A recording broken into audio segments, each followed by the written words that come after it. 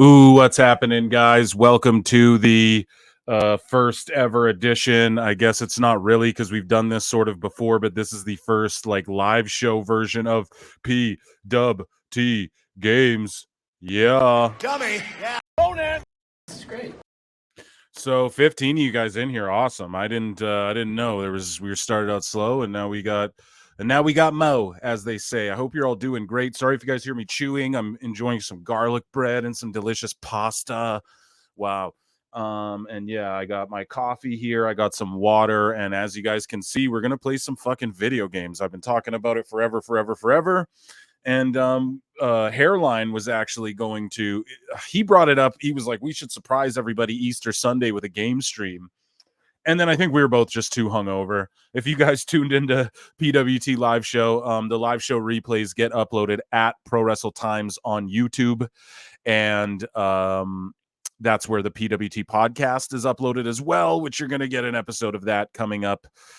You guys know, sometime during the week. And yeah, I've been able to bring you more content. So I hope you're okay with PWT Live or regular podcasts used to drop like Mondays, Tuesdays. Now it's like sometimes Thursday, sometimes you get 2 in a week. So I hope you guys just enjoy the more content. What we're here to do, though, ultimately, and some friends might join me. I don't know. I threw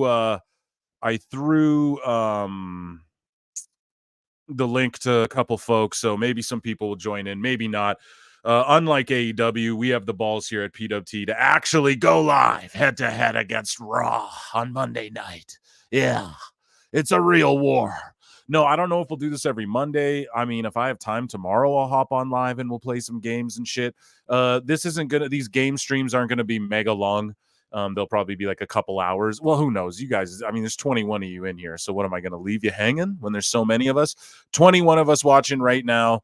You guys know what I'm going to ask you to do is hit that like button. We're at 5 likes, 21 watching. Let's get to like 15, 20 likes. You know what I'm saying? Right fucking now. Thank you guys so much. But yeah, at Pro Wrestle Clips is the channel you're on. That's where the live shows go, because that's the main channel, and then they get re-uploaded. This will also be re-uploaded over on the PWT Pro Wrestle Times at Pro Wrestle Times YouTube channel, which surpassed 400 subscribers. Yeah, this channel's almost at 2,000. Yeah, round of applause for the good PWT listeners.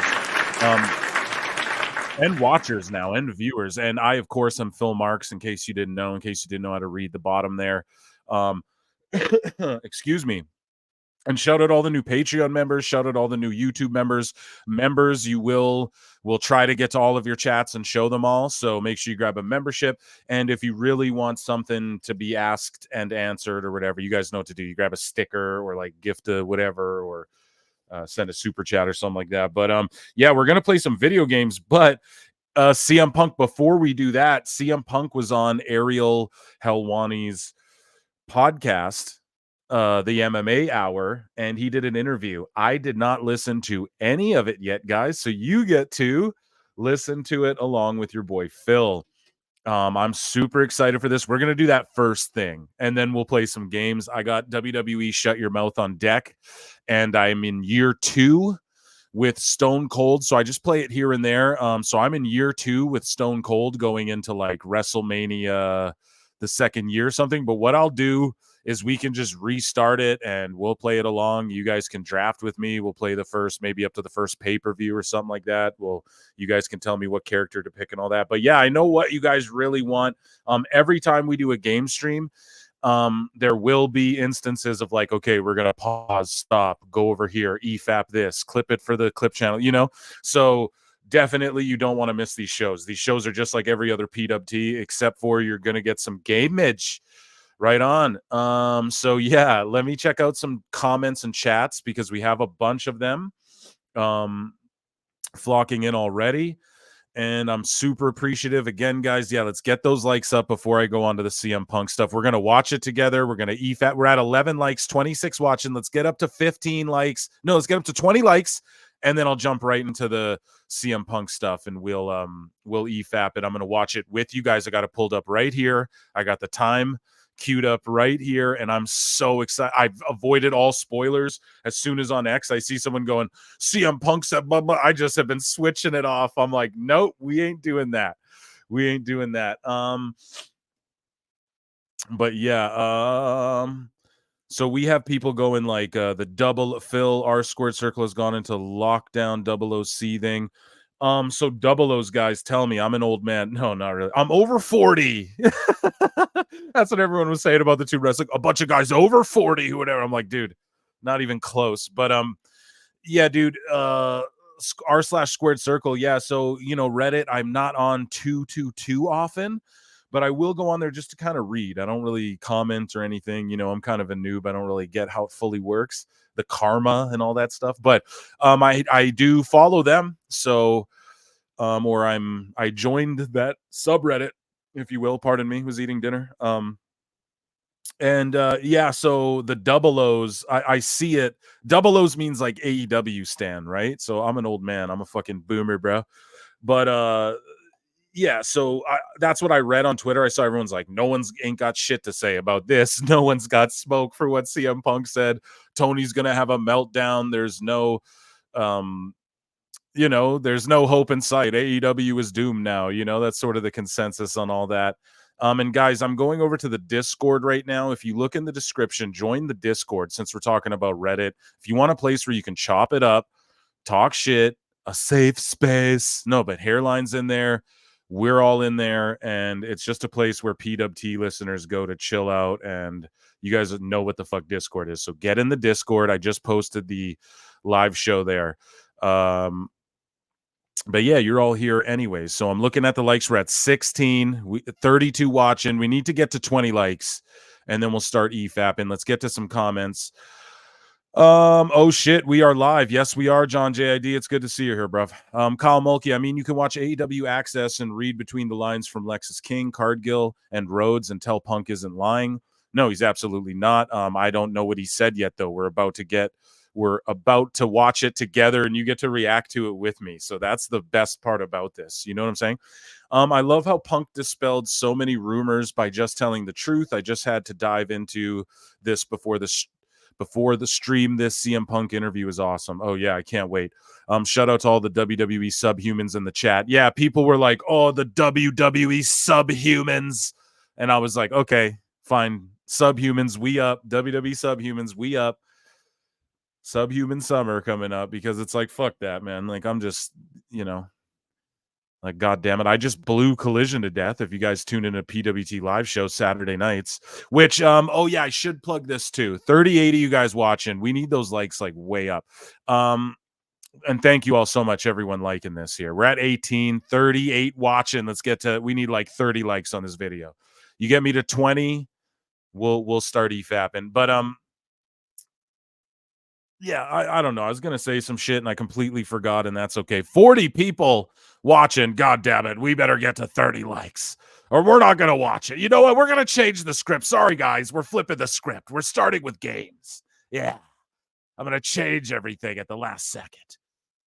Chickens in the chat. I mean, you guys, yeah, chickens are always welcome in this chat. Like the stream, y'all. Yeah, please. This right here.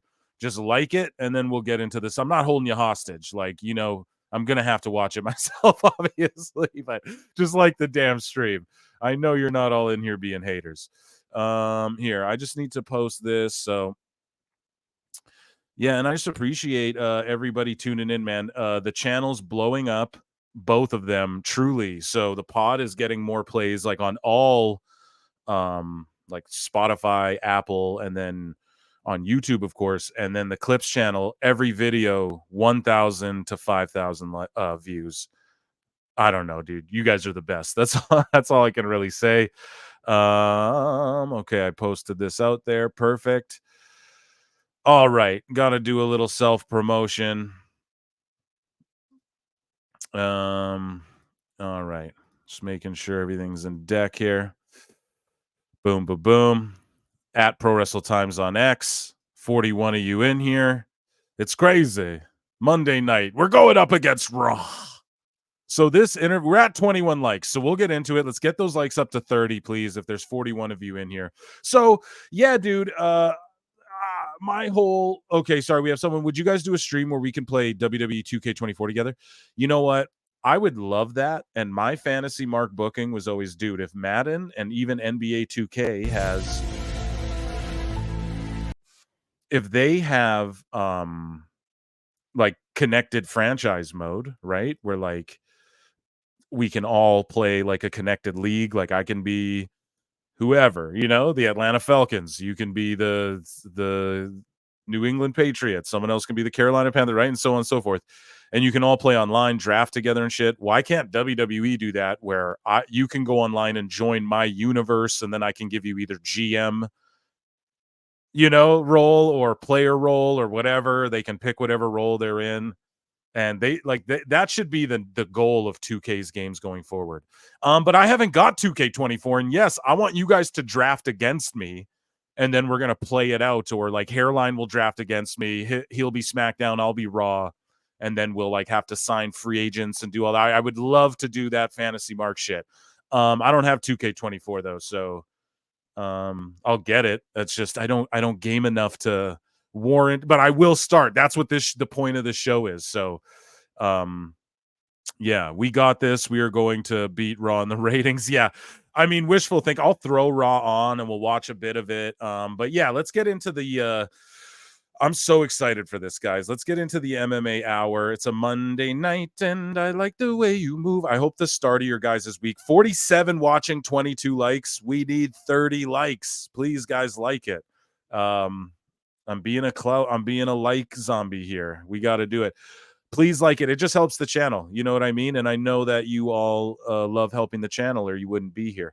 So yeah, dude, we're going to get into this, man. I'm frippin' excited for this. I'm a big fan of Ariel Helwani. I've talked about it on the show where, in the pro wrestling space, people think Helwani's a wiener. In the MMA space, which I'm a big proponent of, Combat Sport Times might come soon as well in the next possibly year or so, because I'm a huge MMA mark as well. And in that world, Dave Meltzer is considered a reputable source because he legitimately has the plug on like ticket sales and pay-per-view numbers and Nielsen, all that shit. But it's funny because he can't play that card these days or else it makes AEW look like shit, even though that's his best tool. That's where Dave Meltzer gets his most information, right? As far as like who's telling him shit in WWE, it's all just they're telling him fake shit. They're telling him the opposite, and he doesn't take his time to vet it. How could you when you're watching all of that New Japan, British, strong style, CMLL? It was great. So sorry guys, gotta drink some coffee.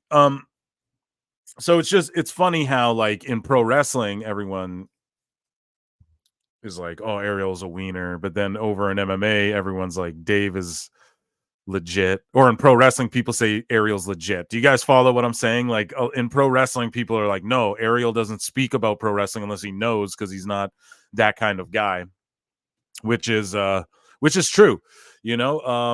Even UFC banished him before. It's good that he's tight with WWE because UFC banished Ariel Helwani. For those of you who aren't familiar, and people go, oh, he just shills for. No, dude, TKO, like if it were up to Dana White, Ariel Helwani would not be in the MMA space at all. He would only do pro wrestling. He'd be the fuck away because Dana White banished him, had him removed physically from a UFC for, we're almost at UFC 300, but back at UFC 200 when Brock Lesnar returned to fight Mark Hunt, Ariel Helwani leaked it like 3 minutes before they played the video package or whatever, and it really pissed. Dana White claims it almost ruined like these very, very high-end relationships, deep relationships that were very kept under wraps, and that whole deal was like only a few people knew. So the fact that it got to Ariel was, like people were almost got fired over it and shit. So Dana fucking hates him. And so when Ariel went to BT Sport, 61 of you guys watching, we very much would appreciate if we can get to like 40 likes, 30 likes, guys. We're at 24. Like the stream, 60 of you. We can get to 30 or 40 likes. I'm giving you guys gems right here. I'm breaking this shit down. So anyways, when Ariel Helwani went to BT Sport in the UK or whatever, for the UK rather, they hired him to cover UFC, but then UFC did a deal with BT Sport. So then Dana's like, get Helwani the fuck up out of here.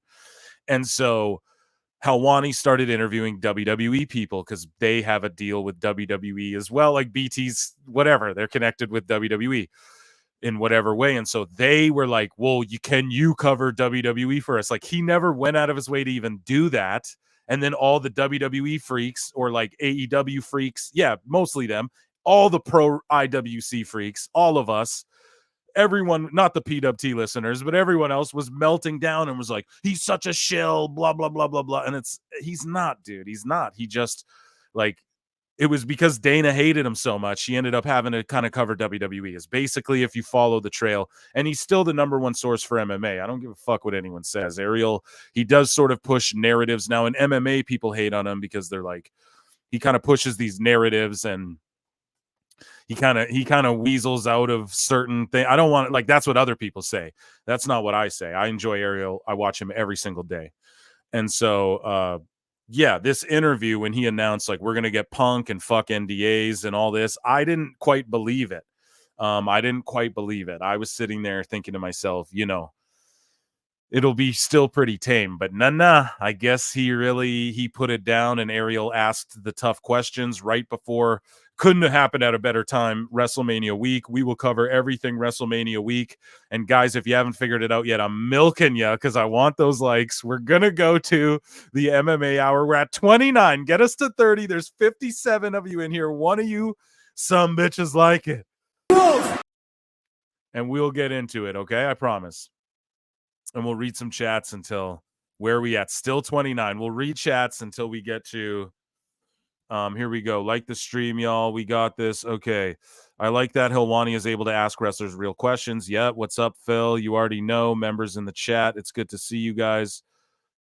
The Cardona Edge match took me back to my childhood. I grew up. Yeah. It was a phenomenal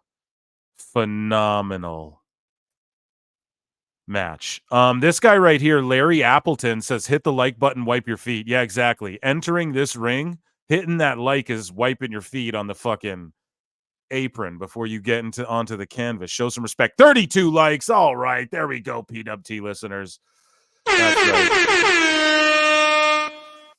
Okay, so I'm going to share my screen with you. Let's get into this. This is long too, man. And we're watching this whole fucking thing together because this guy goes in, apparently, and I am muy excited for this. So here's CM Punk on Ariel Helwani's MMA Hour. I will have to pause and talk. Don't get triggered. I have to do it or we can't watch this. Love y'all. Let's get into it. Look at all his toys. Anyway, only love. I've never said anything negative about. Right here. How are you, sir? What's up, buddy? It's great to see you. How are you? Thanks for coming. No problem. It is really good to see you. It's good. It's good to see you. It's good to be like in person. Yes. And I get to see all this cool stuff. A lot of He's got a bunch of toys. It's sweet. I do like his studio setup. Punk working with that brace. I think it's shoot, but I don't know. Wearing a nice Ramones crew neck. And of course, we have Rhea Ripley on here later too. Maybe we'll cover that next show or next live stream I do, but it seems brief as well. It seems just like a brief interaction they have. So yeah, we'll cover that another time. But anyways, a lot of cool stuff. Yeah. It's I like a haven't little, seen you it's in like a little, person it's like a little museum. Yes, my little shrine to all things combat and a little bit of Bill's and some other stuff as well. I think the last time I saw you in person, welcome. Here we are. I love it. This is pretty fun. Yeah, Some people yeah. didn't think shout out it was Ariel actually Helwani. Everyone go fun. check They out the thought I was MMA too Hour on motivated. There's YouTube. my guy right there. It's my guy. Yeah. You and I both. Go ahead. Just hold on to Brett. Yeah. Let's fucking go. Throughout this. I think the last time I saw you in person was in that little room in Chicago, 2018, right before your last UFC fight. An 800-pound gorilla had just been lifted off your shoulders that week. Oh, geez. And we did a sit down. Okay. All right. So you say that puts me in that place. Now I know. That's the last time we Now saw I each know other what in you're talking person. about. We have talked since then. Yeah. But this is tremendous. I really appreciate this. No You look problem. fantastic. Thanks for having me. He does look great. He looks great. Do I though? He does. He looks healthy, man. He looks I don't know, dude. There's no standard in AEW to be like, you have to keep your body up to fucking par, you know? stressed about. No, do I wear I a think you hat? look Do I great. do No, my no. hair? What do I wear? The I don't hat know. makes, like shadows on the eyes. Well, my smarter than me wife, I said, what do I do? And she said, do your hair, show your handsome face. Yes. So I always listen to the boss. You always change the hair, by the way, because like when you came back in November, you had like a bit of a fade. Yeah. And then it grew back into this. Very important to always change. You should change the look, different stages of your career. This is kind of a throwback. Yeah, 100%. Of course. Yeah, because Yeah, it is kind of a throwback. But I like he keeps the grays in the beard. I'm back to, I'm back home. I'm back where I belong. Oh, we're starting out. You sell out, punk. You're a sellout. Already subscribed to MMA Hour. Yeah, guys. So Ariel Helwani, love you, bud. Everyone go subscribe to MMA Hour and fucking Ariel. I'm gonna pause it a bunch, okay, bud? We're gonna transform it enough. So please just rock with me, bro. We're working, we're allies here, okay? And if you're grabbing Punk merch or any merch for WrestleMania 40, you use that PWT link below, man. And yeah, you'll support us, support Punk, support everything. Ariel, we're all supporting everyone. Anyways, back to this guy. And support DraftKings. Goddamn, no, I was kidding. DraftKings, hit me up. Right. Yeah.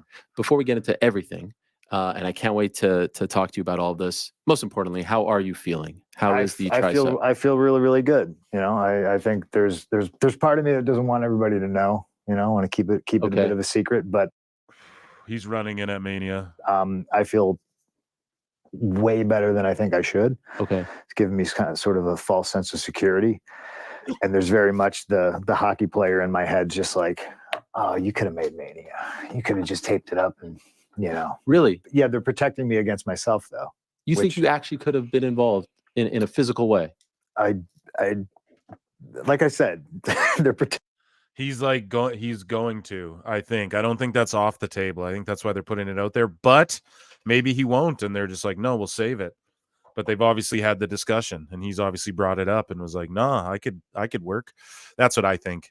Anywho. Here, you guys are here with me.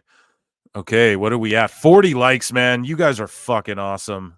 Let me drop you guys an air horn.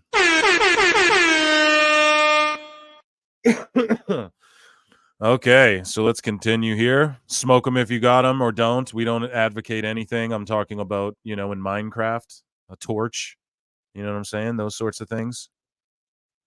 Here we go, guys. Protecting me against myself, which Are doctors is a welcome change. Yes, 100%. Like I love it. I'm the one that's trying to push everything based on protocols for ruptured tricep tendon, but they're telling me to pump the brakes, and I'm just sitting back listening to them as best I can. You have torn that tricep.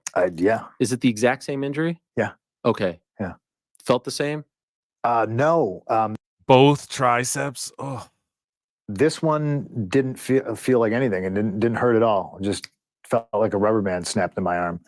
This one, I very seldomly use the word agonizing. This was very, very painful. Wow. Yeah, it hurt like hell. And it happened in the Royal Rumble match. Yep. It made me optimistic because I was like, oh, well, certainly I didn't tear it off the bone like the other one. Like maybe I don't know. Because it hurt. Like I knew immediately. Wow. I was just like, oh, this isn't good. How far into the match? Do you remember the moment it happened? Oh yeah. Yeah. 100%. Not that far into it. I still had a bit to go. So pretty early on. Damn, I'm just super worried that it's good he's giving back to NXT because he's just gonna get hurt every time. I just hope that doesn't happen.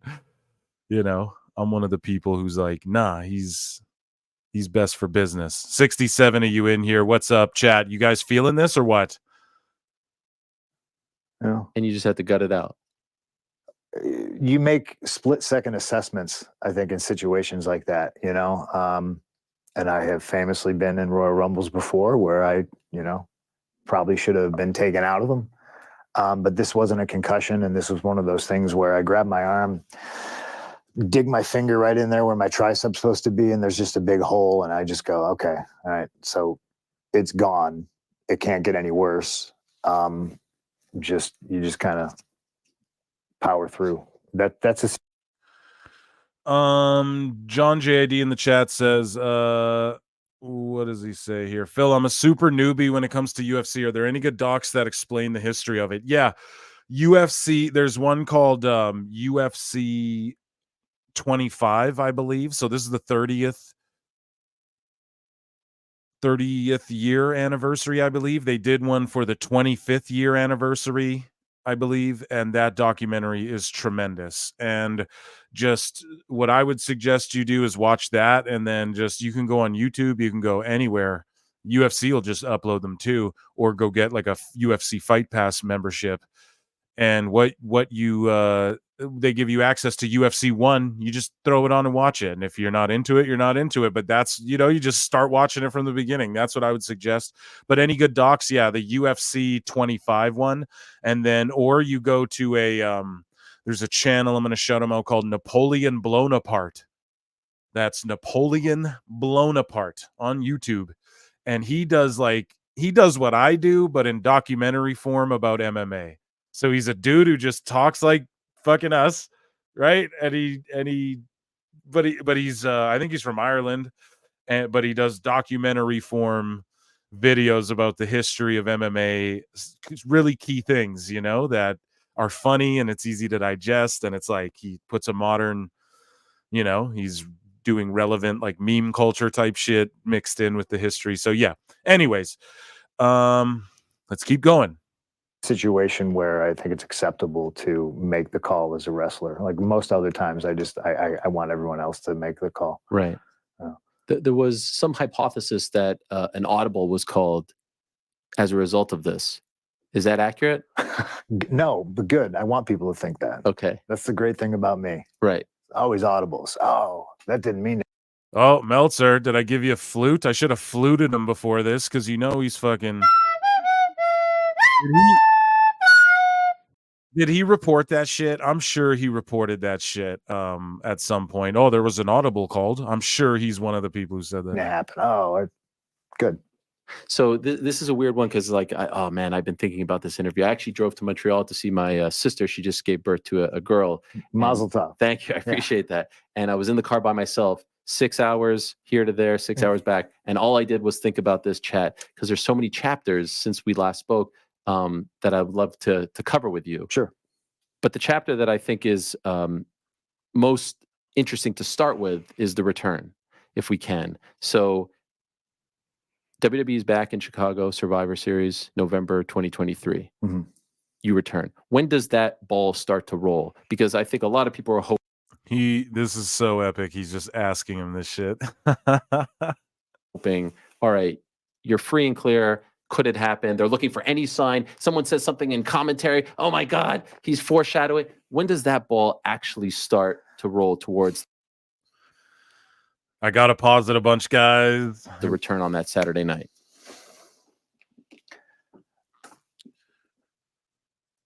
Slight percentages, I think, over the years start that ball rolling, but to really get in, like the action of it started the week of, I think, Thanksgiving, maybe. Okay, let's think. Sorry, guys, I'm just thinking in my head. Okay, I'm gathering my thoughts as well because it's like, okay, Thanksgiving, and then here, Ariel will probably do it. I'd have to look at a calendar to figure out. Yeah, because I'm just sitting here like, because there was all that outrage over, oh, these dirt sheets said he wasn't gonna be back, and then he fucking was, and then all of a sudden they come out and they have all the information about the dealings, and Triple H confirmed SRS was right. No, we fucking didn't, dude. They didn't. I think Punk's lying here is what I'm getting at, because in the UK they were selling Punk merch like a month before, and they had like, think about his graphics, Living Color remix their song for him and everything. Like that shit isn't just like, okay, in 3 days we're gonna do all this so CM Punk like, that's like a very planned out fucking thing. Okay, so who knows what's work and what's shoot about this aspect of it. And I'm thinking to myself, I'm like, is Punk working us here? I'm trying to fucking look in his eyes. Dates exactly. I remember like times and places of where I was when I would get phone calls and such. And I had a CFFC show coming up, I think. So I got a call.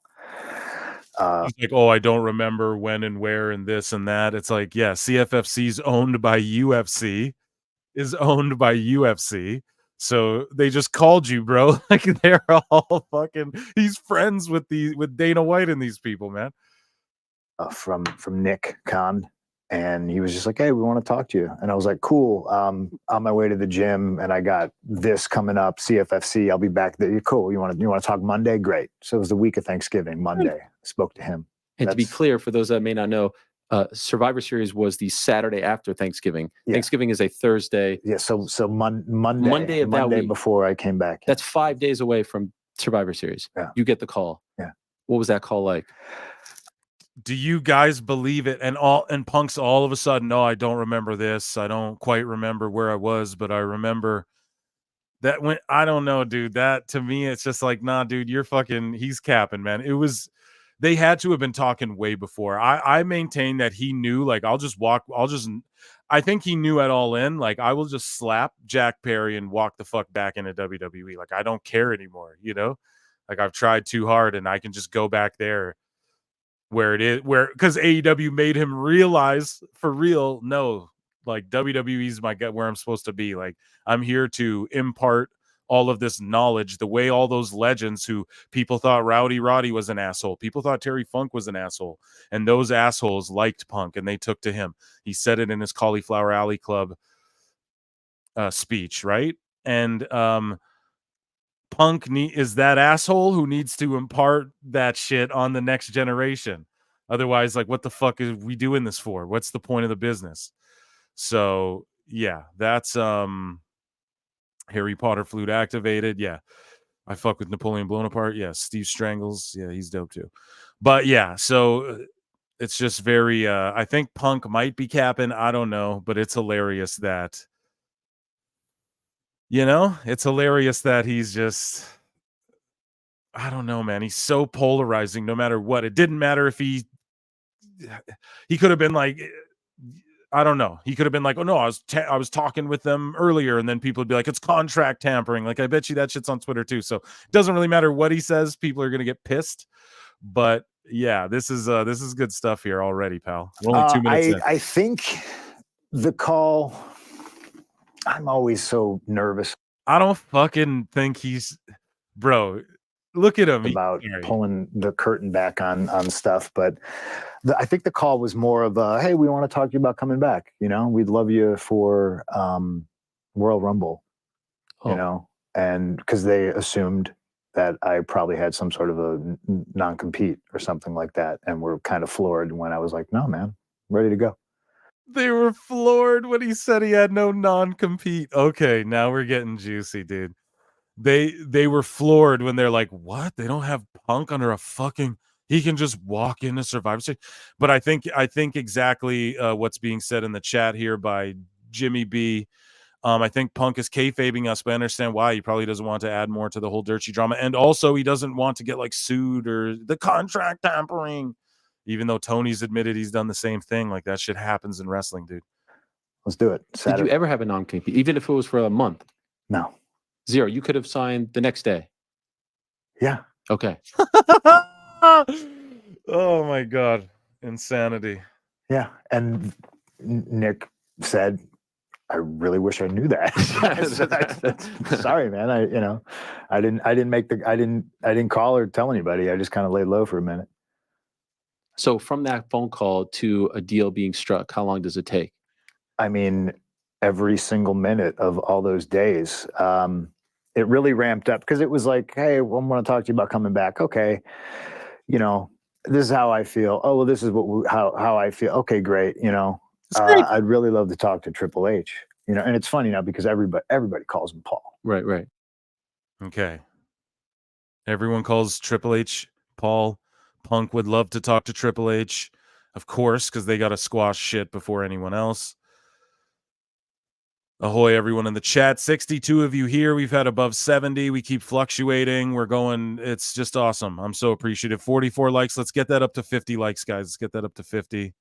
And thanks for sticking around and rocking with me. I got to do a lot of pauses and chat over it. You know, so I'll go to Barclays after this later today, and somebody will come up to me and they'll be like, "Oh, hey, I was talking to Paul about this, and we need you to do this, and blah blah blah." And for the entirety of the conversation, I'll be like, "Why is Paul Heyman?" Oh, they mean Paul. So it's that's a generational thing. You know, I always call him Triple H or Hunter. That's what it is. And then when I spoke to him, that's when the ball really got rolling, you know, because it was a very I asked him if he wanted to talk on the phone, and he said, no, I would actually rather I would like to FaceTime you so I can see you. And I was like, oh, that's interesting, you know. And that's what's up. Tony Khan just ghosts people and releases Big Swole and doesn't even call her. The Joey Janela doesn't even call him. And we just talked about a whole lot of stuff, and about, you know, stuff that was at one point serious to probably both of us that is like silly now. And we just kind of laughed, buried a hatchet. And then we started talking business. And I was like, man, this is like Thanksgiving. I don't want to bother you. You're with your girls. Like, you know, we can talk about it later. But then I was just like, oh, well, Friday, and then the show's Saturday. It all got done very, very fast. My lawyer was not stoked to be working OT. I just don't think they did it all that fucking fast. There's a number that has to be put there. There's a counter offer that has to go down.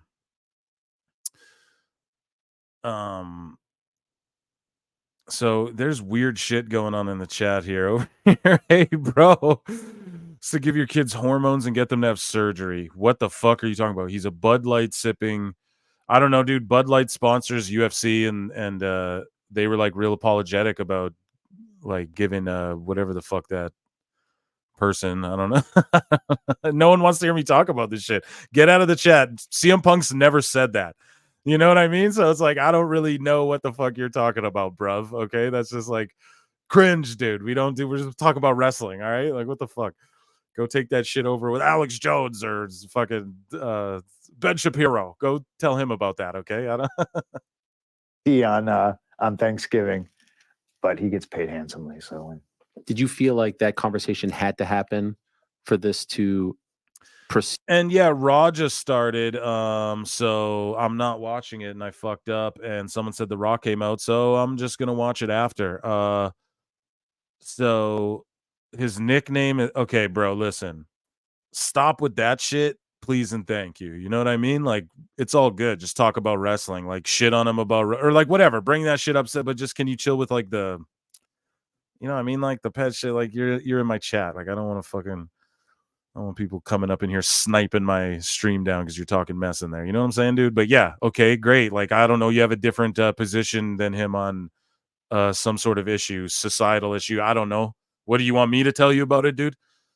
I get drunk and babble about wrestling with a puppet on Saturday nights. You want me to tell you about what the fuck? About my opinion on that shit? It doesn't really matter. So just be cool. All right, bro? Thank you. Thank you for joining us. What's your name? Stone Mexican, right? Stone Mexican guy. Thanks for being here. But yeah, just chill, bro. Here we go. And be successful. Like you couldn't. Oh yeah, but anyways, Rock opens it, first hour free. Thank you all, 66 of you, for being here with me instead of watching that, or maybe you're doing double duty. But yeah, I'll have to turn it on and play catch up in a bit because we're doing this right now. So, and I have no problem with that. But I'll throw it on here after, maybe when if we ever get through this fucking interview. Whole show might be an interview. God damn it. No, it won't be. Let's go. Just show up on Saturday at the arena without having that conversation with him? I think there's a world where it very much didn't have to happen, but I think we're both men. I think we're both, gonna talk about stuff, especially when it comes to business. Bro, nobody's squirming. It's just like it's squirmy from cringeness, because you're being cringe. It's like I just don't care about shit like that, dude. I say it so much on the show. Like I just have you don't need my opinion. Everyone else will give you their opinion on that shit. I just like to talk shit and be funny about wrestling, dude. It's what it is. But yeah, dude, you're welcome here. Everyone just ignore that dude for now. But, you know, I do think it was important knowing where we wanted to go to talk about stuff and get it all out of the way. You know? How long was it? The initial FaceTime call? God, I don't know, Ariel. We chatted for a while, you know, because I saw him, I don't know when it was, where I went to the building to visit people and I got thrown out. That was in May, I believe. Okay. Yeah. So I saw him for like a heartbeat there. So like, I think obviously things happen. I think he's kayfabing behind about the getting scenes in thrown out. sports, and they take on lives of their own, you know, and people run with it, and people might not know like the details. And of course, everybody thinks, you know, we hate each other, like on site fist fight, hate each other. And I don't know if that was ever, you know, the case, but that's kind of what we needed to talk about, you know. And I saw him back in May, and you know, and then I think he had to make a phone call, and somebody was like, "Now get him out of the building." All right, cool. Was that Vince's call? Yeah. And did you show up unannounced? I believe it. I actually do believe it. No one invited you? Yeah, I was, again, I love plugging CFFC. We have a show coming up, by the way, April 12th in Atlantic City. Oh, yes. Yes. You'll be on the call for that? I will be on the cans. I love it. Yeah. You do a great job with those. Thank you. Thank you very much. I did a CFFC in, I want to say Orlando or Tampa. I can't remember. And I was on a flight back to Chicago, and I was sitting next to a guy named Jason Jordan, who. So hold up. Okay. So he's just randomly sitting on a plane next to Jason Jordan. Mm-hmm. He just so happens to be getting on a plane next to Jason Jordan. Hold up. Where's the X-Files? This dude just so happens to get on a plane with Jason Jordan. I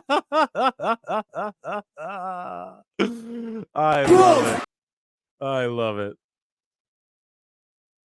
He was a wrestler, got a neck injury, and now he's been a producer for WWE for quite some time. And like the last time I saw him was every bit of a decade ago when I was. Dude, think about it.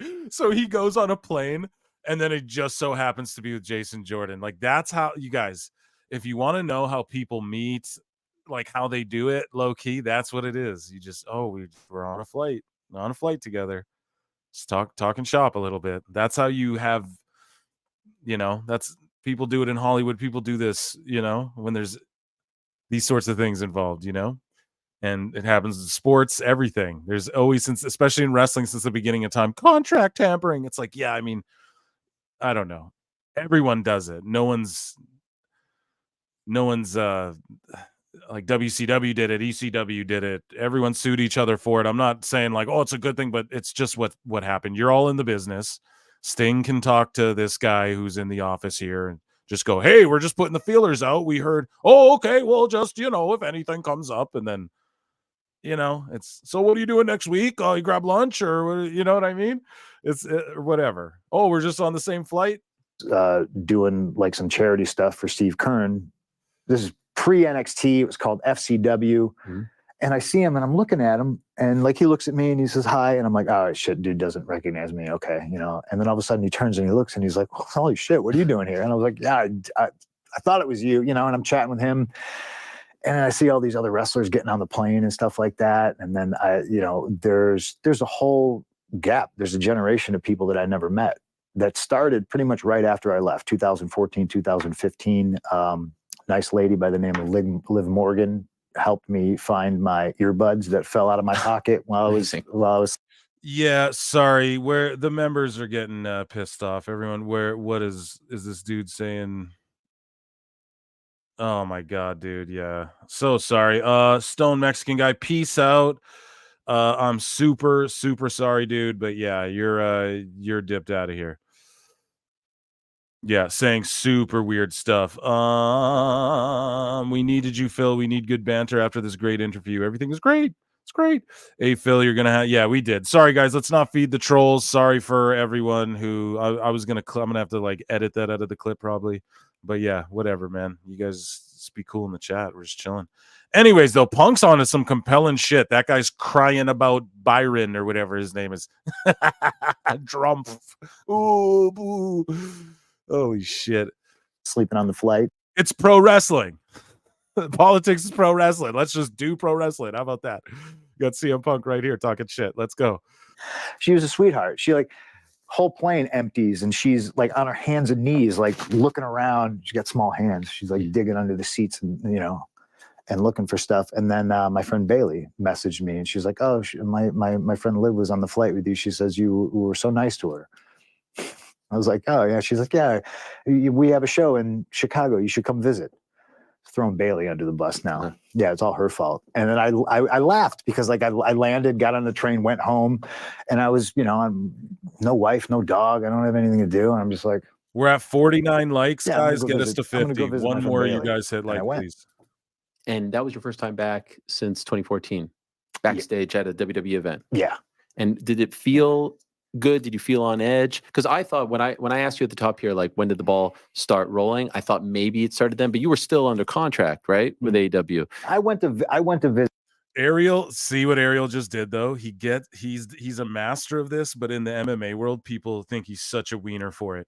So he will fucking ask the same question. It's what all good reporters do, really. But he asked the same question 4 different ways. But basically, he got Punk feeling real comfortable, and then he just puts it out there like it's matter-of-factly, oh, and you were actually under contract, right? Because he knows what he's doing. It's actually quite genius. People say it's weaselly, but in pro wrestling, it's like, nah, you need... I don't know. It doesn't hurt anybody. Like, even if he's under contract with AEW, do any of you honestly care if he's talking to WWE, or would you be surprised? What does it affect anything in the grand scheme? Oh, these billionaires are fighting over fucking millionaire wrestlers. Like, that's where it's like, that doesn't affect anything at all. That doesn't affect, maybe it affects TV ratings a bit, but it's just like who handles it better, right?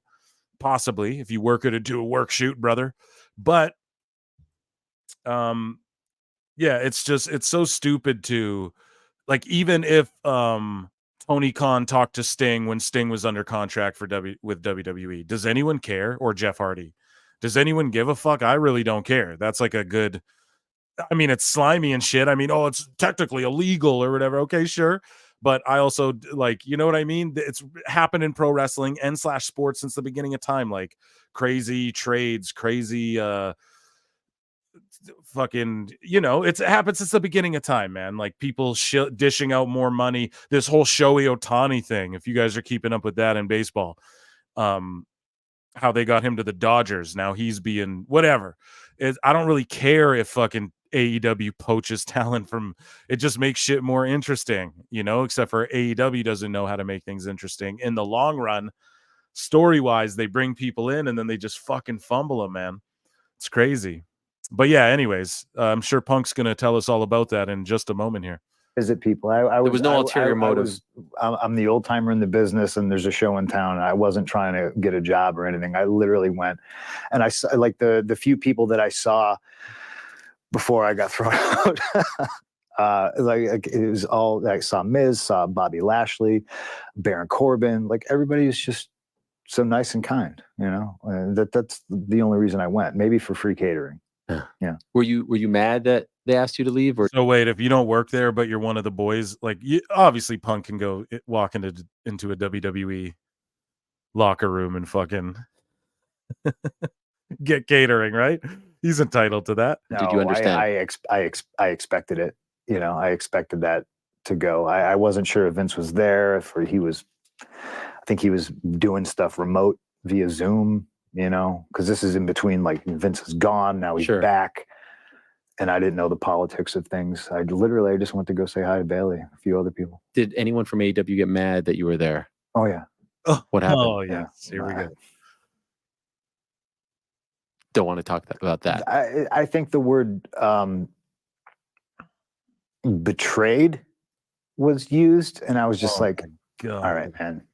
You to leave, or did you understand? Bro, hold on. I didn't mean to bring it all the way back, but fucking betrayed. Like, as a company, you're allowing guys to go on their television show. Hold on. Like, You to leave, or did you no, understand? Sorry, we'll play it from here. I didn't mean to go so far back, guys, but yo, this is the stuff. This is where I just start going, ooh, I get all tingly. Make sure you like the video, man. And shout out Ariel Helwani for this interview. Shout out CM Punk.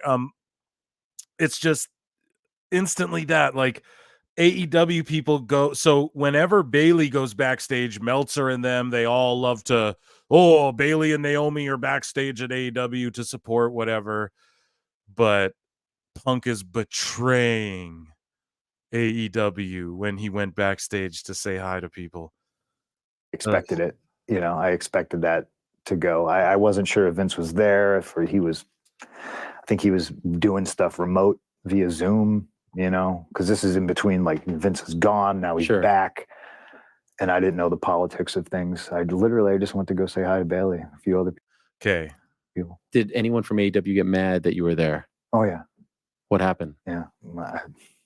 You can't even legally, a lifetime NDA. Tony Khan grew up watching fucking shoot interviews. Nope, you can't, dude, you can't shoot after you're done here.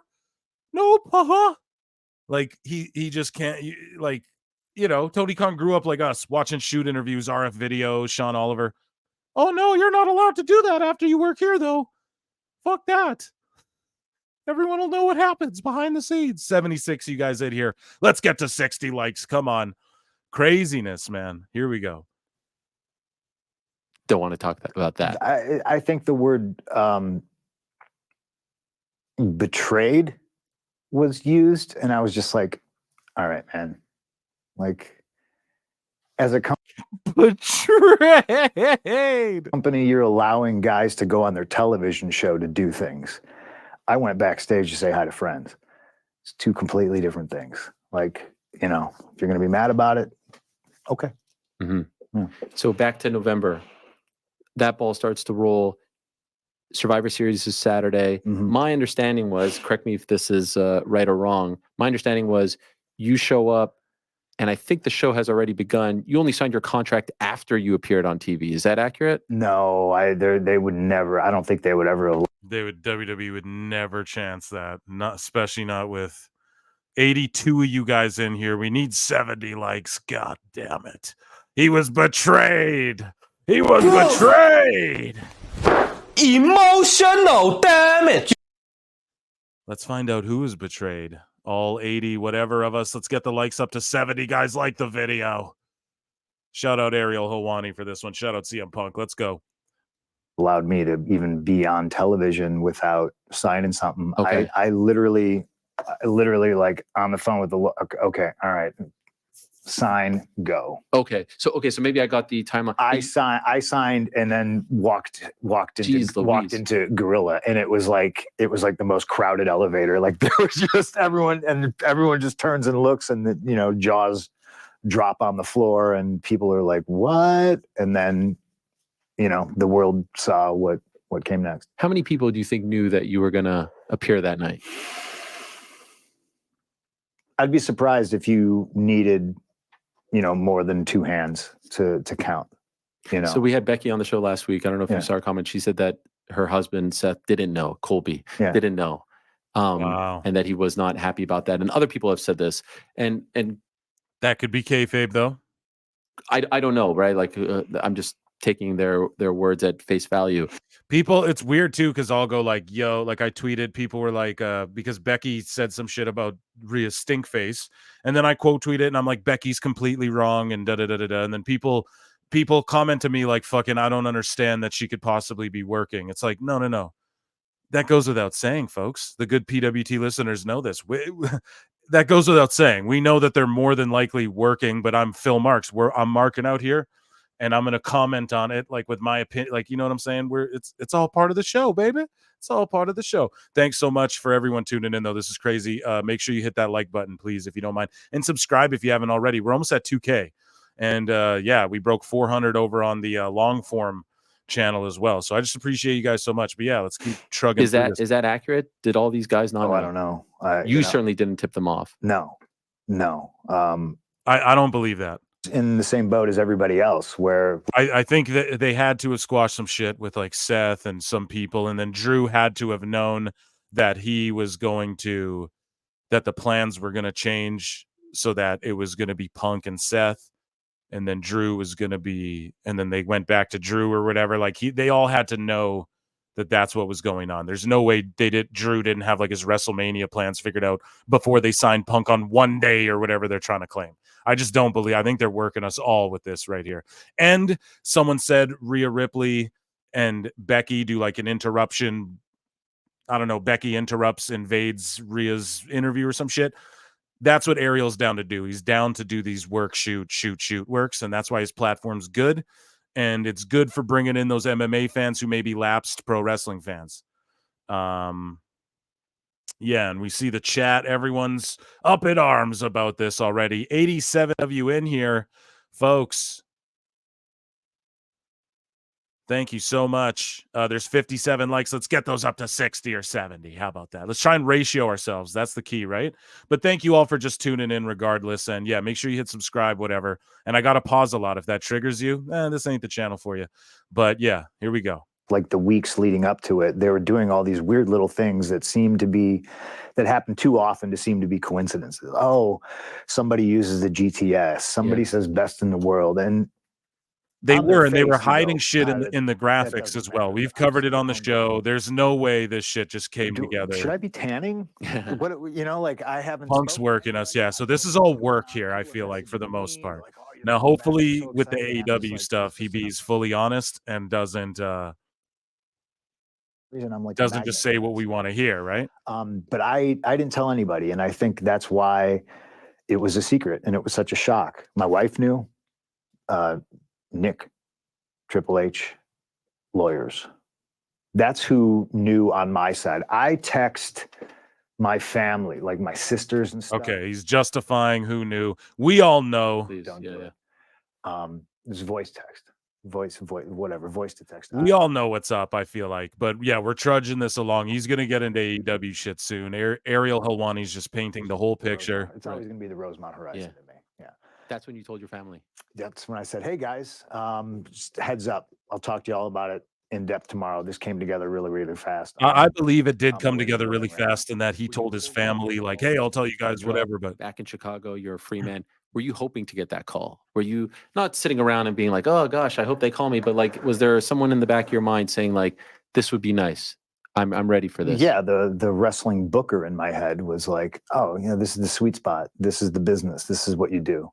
But I wasn't desperate. Oh no, actually what you do is you have Commander take on Trent Beretta in a tag team tournament, but it's a singles match. But it just is what it is. It'll be great, and then the winners will face off in a battle royal. Soda water for like a job or anything like that. Which makes it sound like I'm not grateful for where I'm at right now, which is the exact opposite. Like it's been an absolute dream thus far. So yeah, like I can't turn that part of my head off. The wrestling booker, I'm always doing, oh, this is, so that part's always going to be in motion. What is that feeling like when you walk out? Even like those seconds before the music is going to hit, and then you walk out to that reception back on WWE television for the first time in almost 10 years. Like, can you even put that into words? What is that like? No, I can't put it into words. I can almost tell you just how, like what we do is like ephemeral, right? It's gone. It happens and it's gone. Mm-hmm. What we leave people with are like lasting memories and moments. And I have been fortunate enough, no matter what anybody says, like how overrated I am, how shitty I am, how I don't deserve whatever. Man, I've made some great moments, and just when I think, okay, that's the top, it can't get any better than that, I have another one. So true. He's done like 2 in a week before. You know what I mean? It's fucking Punk. Let's see. Kids were crying Rock killed. Kids were crying that Rock killed. Yeah, dude. They thought he was dead and shit. Yeah, WWE's operating on a whole other level right now, which is, it's crazy. You just say that and people get so fucking mad. And I don't know. There's nothing wrong with AEW being like the new TNA, you know, like that. If that's what it is, it's just, I don't know. They really like to put out there that they're, you know, better, which I guess, I don't know. Eric Bischoff said it. They got to be ECW, not WCW. They're trying to be WCW. They got to try to be ECW. 85 of you in here. Yeah, let's get the likes up to 65 if we can, folks. But yeah, what a tremendous interview this has been so far. And then when I think, wow, that's cool, I squeaked out another one. How lucky am I? It happens again. And that was one of them. You know, like when it's so loud in the building and it's your favorite building in the world to perform in. What? You can't hear your entrance music. And we're all performers. We all have cues based on our music. You know how long the song is, you know what you can do. And I didn't have any parameters of, okay, we're crashing to break. So I'm like, I'm milking the whole song. And then I went out there and I went, I can't hear the song because people were so loud. It was like watching a Blackhawks game in the Chicago Stadium in 1989 or something like that. It was pure magic. In 1999. Oh man. It's breaking it up. Shout out MMA Hour. Shout out Ariel Helwani. I know you're going to let us use all of this, certainly. I appreciate you so much. Everyone go hit that like button. And then when you go backstage after that, what is the reception like? Because now you're out in the open, right? Now everyone is able. What did you feel? I mean, there's cameras in my face the entire time. I'm sure at some point everyone will see that footage, but everyone's hooting and hollering, and you know, you're the belle of the ball. You know, people slapping you on the back, they're kissing you on the mouth. Everybody's stoked to see. He keeps saying that. Back, you know, everybody keeps bringing up the mouth kisses. What the fuck? Like I very much, even if I'm not involved in something, like say Rock coming back, want to get in the way, but I want to be in that room just because I want to feel that energy, you know. And it's I might learn something, you know, even just standing here, fly on the wall. Like I might learn something, because a lot of times when it's you and you're the one creating that buzz and you're creating that moment and that energy, it might get lost on you, or you're thinking about performing. So I like being the fly on the wall where I don't got home, right? Yeah. And I'm wondering, because I don't got no pressure. I ain't got shit to do, so I can just kind of watch stuff. But yeah, being backstage after that, like that's 100% a moment that you just don't want it to end. You said on the Monday after, you said I'm home, right? Yeah. And I'm wondering, because obviously WWE so big in your career, but does this feel like the same place that you left 10 years ago? Meaning, it does not. In what way? Fucking W chat. I'm so sorry. I missed what Ariel Helwani's asking him.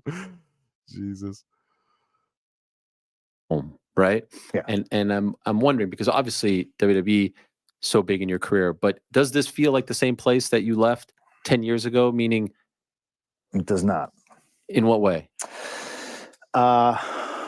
So somebody said this to me, and I get uncomfortable when I'm talking about myself, my contributions. It's very hard to do without sounding supremely egotistical, right? I'm always trying to be on the back foot and be humble and stuff, but let it rip, punk. Don't shy away. Everyone, make sure you hit that like. Make sure you hit that subscribe if you haven't. This is so much fun, just like absorbing this all. We're almost at 60 likes, so there's 85 of you watching. You have to get us to at least 60, 65 likes. Otherwise, you're a hater. You're a hater. Okay, yeah, we're going to continue this. I just got to talk a little bit. My thoughts, I don't know. I'm just very compelled. The power of Christ compels me. The chat, sorry, I can't. Ed Brown, you're a new member. I want to get, the best part was after Becky crashed the interview, Ariel said this was the first time interviewing someone he feared for his life. Oh my God. Conan! That is hilarious. Shout out Ariel Helwani. Yeah, we'll watch that on PWT Pod. I'll do that with Hairline. I'll react to that because I want to see that. Seth versus The Rock tonight. Is that what someone just said? I gave you a like, but I'm still a hater. Well, that's cool, Toasty. Toasty. There's 95 of you in here, so please and thank you. Hit the goddamn like. Let's get up to at least 80 likes if there's going to be 95 people in here. But Toasty, you can hate me all you want, bro. Even if we disagree on shit, I don't give a fuck. But thanks for hitting that like. You know what I mean? It's just wipe. You know what I mean? Even William Regal would wipe his foot on the canvas, and then he'd get in there and sucky you with a fucking brass knuckle. You know what I mean, dude? So there's levels to this, and Toasty just showed a level of class that I hope you all can replicate. Yeah, Raw, we're going to have to watch after. I don't even know. I called this PWT Games 0. Might not even get to gaming. We will. I promise, even if it's for like 30 minutes. But this is just too good of shit. You know, it's great shit, pal. There's a lot of people who wouldn't be in the industry if it wasn't for me. And I'm not saying that I'm just talking about inspiration. I'm not saying that I help them in any way, the same way that I wouldn't exist if it wasn't for Brett or Roddy Piper or, the guys that paved the way for me. Even if I was just a fan of them on television without developing relationships. Sorry, this here, I had no idea this was a thing. Oh, sorry, wrong one. But shout you out for being here. YouTube needs to make it so you don't have to leave a chat to hit like on mobile. I didn't even know that was a thing. So everyone just put a fucking 1 in the chat for Roman Reigns if you and then hit like if that's what it takes. Yeah, thank you all so much. Here we go. Relationships with them, like they're the reason I'm here. So there's a lot of that, and it's hard for me to talk about like what I've done and all that. But somebody explained it to me like this. They said, I'm super glad you're back here so you can experience the culture backstage that you helped create. Boom. Oh, dude. Imagine how that felt to him, because you can see he's struggling to justify the things he doesn't even need to justify, the accolades, the things he's achieved in his illustrious, legendary fucking career. And this dude feels eternally there's some sort of struggle. He feels like he's some sort of egotist, and perhaps he is. I think all pro wrestlers have to be. Any performer does a little bit. Even the shit I'm doing, I got to be a little egotistical or this shit doesn't work. You guys wouldn't listen to me. You know what I mean? And so Punk, he struggles with validation. A guy who's done everything in the indies, everything there is to do everywhere, he even struggles with that. So not only does it show you the human side and just the normal side, but it also like it shows you that in AEW, those motherfuckers had him Punk questioning who the fuck is CM Punk. Do you know what I mean? That's almost the vibe I get. And so he was revalidated in WWE.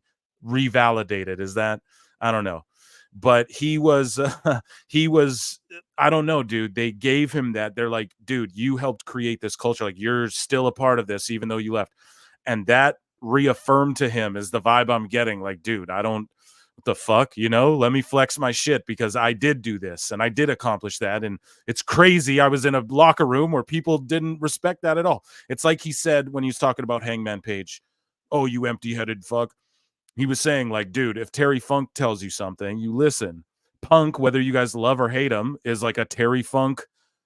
In 30 years, he's like gonna be regarded as one of the goats of the fucking industry. So I don't know, man. This is very telling. I feel like 103 of you in here. Please hit the like. We are at 60 likes. We should be up to like 80, 90, but I'll stop begging. Maybe I'll beg next time I pause, but I'm anti-AEW, so I'll always be a toxicator. Well, hey, you don't have to be anti-AEW to be welcome here. I'm very much an AEW guy. I was putting over the Collision the other night on PWT Live Show. Guys, at PWT Clips, if you're not subscribed, hit subscribe as well. We're almost at the 2,000 mark, so you help us get there. And I don't know, I'll blow you kisses. Here we go. Because you were a catalyst for this, and then you left. And now you're back, and I'm glad you get to enjoy it and see the fruits of your labor. And that hit me right here. I was just like, that's really cool. And you notice it. That. Oh yeah. It's palpable. Yeah. And could you explain, like, what is the difference? Is it just people are friendlier? Is it people are more welcoming? Again, I struggle with pulling the curtain back because a lot of the times, like if you were just to straight up ask me, how's the locker room? I want to say none of your business. Okay. None of your business. I get that. Because we give away so much. That they do. And a lot of the times it hurts us as performers, as pro wrestlers. Like, we're giving away too much, you know? So it's almost like I want everybody to believe all the bullshit and the lies about me, because it's just it helps me make more money. It helps me draw more money. I just want all those people, like, if you're going to believe all that wild, crazy bullshit, like, believe it and then just leave me the fuck alone. But yeah, that's the thing, is like, they can never just leave me alone. You know, Oh, here we go. Let's go. Hit that like button. Let's go. We're getting into it, man. They can never just leave them alone. God damn. Wild, crazy bullshit, like, believe it and then just leave me the fuck alone. But that's the thing, is like, they can never just leave me alone. You know, everybody's always talking and chirping. It's different in a sense that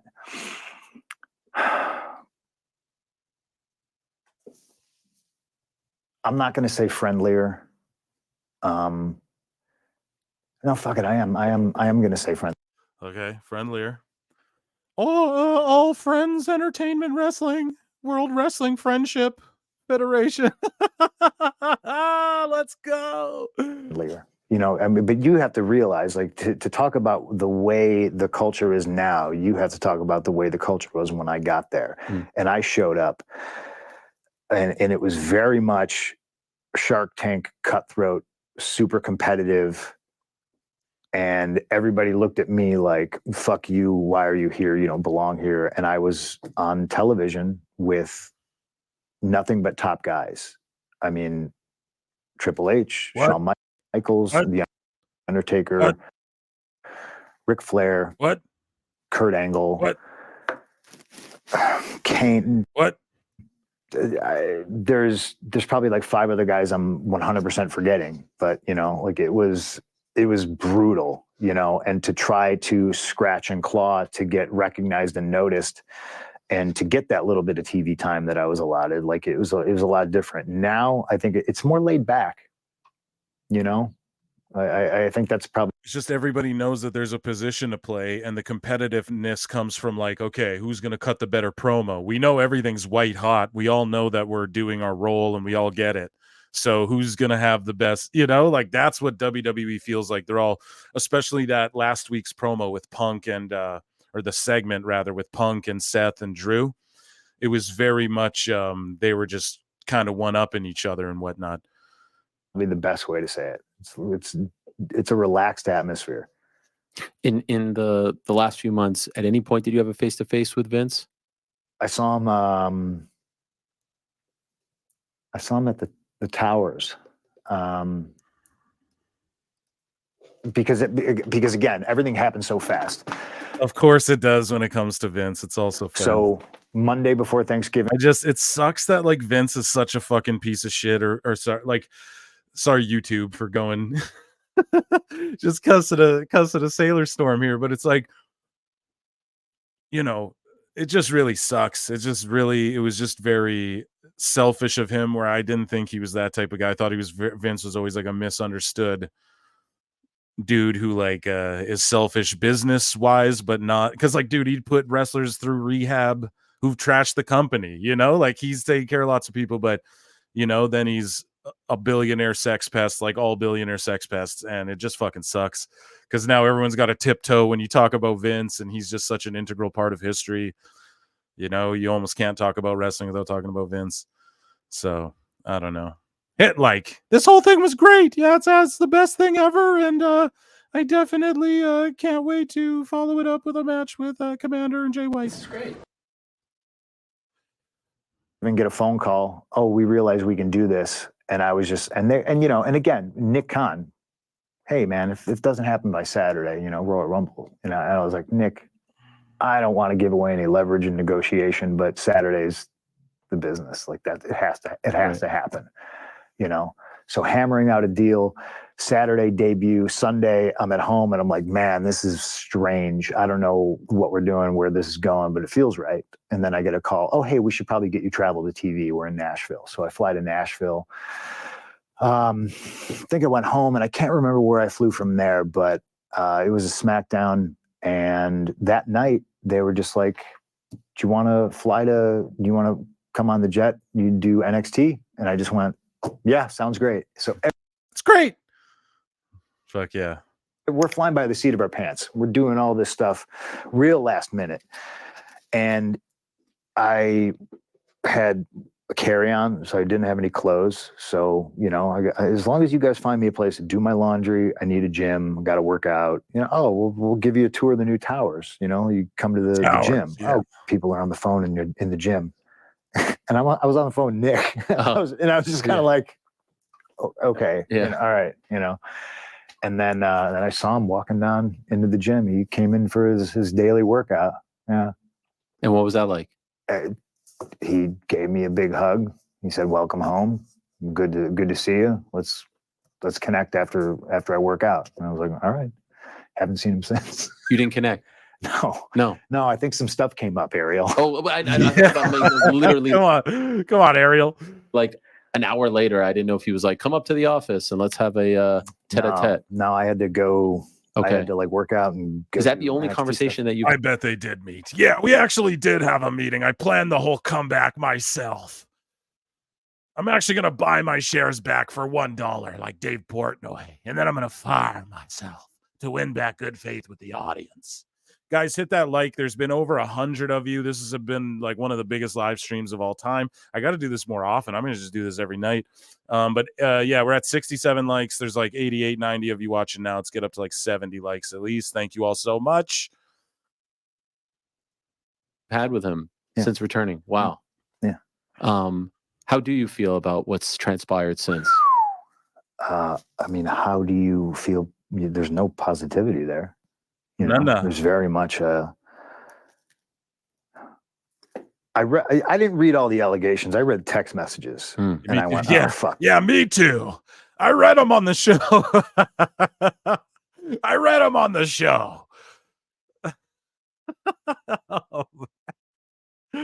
Oh, Jesus.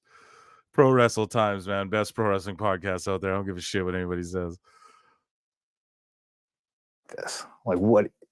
It's indefensible, and oh, come on. I was just joking. I was just kidding around. I put my face in Rikishi's ass one time. Come on. I wouldn't do anything I wouldn't ask you to do. Shit on my head. Oh, God. I'm so sorry. I'm fucking so sorry, dude. I think, doing this, I'd imagined I was going to be asked about it, and I think the easiest thing for people to do is to kind of ignore it or avoid it. But man, it's there. And my initial first thing out of my mouth was, I'm kind of shocked at how dumb he was, like writing stuff down and leaving that paper trail. And it's horrific. And I'm not like, I think at this point, all the energy should be used to somehow,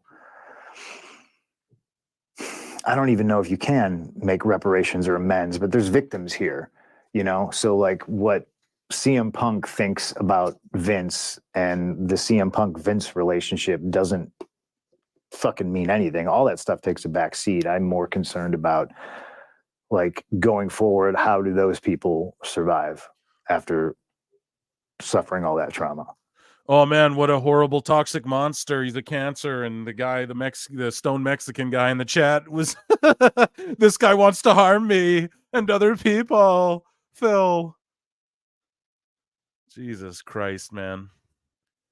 I don't know. Punk just spitting the truth. Exactly. Like that's the thing is like, there's people who were hard done by in the wake of this. And if there's careers that are ruined. And if people want, there's people who've been exposed though, which is a positive as well, but yeah, it's just, Punk's, he's spitting the truth. He's pulling no punches here. My biggest concern, Do you think that the business is better off if he's not in it? At this point, how do you say anything but no? But yeah, the business right. Have a field day with that one. How do you say anything but yes? The business is better without. Obviously, you weren't around for the last 10 years, but did you know? Let's be honest. Vince McMahon wasn't an angel. Everyone knew that he wasn't an angel. What do you mean? I beat God in a match. It automatically placed me above him in the hierarchical order of deities, of deitism in the world. Don't you understand how these things work? I pinned him. 1, 2, 3. That's right. Yeah, I'm God. I'm Odin. Yeah, dude, that's hilarious. But this is like next level. This is evil. Yeah, it's like next level. Right? Like this is next level stuff. If what is being alleged is true, right? It is. Did you have any idea that this type of behavior was going on behind the scenes? No. And again, the biggest thing I can draw a comparison to is when Chris Benoit did a murder-suicide, right? It's just way too. I just think it's not that because, bro, this girl is she's suing for money she didn't get. Now, I'm not saying she wasn't victimized or things that she didn't want to have happen didn't happen, but ultimately, at the end of the day, she's like, just pay me what I'm owed so I can move on in life. She's not even like trying to see anyone go to prison or anything like that. The Benoit thing is so different because like whatever, that was some sort of mental lapse. Like I feel like Vince fully knew what he's doing. Benoit, I think, is, and it's not just like, oh, CT made him do shit he didn't know what he was doing. It's just such like he's like, you're supposed to protect your family. Like the wife and the child don't expect their protector and provider to do that to them, man. So that's just a whole other thing I feel like is so different. You guys let me know in the chat what you think about the Benoit, if that's relatable to Vince. But here Punk can justify his position. I just don't know if I'm like, that's an extreme a little bit. You know what I mean? This is more of like, I don't even know. This is more like Hollywoody Harvey Weinstein-y to me. Do you know? Like, whereas Benoit, I wouldn't even classify it as that. Benoit is like a horrible, like, freak whatever thing that happened. You know, like I'd put that more with like the Son of Sam. There's some dark evil shit going on. I don't know what the fuck happened, but Vince to me is more like, you know, one of those. Oh, the backstage reaction. Yeah. Okay. Yeah. I mean, and I'm sure he's going to justify that, but yeah, I'm just giving you my position on that. A lot of people jump to that. Oh, it's like Benoit. It's like someone died. And it's like, I don't know about that, dude. He just kind of got caught up in some Me Too shit. That's just kind of gross. I don't know if it's like, it's more like shame than, you know. Anyway, sorry. Let's let him give his position. I was friends with Chris Benoit. And I don't know if it's just how I process things, but I'm famously like on camera weeping, you know, saying goodbye to Chris because at the time we didn't know, right? We didn't know he had, you know, murdered his wife and his son. And the week prior, we're in Dothan, Alabama, and I'm traveling with him and we're on the road. And he grabs me and runs me into the trainer's room and he points and his little son is in the corner and he's taped up his hands and he's drawn X's on his hands, you know? So like coming to terms with that's my friend. He did this horrible thing. Obviously, fuck him, fuck that. But then, you know, boom. Like I don't have memories of Chris Benoit traveling with me and you know, murder. Bro, and that's exactly, thank you. This is the other, like, everyone's like, oh, Triple H knew. No, man, he didn't know he wasn't in the room when he wasn't like, didn't see them doing shit. He just knew that girl was around and she was being paid and she was being paid to do whatever Vince was doing behind closed doors with her. No one's asking, no one's whatever.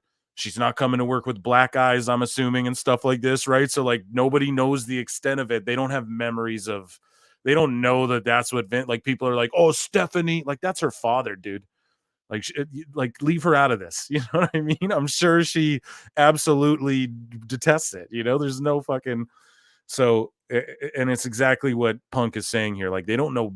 No one has memories of Benoit doing this crazy shit. And that's why it's such a weird thing. And so here you go. He made me see his perspective on that. So boom.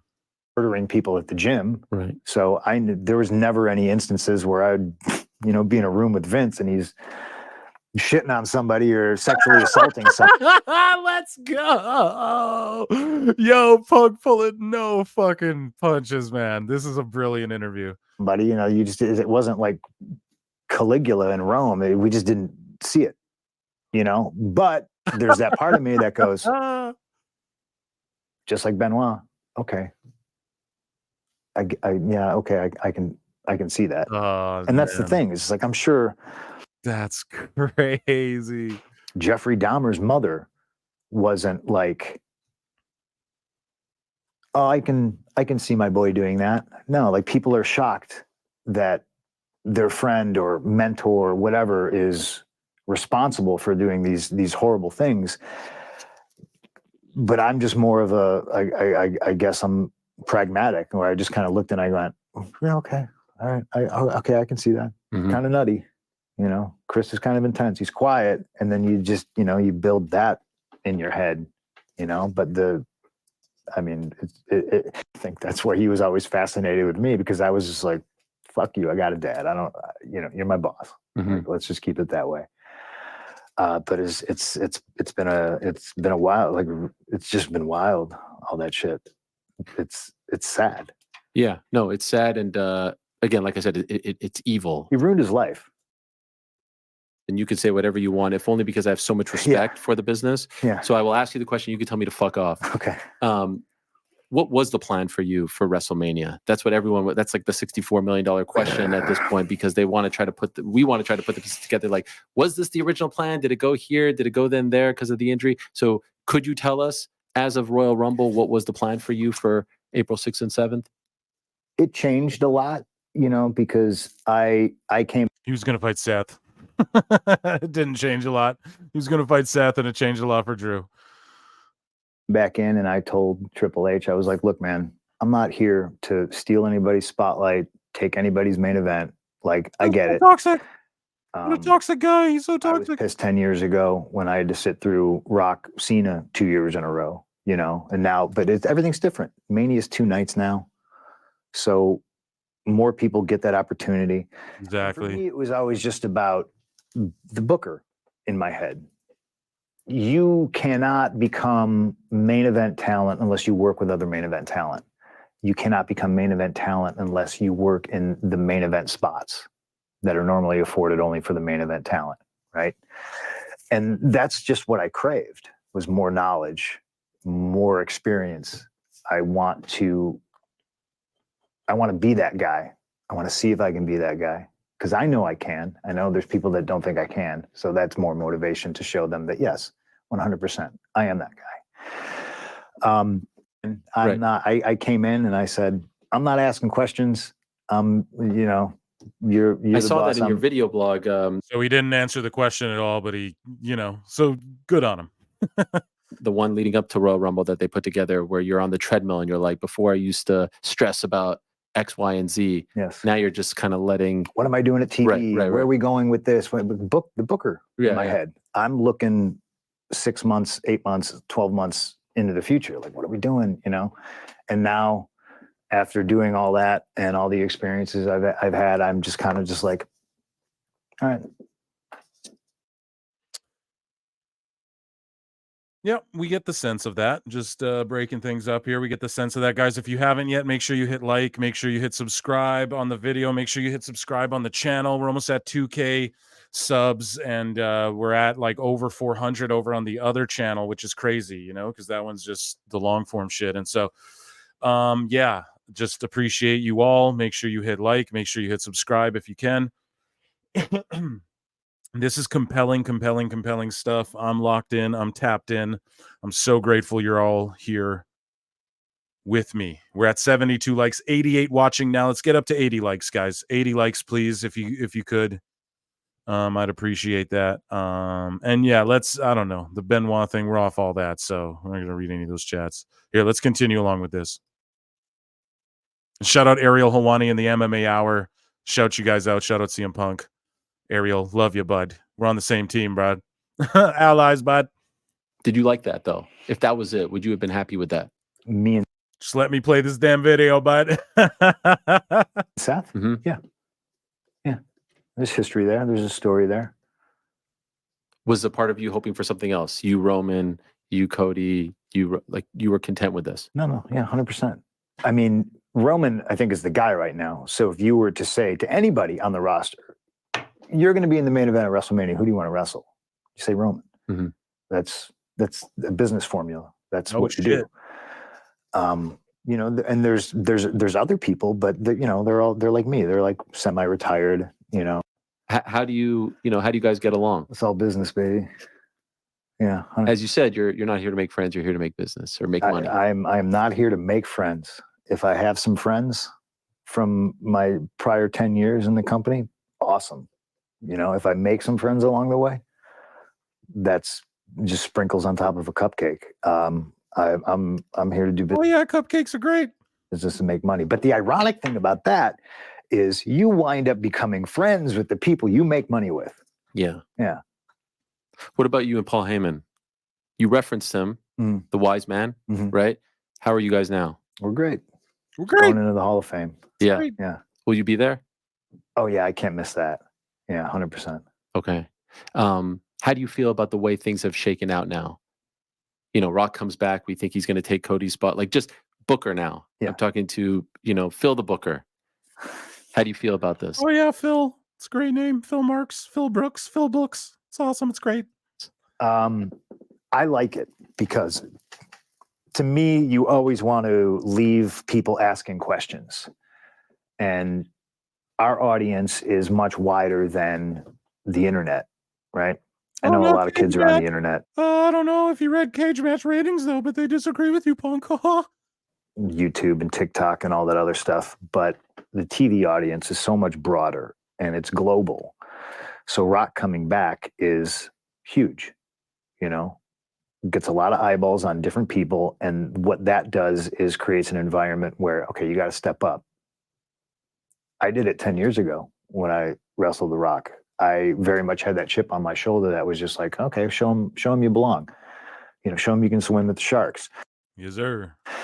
And now you have Cody and Seth in there in the mix, and they've been building this story for 2 years. Fan of doing the main event of WrestleMania 2 years in a row. I hate it. I absolutely hate it. But if you can make it this good. Yeah, if you can make it this good, I'm all for it. You know what I mean? Who am I to say it's bad?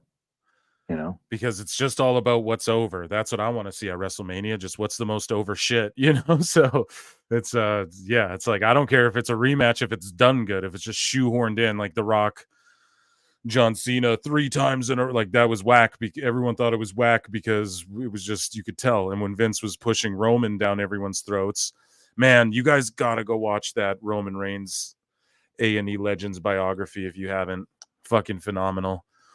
Makes me think like he might actually lose the belt. And when he does, he's going away for a while, though, guys. Like, y'all got to understand, unless they keep him around to do some shit with Rock and they just keep him on that very limited part-time schedule because, yeah, I just think he's not going to go too much longer. Like, he was ready to retire before COVID, and then he went on this whole fucking run, So, anyways. I'm looking forward to it. I'm looking very forward to that tag match.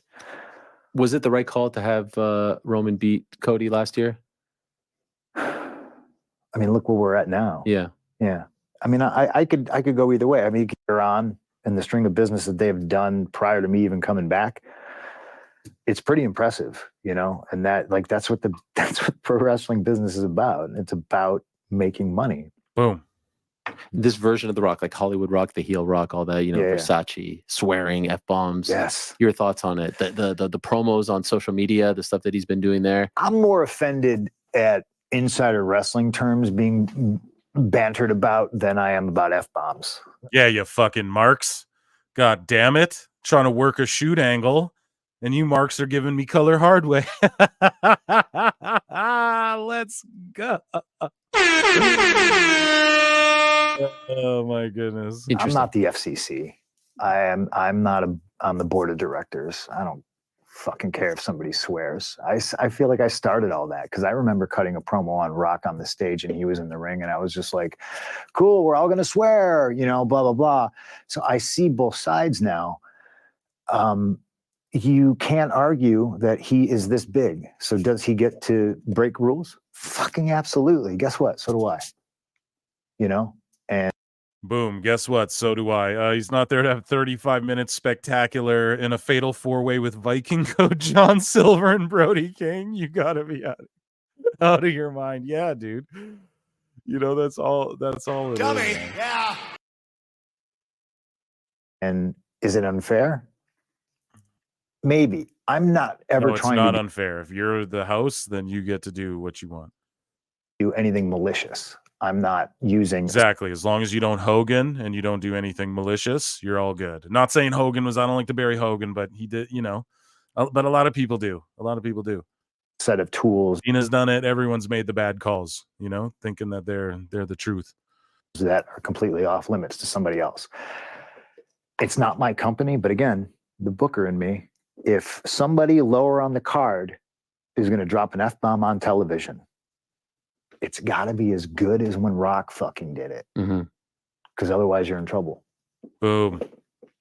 Boom. So you don't like heel and things like that being used? No, I don't. Okay. I don't like that. That's stuff. too close to the bone. Yeah. I mean, I just think there's other things. There's other ways to do it. Okay. And that's the fun thing about Purple. We cried about it once, not once. How do people find out about these things? Well, there were fans on the tube. Okay. And they're taking Yes. pictures. You know, like I'm sitting there, I'm just sitting on the tube, and I'm just like, this is neat. You know, feel like adult? I'm still the guy. I when I fly in and out of Chicago, I take the blue line home. Right. I'm not trying to, you know, be super fancy and shit like that. Where are you backstage? Jack Perry's on screen, and he says, Woo! Here we go, folks. Before we get into this, I'd like to take a minute to sell you some insurance. Do you like life insurance? Do you have a life? Do you need insurance? Guys, hit the like, please. Hit the subscribe if you haven't. I appreciate you all so much. We're going head to head with Raw. AEW would never. We're at 79 likes. Get us to 80 likes, or else hey, it's Conrad here, and let me talk to you about Henry Ball Shavers. So this is the juice. Jack Perry, all of this. Get the baby oil ready, boys. Yeah, so here. You need a Conrad soundboard drop now. Yeah, I do. And all the members in the chat, thank you guys. Yeah, thank you guys for being here. And everyone, even if you're not a member, just please hit the like. That's the free and cool way to support. And Henson Shavers, they have a real solid feel to them and actually have some weight. Let's get to 80 likes, please. There's 95, 100 of you watching. Let's get to 80 likes, please. But here we go. Jack Perry backstage, CM Punk. Oh my God. Oh my God. When I fly in and out of Chicago, I take the blue line home. right. I'm not trying to, you know, be super fancy and shit like that. Where are you backstage? Jack Perry's on screen, and he says, real glass, why don't you cry about it? Where are you when this is said? I was in my locker room.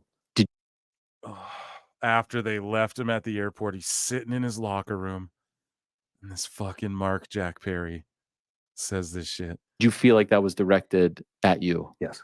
Why? He just said it, dude. Yeah. Listen to how he just answered it. Woo! Yes, PWT. This is awesome, guys. Ooh, I like this. I like this right here. I've been waiting for this, guys. I'm so glad I didn't watch any of this earlier. Here, let me just back it up a second. We're gonna back it up, pause, flip it up, remix. We're doing a bunch of that, guys, because this is juicy. Jack Perry's on screen, and he says, real glass, why don't you cry about it? Where are you when this is said? I was in my locker room. Did you feel like that was directed at you? Yes. Why? It obviously was directed at me. Well, because, okay, so for those that may not know, apparently he had a trip planned. He wanted to use glass. You were consulted. You said, why would you use glass? Correct me, you lived it. So I'm trying to bring people up to speed. This is one of those things where it's just like, there's all these rumors about NDAs. Yes. Yes. There's a big difference between not being allowed to talk about some shit or just not wanting to talk about some shit. I don't necessarily want to litigate this again. You say again, you've never talked about it publicly, but No, you mean like just like I guess I drumming it haven't, up. but that's the thing. So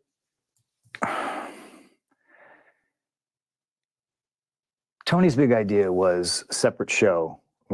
Let's go. I didn't expect those words to come out of his mouth. All of a sudden, Tony's big. Yes. Oh, me? Oh, no, I'm just over here having a soda water. No, I don't want to get scared now. Oh my God. But that's the thing. Yes. So yes. I love it. Tony's big idea was a separate show. We're going to separate everybody. And I said, that'll never work. Just let me go. Bombs, dude. Get me out of here. Just pay me my money. I've already been off TV. I hurt this arm. Just get me out of here. You know, no, I can't let you go. Why? Just let me go. Who cares? Fuck. No, I can't let you go. I gave you more time and I just I can't let you go because dude, this who It's best. I mean, these guys don't want me here. This isn't a real business. These guys don't want me here. Laughs and says this isn't a real business. Ooh. This isn't a business predicated on making money, drawing money, selling tickets, you know, doing business. It's not what it was sold to me as. So let me go. No, I can't let you go. It's not what it was sold to me as. Is that not what we say on the show all the time? Sold a bill of goods, man. Listen, dude, Punk is cooking. Here, we're bringing it back a little bit. Oh, why do you bring it back and pause? Because, guys, we're going to soak this in. It's all about the nuances. Listen to how he's saying the shit. Here we go. It's best. I mean, these guys don't. Best. They don't even want me here. I'm fucking hurt. I'm trying. You want to split up the shows? It ain't going to work. No, I can't let you go, even though I feared for my life at the monitors. Dude. Don't want me here. This isn't a real business. This isn't a business. Obviously, he's talking about what happened before the Jack Perry thing, but he's saying this isn't a business. So he said to Tony, this isn't even a business. Like, this isn't according to him now. But I believe him. I'm inclined to believe Punk. Predicated on making money, drawing money, selling tickets, you know, doing business. It's not what it was sold to me as. So let me go. No, I can't let you go. I'm going to do this new show. You're going to have blah, blah, blah. And then the second day we have this show, I'm sitting in catering, minding my own business. And Tony Schiavone comes and gets me. And he's like, hey, I really need your help. And I was like, what? He's like, Jack is, you know, cussing me out. And he's cussed out Mike Mansouri and he cussed out Daryl from production. So little fucking Jack Perry's cussing people out. Little Jack Perry's cussing people out. No, Schiavone, I want to do. My dad would let me do it. No, the Bucks said it's okay, but then you don't want me to do it. No, but the Bucks said it's okay. And I'd be allowed to do it. My nanny would let me do it. Like, what are you talking about, man? So Jungle Jack Perry's cussing out Tony Schiavone, the nicest guy in the world, and a guy who there's no business without the likes of Tony Schiavone. Insane, dude. And so they go to Punk, dude. So either it's a frame up job and they just were like, no, let's get them in a heat, or they're like, we need a locker room leader. Punk's the only one who speaks up about shit. Jack's cussing people out. Punk, can you come help us? Holy, bro. Holy AEW. Fucking Jack Perry, bro. Mike Mansouri, and he cussed out Daryl from production, and he's cussing out the doctor right now. Why? What? And I was immediately like, dude isn't supposed to be here. You know, I was told people are getting separated, so there's not problems, and you don't want me involved in this because just like everything else I've explained before, like, y'all need to handle this, because if you don't, I'm going to handle it. And you're see, dude, it's just someone's got to handle it, because if you don't, you guys keep asking me to do it, and then I'm going to do it, but you're not going to like how I do it. I'm going to smack somebody. because I train with Duke Rufus, and you get fucking leg kicked if you think you know better than Duke fucking Rufus or whoever, Anthony Pettis, you get kicked in the fucking head. So let's just be cool here, everybody. Let's fucking make business. Let's work together. Let's make good business. Let's make money. Jesus Christ. They have to come to Punk. So Punk's like an authoritative figure. Now, maybe was he throwing his weight around? We don't know. It doesn't seem like he's doing that back in WWE. So I don't know, dude. I'm inclined to believe him. I was told people are getting separated, so there's not problems, and you don't want me involved in this because just like everything else I've explained before, like, y'all need to handle this, because if you don't, I'm going to handle it, and you're not going to like the way I handle it. Prophetic words. So he's begging me. Now, please, he drags me out of catering. I go up. Hook and Jack are doing an angle. I don't know anything about Jack going on vacation. All I know is there's a litany of people that don't want, they work 1 day a week and they don't want to. So they want to show up and wrestle and then film vignettes and then sit at home for 4 weeks. Great. Oh, it's great. See that, dude? They're all part-timers. I've said it here. PWT. I said it before anyone else. They're all fucking part-timers. That's the thing with AEW, where we can't listen to this argument about, oh, Roman's a part-timer. Yeah, they're all part-timers in AEW.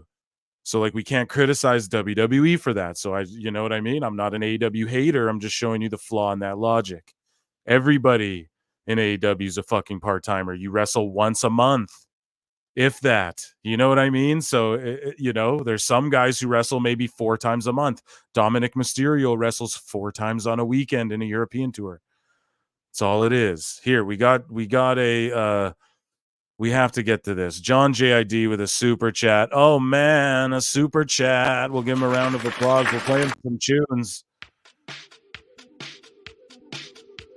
105 of you in here. And John JID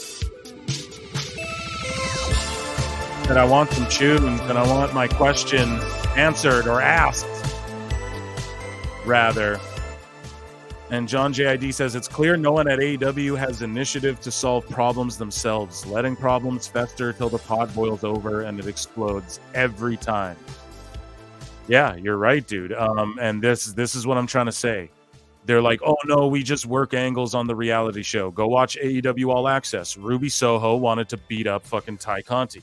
Eddie Kingston wanted to punch out Sammy Guevara. Sammy's not there right now. Coincidentally, when Mercedes Moné shows up, who else? Other people want to punch Sammy Guevara. Andrade did slap him. Yeah, you nailed it. It always overboils. There's always some bullshit going on backstage, and people were reaching to Punk for help. There's kids. Jack Perry's cussing people off. He wants to wrestle one hardcore match, be on the pay-per-view, get a slot on the pay-per-view where there's fucking 50 matches already that are all 30 minutes long, but they just want to show up 1 week of the month, film vignettes, because that's how we tell the story. We'll just do it with vignettes. It's fucking bullshit, man. And Punk's just trying to point it out. And then he's the supervillain, of course. Oh, he's egotistical. He's this and that. Okay, dude. Like, so's every wrestler ever. What wrestler do you like? They're egotistical. So shut the fuck up. That's not, that whatever. That doesn't mean shit to me. And yeah, dude. No one is taking initiative, and Punk just said it. So he just confirmed what we all thought, basically. Now, is he talking out of his ass? I don't know, John JID, but it's just like he just confirmed it. Hey, these guys, like, if I have to handle it, you're not going to like how I handle it. Boom. He handled it the way they didn't like, and Tony Khan feared for his life. Thank you so much for the super chat, John JID. But yeah, man, let's get back to this interview here. But it's just the defamation he dealt with. The defamation, the horror. We're triggered. No, it's just, I'm just so grateful he's spilling all this and just basically confirming shit. You know what I mean? Let's bring it back just a little tad here. Doing an angle. I don't know anything about Jack going on vacation. All I know is there's a litany of people that don't want, they work 1 day a week and they don't want to. So they want to show up and wrestle and then film vignettes and then sit at home for 4 weeks. Great. Not my company. Do what you want. But not on my show. Yeah, not on Collision, not on the show that you pulled me aside and begged me and said, hey, no, we need you, though. Actually, for this show, I need you. That was my attitude. So I said, Tony, you really want me doing this? We got Elton John. Yeah. And I walked up to Jack, and he was sitting in a car. What he wanted to do, it was a rental car. What he wanted to do was smash the window of the rental car with a pipe. And I was just like, it's a rental car. And I very politely, because I like Jack, I was just like, Doc's told you no, Daryl's told you no, Mike's told you no, Shivani's told you no. And now I have to. It's a waste of fucking money when Tony's pouring money down the fucking drain and there's kids starving in Africa. No one's up in or wherever in the world. You know what I mean? There's a fucking war going on and this guy's just pouring money down the toilet when he could just be running fucking smaller shows. And you know what I mean? And Punk's like, look, dude, it's a rental car. You might cut yourself. It's just, have you ever done this before? Oh no. Okay. Well, maybe let's, Jesus Christ. Let's do a run through. Let's, you know what I mean? We'll do it with fucking safety gloves and goggles and shit. And then we'll try it again, like on camera or something. Like just everyone's told you no. Now I have to tell you no. Now we have to fight. Next time you talk shit to me on the biggest pay-per-view ever that you didn't draw 1 penny for anyone to come see. To tell you no. And apparently you've cussed them all out. So I'm telling you no. We don't do that here. If you want to do this, go to Wednesday and do it. What an indictment. If you want to do this Mark shit, go to fucking Dynamite on Wednesday. Oh, my word, dude. My word. Here we go. I see people in the chat arguing over Punk. Oh, Punk, so whatever. And guys, just be cool. Like, just debate it, though. Hash it out, because I see the other perspective. People being like, no, fuck Punk. You guys hash it out, but don't start getting gross and going after each other. I'll just be cool, talk shit and just make your points and make them fucking clear, own your shit, stand on your shit. And it's okay if you guys disagree in the end, but yeah, talk your shit, but just be cool about it. You know what I mean? Do it. Don't do what that one guy was doing, bringing up MAGA and all this stuff. You know what I mean? Let's just keep it civil. No mothers, no low blows. Right. And he had no problem. He said, okay. He said, well, I just thought it was a really cool idea. And I said, it might be, but this is a rental car. Boys ruin it for the boys. You're going to smash the window of a rental car and you're going to return it with no fucking window. And exactly. Now whatever national budget hurts, whatever is going to be like, don't rent cars to pro wrestlers anymore. This is a thing that's happened. Right. This is, It's almost like Punk's been in the business for a while, kid. Holy. Think about that. 106 people here watching the live show. We need those likes up to like 100, 90 at least. We're at 82. Let's get up to 90. How about that? Yeah, you can catch me outside, Jack Perry. How about that? Or no, sorry, it's got to be a Punk, but there's no Punk. He's just like a regular guy from Chicago. So I wasn't trying to throw my weight around. I wasn't like, this is my show and you gotta get out of here. I was just like, this is fucking dumb, man. And he wanted to do it because so he didn't have to fly back to Canada. And I, He wanted to do it so he didn't have to fly back to Canada. Wow. My show and you gotta get out of here. I was just like, this is fucking dumb, man. And he wanted to do it because so he didn't have to fly back to Canada. And I, sorry, man. We're privileged to be in this business. We're privileged to do this for a living. Like, I get it. I didn't want to go to Canada either. All the flights were delayed, canceled. Everybody's travel sucked. But to come to this new show when everyone's supposed to be separated to get rid of all the drama and then, swearing at the doctor because the doctor's like, it's real glass. You're going to, like shit's going to go in your eye. Like, and I get it. I used to be that kid that was like, young, I want to do this, but there's a safe way to Darby Allin shit's going to go in people's eyes. Better not fucking do it. And I politely explained that to him. I didn't raise my voice. I didn't cuss at him. I was just like, I very much just said, we don't do that here. This is Saturday. It's a different show. You want to do stuff like this is Saturday nights, all right to fight. Yeah, you got to deal with me singing on the live show, folks. Like this, do it on Wednesday. That was it. I didn't think there was going to be a problem. He obviously took something very business-minded, very personally. And that's fine, because I've done that before too. But it's very much who he's friends with. Let that breathe. Punk, let it breathe. Literally, it's who he's friends with. In his ear, telling him he ain't shit. There wouldn't even be an AEW without us, right, Matt? Right, Nick? Ugh.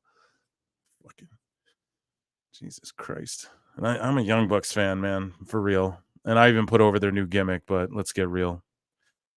DK Murphy, a new member. Thank you, DK Murphy, for the membership. 110 of you watching live, please and thank you. Hit that like button, hit that subscribe, consider becoming a member. You get your chats read on the show as much as we can. Super chats, of course, all that sort of shit will get read for sure, but I can't. The chat's going crazy, especially there's some guy Pete in here pissing everyone off. I can't really see. He's just mad at Punk, but Punk is the Punk. Why don't people see that? I don't know, dude. It's all good. Keep hashing it out, folks.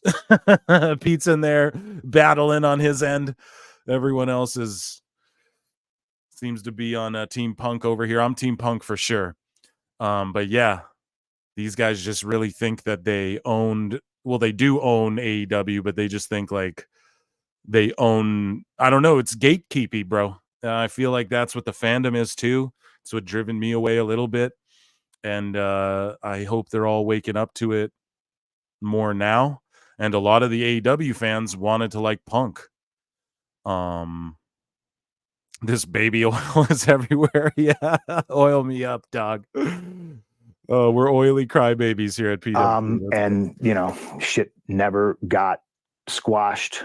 Nobody's in charge, and it turned into what everybody says. No one's in charge. No one's in charge. Oh no, everything's great. It's a great time. We have the best, most safest show ever. So he says that, clearly a shot at you, as you said. Match is over. He goes to the back. What happens? I went to Tony, and I was just like, which Tony, by the way? Khan. Okay. And I was like, please handle that. Like, please. And he was like, what do you want me to do? And I was like, I'm not telling you what to do. Oh my God, what do you want me to do? I'm the top star of your company. He's a fucking jack off. Go and tell him to stop being a jack off, or he can go the fuck home. Because look where Perry is now and what the work is. He's in New Japan. Tony Khan's mad, and he is still getting paid to go to Japan because he's friends with the Bucks, so he can't fucking fire him. But like, or you can go home. What did Jack do? He ended up having to just go home anyways. So why didn't you just send him home, tell him to shut the fuck up, suck his thumb, and let CM Punk please him and keep him on your show? Why wouldn't you do that? It's so fucking, what do you want me to do, is what Tony Khan said. Be the boss of this company. Oh yeah, on my name tag. Whenever you see Tony Khan on the TV show, what does it say? CEO/owner/GM/booker of AEW. Well, why don't you act like any of those things? Why don't you act like any of those things before Sammy Guevara has to get smacked by Andrade? Before fucking Jack Perry has to get smacked by CM Punk? Why don't you do that and be the boss? It's crazy. It's crazy. Just be the boss, please. Like, there you go. I just said it. Of this shit. You know, like I told you it was a mistake. I told you separate shows wasn't going to work, and now we're all here. And you know, like, please handle it. Because if you don't, you're not going to like the way I handle it. Did he handle it? No. No. What do you mean, Ariel? So you did? Yes. What happened? Here we go. Jack came back from his match. I was the next match. I'm sitting there. I got people with me. I'm not going to say who they are, you know, because I got a lot of friends who work there, and I wish them all. Hey, Brody King, Buddy, Malachi. 100%. Brody King, 111 of you in here. We're at the 2-hour mark. I haven't even ran my fucking WWE affiliate link. If you guys are buying merch, any CM Punk merch on the way to WrestleMania, use that link below. You support the show. But hey, 85 likes. Let's get it to 100. There's 112 of you watching now. Let's get it to 100. Okay, let's continue this. Well, and I don't want them to be punished because they're friends with me. Brody King, though, had his back 100%. You know, and I walk up to him and I'm just like, Jack, why do you insist on doing this dumb internet shit like on TV, you know? And he's just like, well, if you got a problem about it, do something about it. And I was just like, man, come on, man. You know, I would fucking kill you. Like, what are we doing? you know? Fucking And it just, you know, it's like Chael says, sometimes you just can't let you get close. Chael Sonnen, yeah, dude, I can't let you get close, dude. Have y'all ever seen that where they're doing the Ultimate Fighter Brazil and Wanderlei is like, no, we got to fight. And Chael's like, dude, you don't get it. I talk shit because it's going to sell the real fight. If we fight on the street, we can't fight in the real fight, which is what ended up happening. They never fought in the UFC. And what happened? Wanderlei steps to him and Chael just goes, I can't let you get close. And he pushes him away, and then it's just on. He's wearing flip-flops that don't fucking matter. It's just on like Donkey Kong, you know, like I just can't let you get close. I love that, man. Punk's a real one. You know, I thought I was doing a responsible thing. You know, I didn't punch anybody. I just choked somebody a little bit. Samoa Joe. As Cornette would say, he just goozled him. He goozled him. So he got him in a goozle, and he goozled him. I just choked him a little bit, you know, and then he was just like sleeping a little bit, and then there was like a little bit of blood, and Tony was like, oh yeah, I'm a little bit scared, and This is great. Was there, told me to stop, and then I quit. I turned to Tony and I said, this place is a fucking joke, man. You're a clown. I quit. oh, I feared for my life, though. He lunged at me. I went to my room, and then Joe and Jerry Lynn came and got me, and they're like, let's just go out there and kill it. And I was just too fired up. And they had the best match at All In. And I'm fired up now, and I'm probably going to regret, you know, talking about all this shit, but that's what happened. Okay. Dude.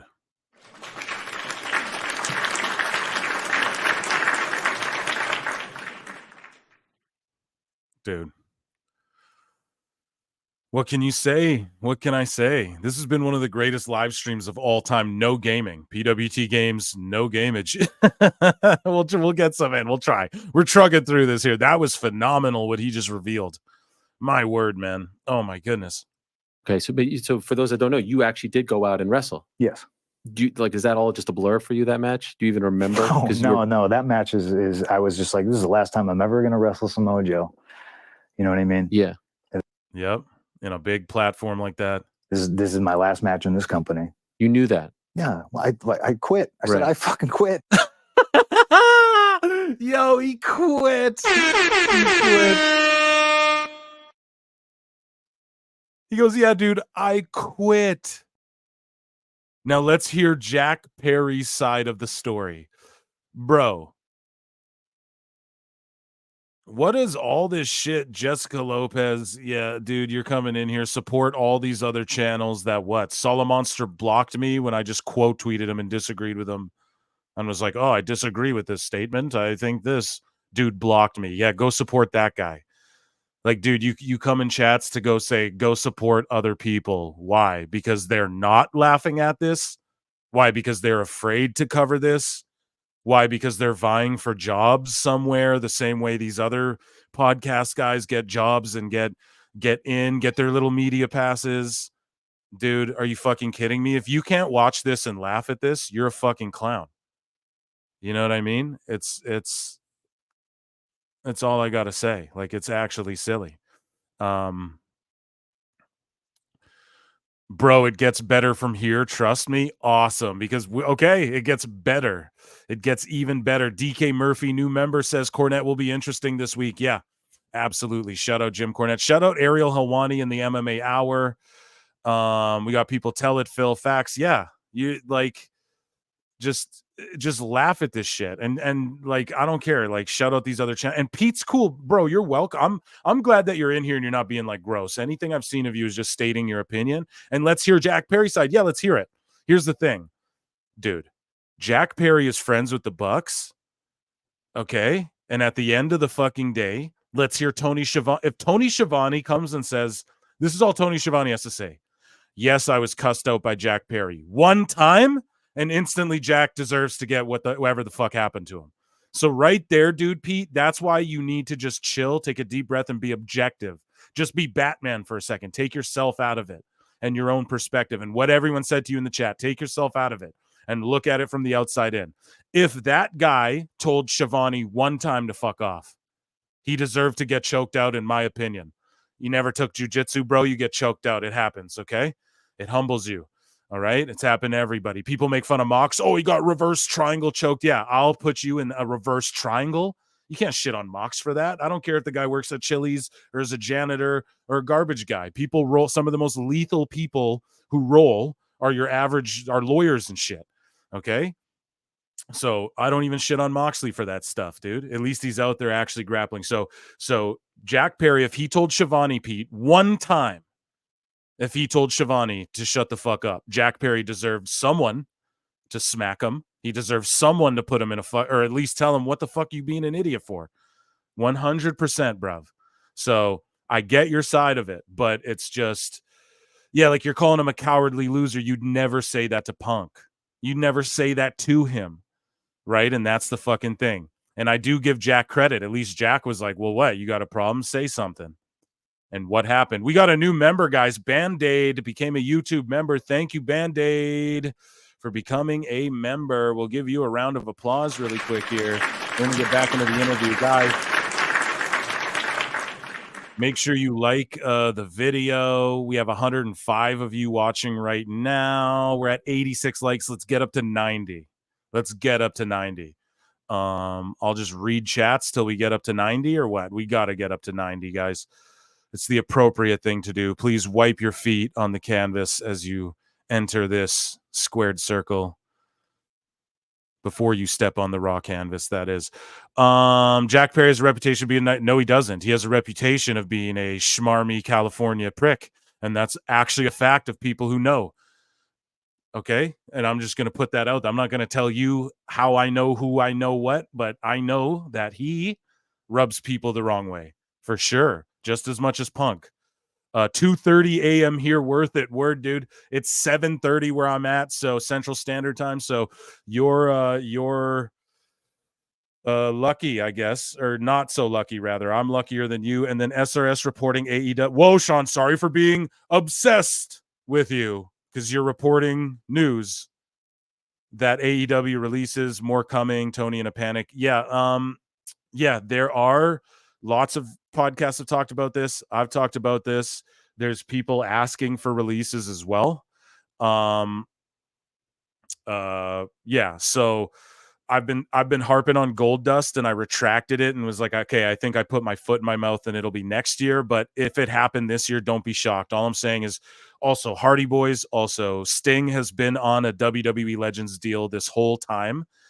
That's a fact. So they just choose not to use his likeness and shit because he was on AEW TV, but he'll be back there soon. And I don't know if there's like young talent being released. WWE's not going to scoop all these people up though, nor should they. And if SRS is talking mess, then cool, but I'm sure he knows. I'm sure he has the know on that, and I'm sure that those wrestlers can't wait to go on his large platform. Fightful's a large, great platform. It's great for them to go and voice. So good for them. You know, I hope they're reaching to him and telling them. I hope that because here's the problem. I've said it with WWE and AEW. When WWE releases people, they at least make the statement like, now some people might disagree, but they at least say like, Mustafa Ali's been released. We wish him the best on his future endeavors. And then at least the internet can go ablaze and buzz with them in the news cycle for 90 days. Where are they going to show up? What are they going to do when they're 90 days? Tony just silently releases people, and then there's no hype around them, and then he lets them keep their names and shit, but they don't really, you know what I mean? Everyone's like, oh, is it a shoot work, or are they just bad at business? And they're just bad at business. Just look at Punk's face on the screen. Does he strike you? Yeah, yep. He just looks like a man. He looks like a man who's done a lot of blade jobs and drove a lot of roads and flown a lot of planes and drawn a lot of money, dude. I'm so sorry. I don't know like who you hang out with, bro, but there's, Jesus Christ. Anyways, let's get back to this, guys. So many of you here with us tonight. This is great. Maybe we'll do this more tomorrow if I got time. I don't know. Maybe Wednesday. Maybe we'll do it every other day. I don't know. But yeah, let's go. Let's keep going. So why did you even go out? For Joe, right? For Joe, for Paul Turner, the referee, for Jerry Lynn, the agent on the match, because I, respect him, and I thought it was the professional thing to do. All the fans, a lot of fans there. A lot of fans there. Not 82. I hope he says it. Listen, speaking of fans, listeners. I don't like to call you guys fans. You're listeners. You're viewers. hit the like button. We're 3 away from 90. You motherfucks. We've been at like above like 112 viewers and stuff. So let's get to 90 likes. Let's try, please and thank you. Let's get back into this. Yeah. You know, probably a lot of them to see me, you know. The majority of So just go out there and give them a show. 100,000 fans, right? I don't know. You have to check the turnstile count. And so you go to the yes, 100, dude. Ariel, oh my God, we gotta bring that back. Ariel, This is great. dude. Ariel goes 100,000, right? Punk goes, I don't know, dude. Check the turnstile. back. What happens then? Like your match is over. Great match. What happens? They told me Jack was told to leave, and I was like, "Do I gotta leave?" I was like, "I want to watch the show," and they're like, "No, it's fine." And then I don't know, a couple matches later, a very nice man by the name of Sam, he was in charge of security. He was like, "What are your plans for the rest of the night?" And I was like, "I was just going to shower and just hang out, and watch the show," you know, because I, you know, the whole solo locker room thing is fucking lame. I had Joe, I had House of Black, I had all these guys with me. And I was just like, I just want to watch their match, you know? And then he just kind of looked at me and I went, See that shit? I didn't even watch this interview. And he's like, yeah, I had House of Black and those guys with me. And I just said it. I was like, yeah, the guys in his corner. Fucking Malachi Black is a shooter. I don't care what any of y'all say. He'll Muay Thai kickbox the fuck out of you guys, out of me too, at any, probably Punk too. He'd probably outstrike Punk for sure. His technique's crisp. You watch his stories and stuff. And he's a Dutch guy. He's a Dutchman. And those guys know how to fucking kickbox, dude. And he's a shooter, and he trains with the same dudes. And the Milwaukee boys, everyone knows about the Pettis boys and Milton out there, right? So it's Tyrone Woodley and everyone who trains out that way. So it's just, yeah. And I said it before he said it. It's like I predict these things, not to get all MMA, but it's just I know what's up. I know what's up, you guys. is it easier for you in your job if I leave? Who's gonna win a fight? The Bucks? Chris Daniels and Jungle Jack Perry, or fucking Brody King, Malachi Black, Buddy Matthews, and fucking CM Punk. You know what I mean? Who's your money on? And he's just like, yeah, it might be. He's like, but nobody's telling you got to go. Like you know, and I was just like, well, Sam, I'm a man to man. I'm not trying to fuck up your day. You got a job to do. So if it's easier for you, if I split, I'll split. And then I went and got Nando's for a bunch of the boys and went to my hotel room. And, you know, when the show was over, they came by and we ate chicken. Tremendous spot, by the way. Nando's is great. Spicy, the rice. Oh yeah. The Yeah. chips. Peri, buddy. That's right. Yeah. Did you have to have a conversation? Because what was told to us was you were fired with cause. So you said quit. The devil's in the details there, but did you have a conversation with Tony to say, okay, this is it, we're done. There's not going to be, you have not talked to him? Nope. Really? The last time you talked to him was backstage at Wembley? Yeah. Wow. Yeah. Damn. That's pretty crazy, no? He went on air several days later and said he's never been afraid for his life like this. Been going to shows for 30 years. Felt fearful for his life, for the safety of the workers. When you saw this, what is your reaction when you see this? Not only was it it was a promo on TV, but then he also spoke to the crowd, right? There was a clip that surfaced. Oh yeah, I know you guys are paid to see Punk, but you know, I was so scared of him talking to the people in your town, right? I believe it was in Chicago, just outside. Yeah. When you saw that version of the story being put out, what is your reaction? I mean, I can't tell you what Tony felt or what he was thinking, but I never did anything that would. Oh, he lunged at me. It was terrifying. It was so scary. Oh. Guys, tag me on X at Pro Wrestle Times. Tag me on all of the releases and that. 120 of you watching. This is insane, you guys. Crazy. Let's get up to like 100 likes, please. I think we're at we better be at 90. 92. Awesome. You guys got to 92. Applaud. Let's get up to 100 if we can. I keep asking because it helps the channel so much, you guys, and you don't even know. I appreciate you all so much. But here we go. Let's get back into this here. And we're going up against a head-to-head with Raw, boys and gals. Hopefully gals. Probably not, but it's cool. It's for the bros, you know. And fear for his life. But you know, he's yeah. When you saw that version of the story being put out, what is your reaction? I mean, I can't tell you what Tony felt or what he was thinking, but I never did anything that would make him fear for his life. Except for lunch, he knocked my soda water over. I was so scared. Haha. But you know, he's who he is. He is who he is.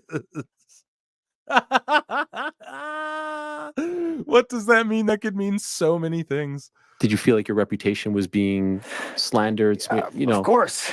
Someone hears that and you think, I'll be honest, I hear that and I like, did Punk attack Tony? Yeah, I know. And everyone's like, oh my God, think of the billionaires. Like, right. No, they're very much.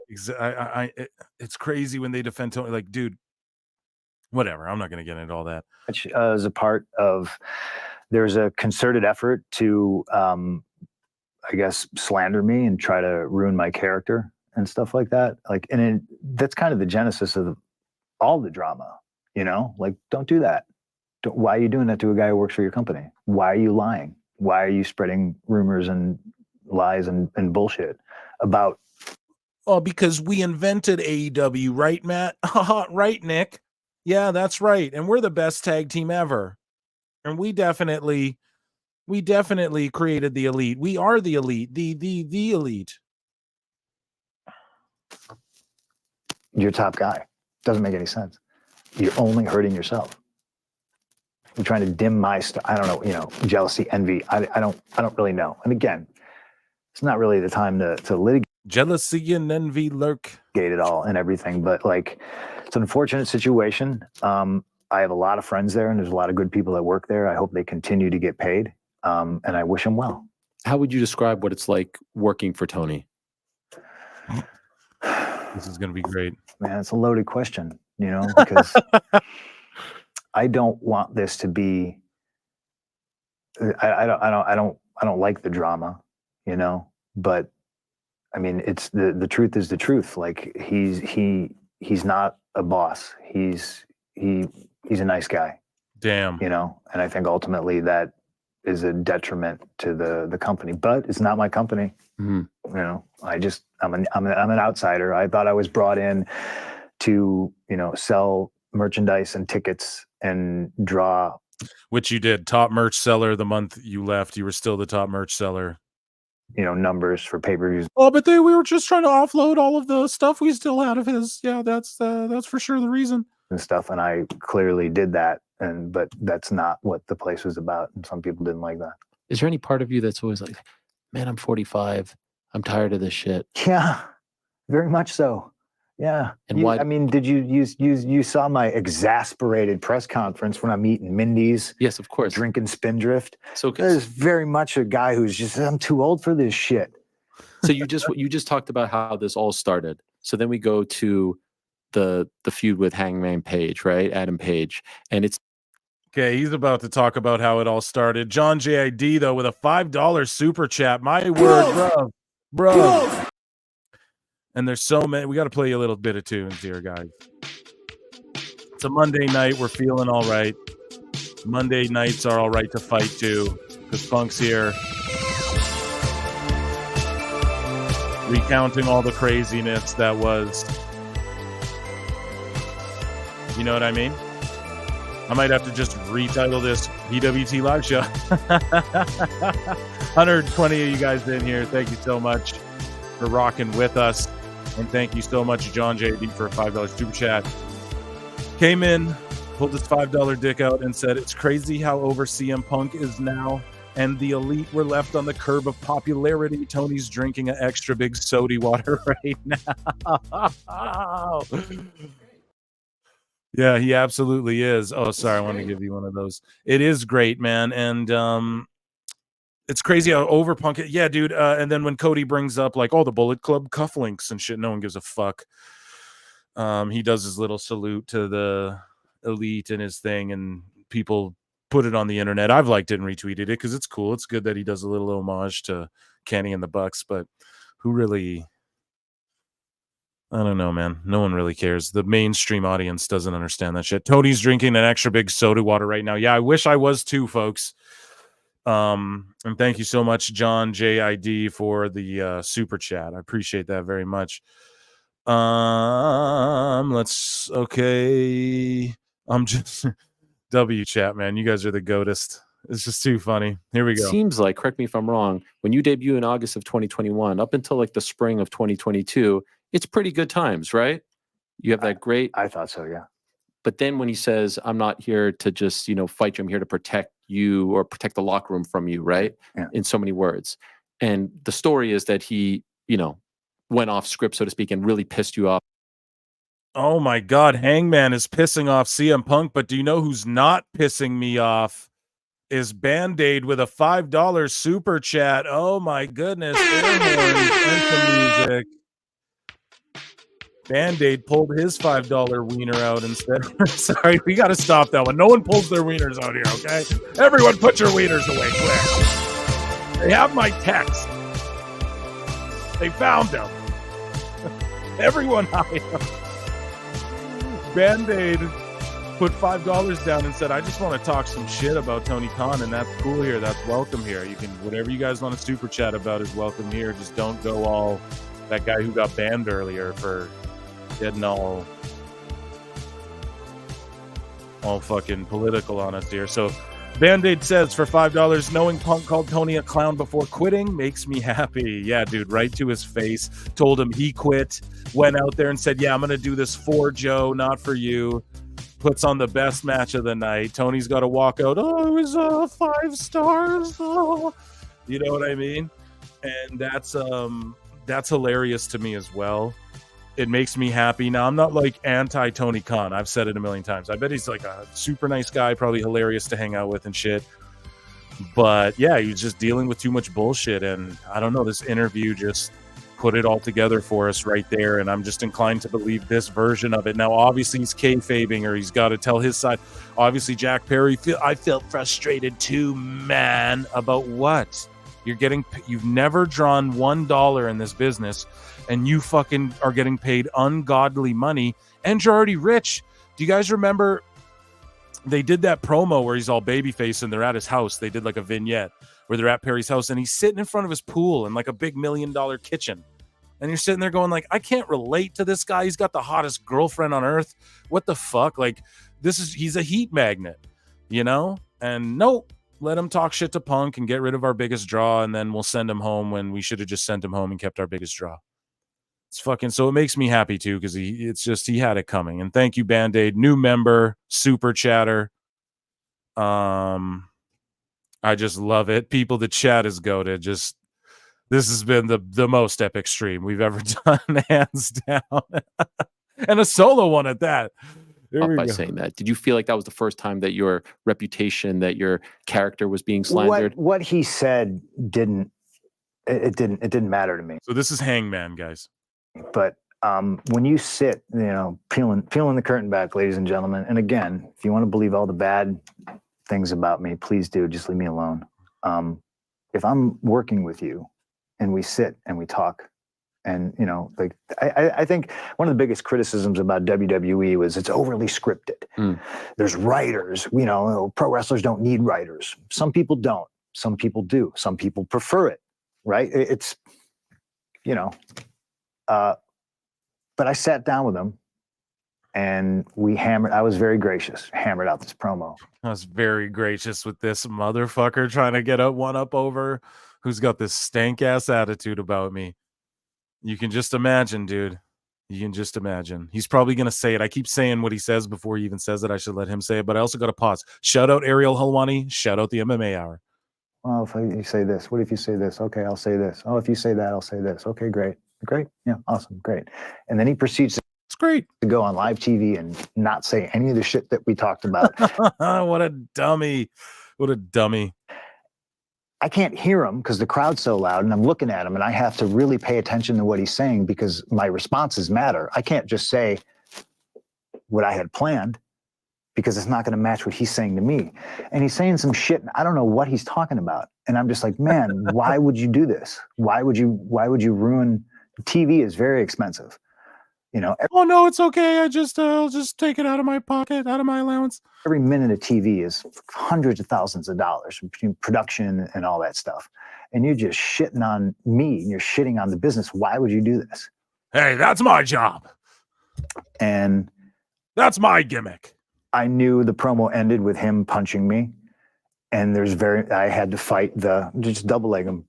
Just double leg. Why is he doing this? I don't know what's going on, but I was professional. And after it's what Chael said. You said it earlier. I can't let you get close. Chael shoots in and double legs Wanderlei. Fucking CM Punk truly lives what he's saying. He is not lying because it's exactly that. He just described I can't let you get close. And then when Chael double legs Wanderlei Silva. So right there, he's just like, I don't know what to do. I double leg him. That's hilarious, dude. What does Brennan Schaub say? Nothing shout out the fighter in the kids subreddit, the homeless cats. Oh, nothing a double leg can't figure out or whatever. You know, every minute of TV is hundreds of thousands of dollars between production and all that stuff. And you're just shitting on me and you're shitting on the business. Why would you do this? And I knew the promo ended with him punching me. And I had to fight just double leg him. Just double leg. Why is he doing this? I don't know what's going on, but I was a professional. And afterwards, I spoke to him and I was like, why'd you do that? And, you know, he thinks I got one of his friends who hasn't been fired. But he hasn't been fired, but he thought I got his friend fired who hasn't been fired. I went to Tony and the lawyer and I said, you need to fix that.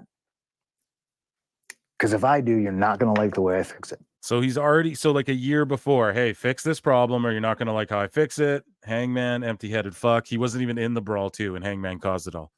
But then he's bringing it back to Jack Perry. Hey, fix it. You're not going to like how I fix it.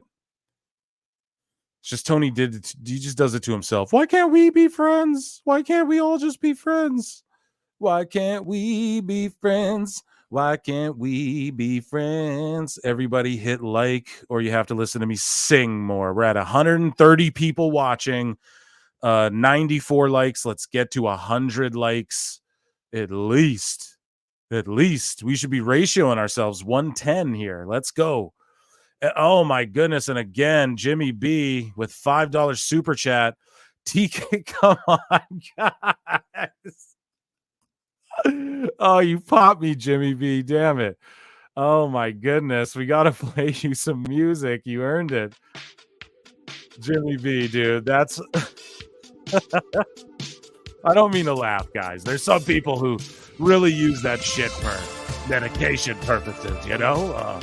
So TK switching from Adderall and soda water to something a little harder after this interview. Thanks for the super chat just to say your piece on Tony and have it be known to the world. I appreciate that. Yeah, I mean, is it a doubt? I mean, lots of people are on Adderall, you know, like lots of people use it to get work done and shit. I've thought about it, but I try not to. I don't even like taking a leave if I can avoid it. You know, I try to just, you know, be cool. I get too buzzing off of coffee. You know, I drink a coffee and I'm like, ooh, flying off walls personally. So I'm a lightweight, as they say. But yeah, I don't know. So like he for surely probably takes it. He does so much. So like I don't knock him for that. But yeah, he definitely loved soda waters. And he's definitely probably drinking them White Claws tonight after this interview. I just hope he doesn't melt down at like 4 a.m. I just want to sleep one night. The last time he melted down at 4 a.m. and I was like, oh, well, got to message everyone about an emergency podcast today because, you know, got to get editing all day because fucking Tony Khan can't help himself. But thank you, Jimmy B, for the $5 super chat. I really appreciate that. Loyal member, been here for a long time. And you caught me so hard with that. 123 of you watching right now. We got to get up to, we're at 96 likes, 98 likes. Let's 2 more and we'll get to 100. I would appreciate that so much. And guys, yeah, the channel's at Pro Wrestle Clips, at Pro Wrestle Times. And yeah, you already know. You're probably watching it. And yeah, I just appreciate you all for being here with me. Thank you again, Jimmy B. Okay, back to the MMA Hour. And I thought I was being professional. by not just murdering him on Oh television. shit. So hold on. Punk's just saying he could murder Hangman on television if he wanted to. I spoke to him and I was like, why'd you do that? And, you know, he thinks I got one of his friends who hasn't been fired. But I went to Tony and the lawyer and I said, you need to fix that. Because if I do, you're not going to like the way I fix it. And I thought I was being professional. Oh, he's egotistical and blah, blah, blah. He's the biggest draw. This is like you go to Guns N' Roses. I don't know. Is that a good example? Who's still touring? And the fucking opening guy is eating fucking Axl Rose's food on the rider or whatever, and then talking shit. And you know what I mean? And being like, no, dude, the nephew of the guy who owns the venue got the opening show and he's eating Gene Simmons fucking Skittles. You know what I'm saying? That's what I'm saying. Sorry, guys, we're reading the chat here. So let's continue along with this. By not just murdering him on television. You know, I know some people are going to be upset about that. And some people are going to be like, oh, he's talking about this guy again. But with me, respect is the default. I respect everybody until you do something that makes me lose my respect for you. And I had never done anything to any of those guys.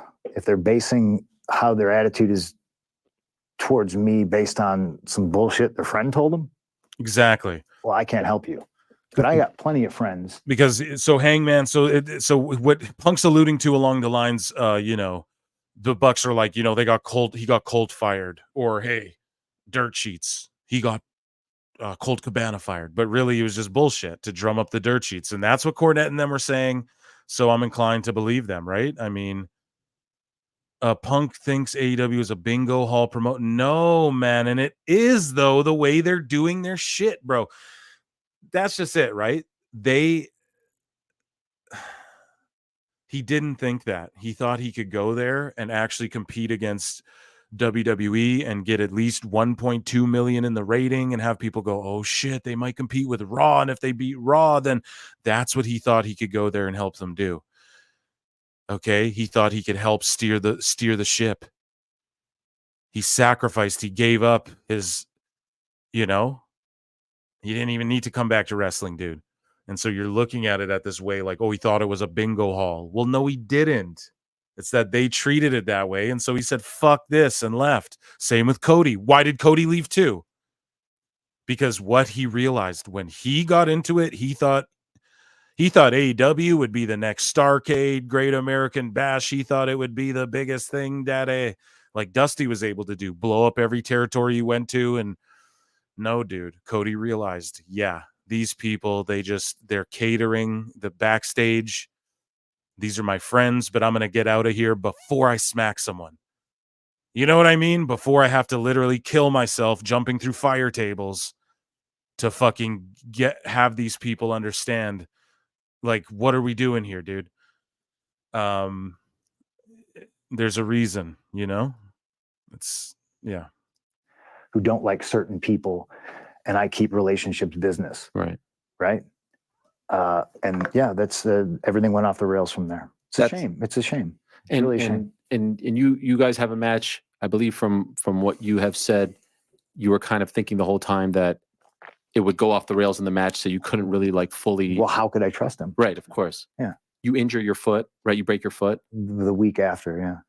Take some time off, come back, and then it's the Moxley match. Yep. You win. When you are getting ready to go to that scrum, did you know that you were about to unload all of this, or is it just something in the moment that kind of took over you? No, getting out there and seeing, you know, reporters that report shit about you like it's fact without ever checking with you to see if stuff happened, who are openly friends. Hold on.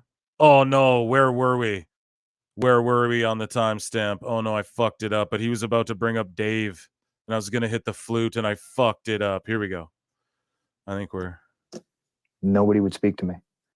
Nobody would speak to me. Sorry, I went too far ahead. I botched. I fucked up. I fucked up. I fucked up. Sorry, YouTube. Sorry. Okay, guys, where were we? I think we were about here. I'm a human being, and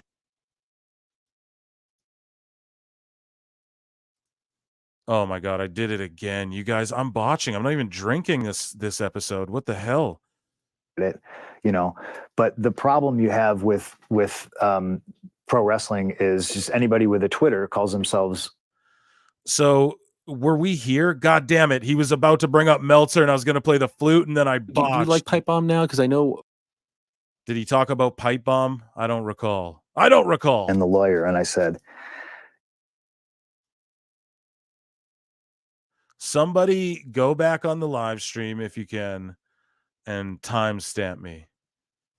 Please and thank you. Someone doesn't mind doing that. I guess you can't even fucking do that because they count the time in reverse. Or no, yeah, but sorry, no. See, this is how dumb. IR super dumb today, guys. IR real dumb here. So we were at 2:47. 2 hour 1 minute. Thank you, sir. Thank you. Okay, so we're like right here or what? You need to fix that. Yeah, here we go. Okay, we're like, because if I do, you're not going to like the way I fix it. How could I trust him? Right, of course. Yeah. You injure your foot, right? You break your foot. Okay, thank you. Chat's after, undefeated. Take some time off, come back, and then it's the Moxley match. Yep. You win. When you are getting ready to go to that scrum, did you know that you were about to unload all of this, or is it just something in the moment that kind of took over you? No, getting out there and seeing, reporters.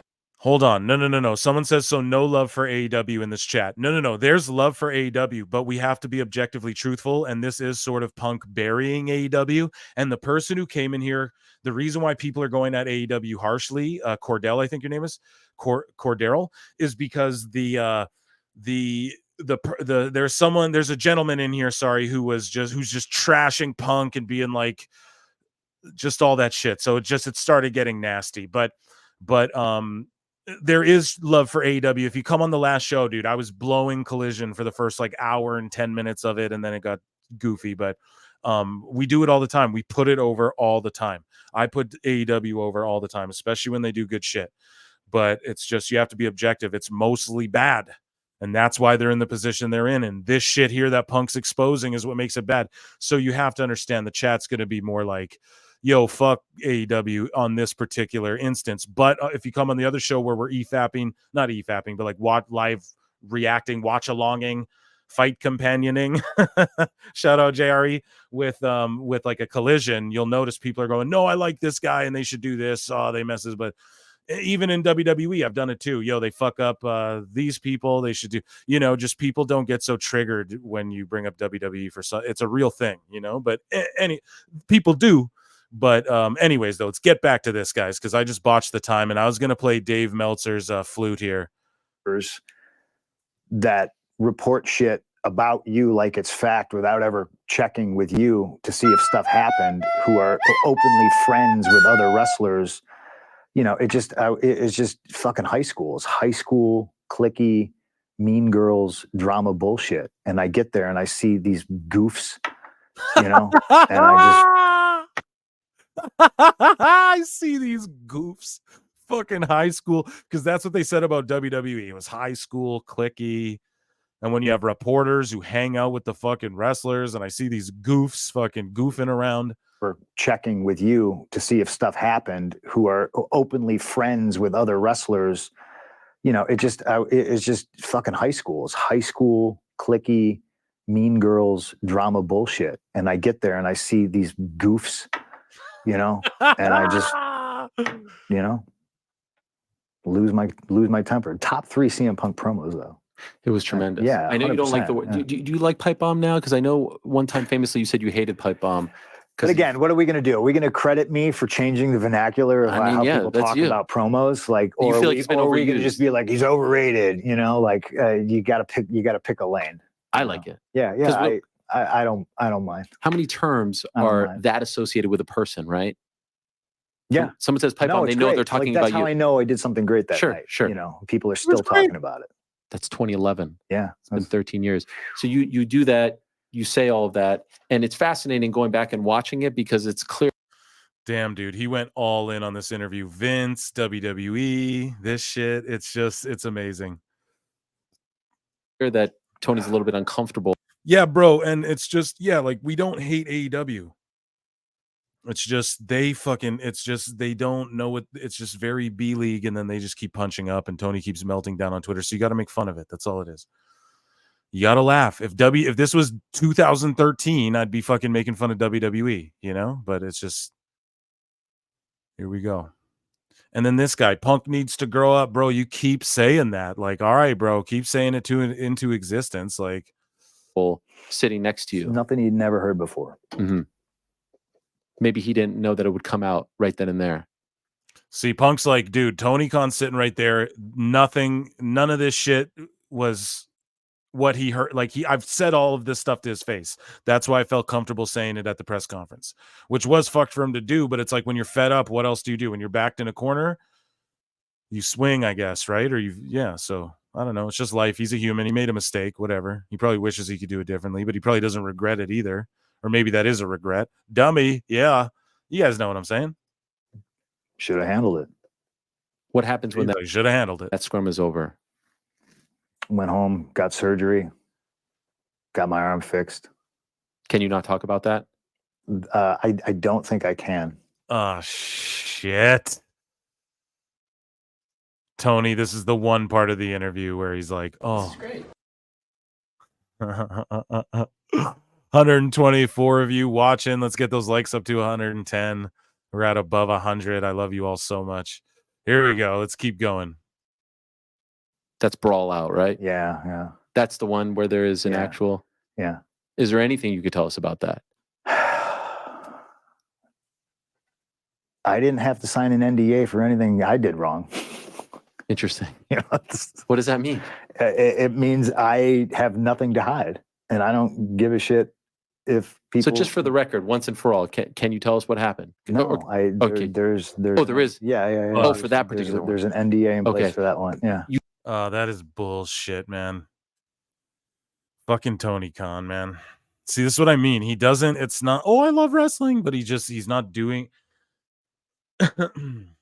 So that shit will never be on like a shoot interview ever, you know, because it's just legally, but like that's just such. He grew up. Oh, I'm such a mark. I love the shoot interviews. He talks about. I love Cornette. Why? Why does everyone love Cornette? Because he was the first guy to start shooting, like shooting, like where we all knew it was a work. So he's just gonna come out and be like, "Well, I'm done in the business, so fuck this," and we already know.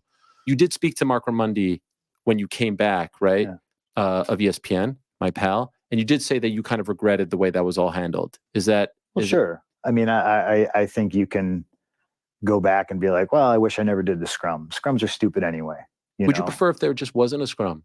Yeah, those things are really cringe. Yeah.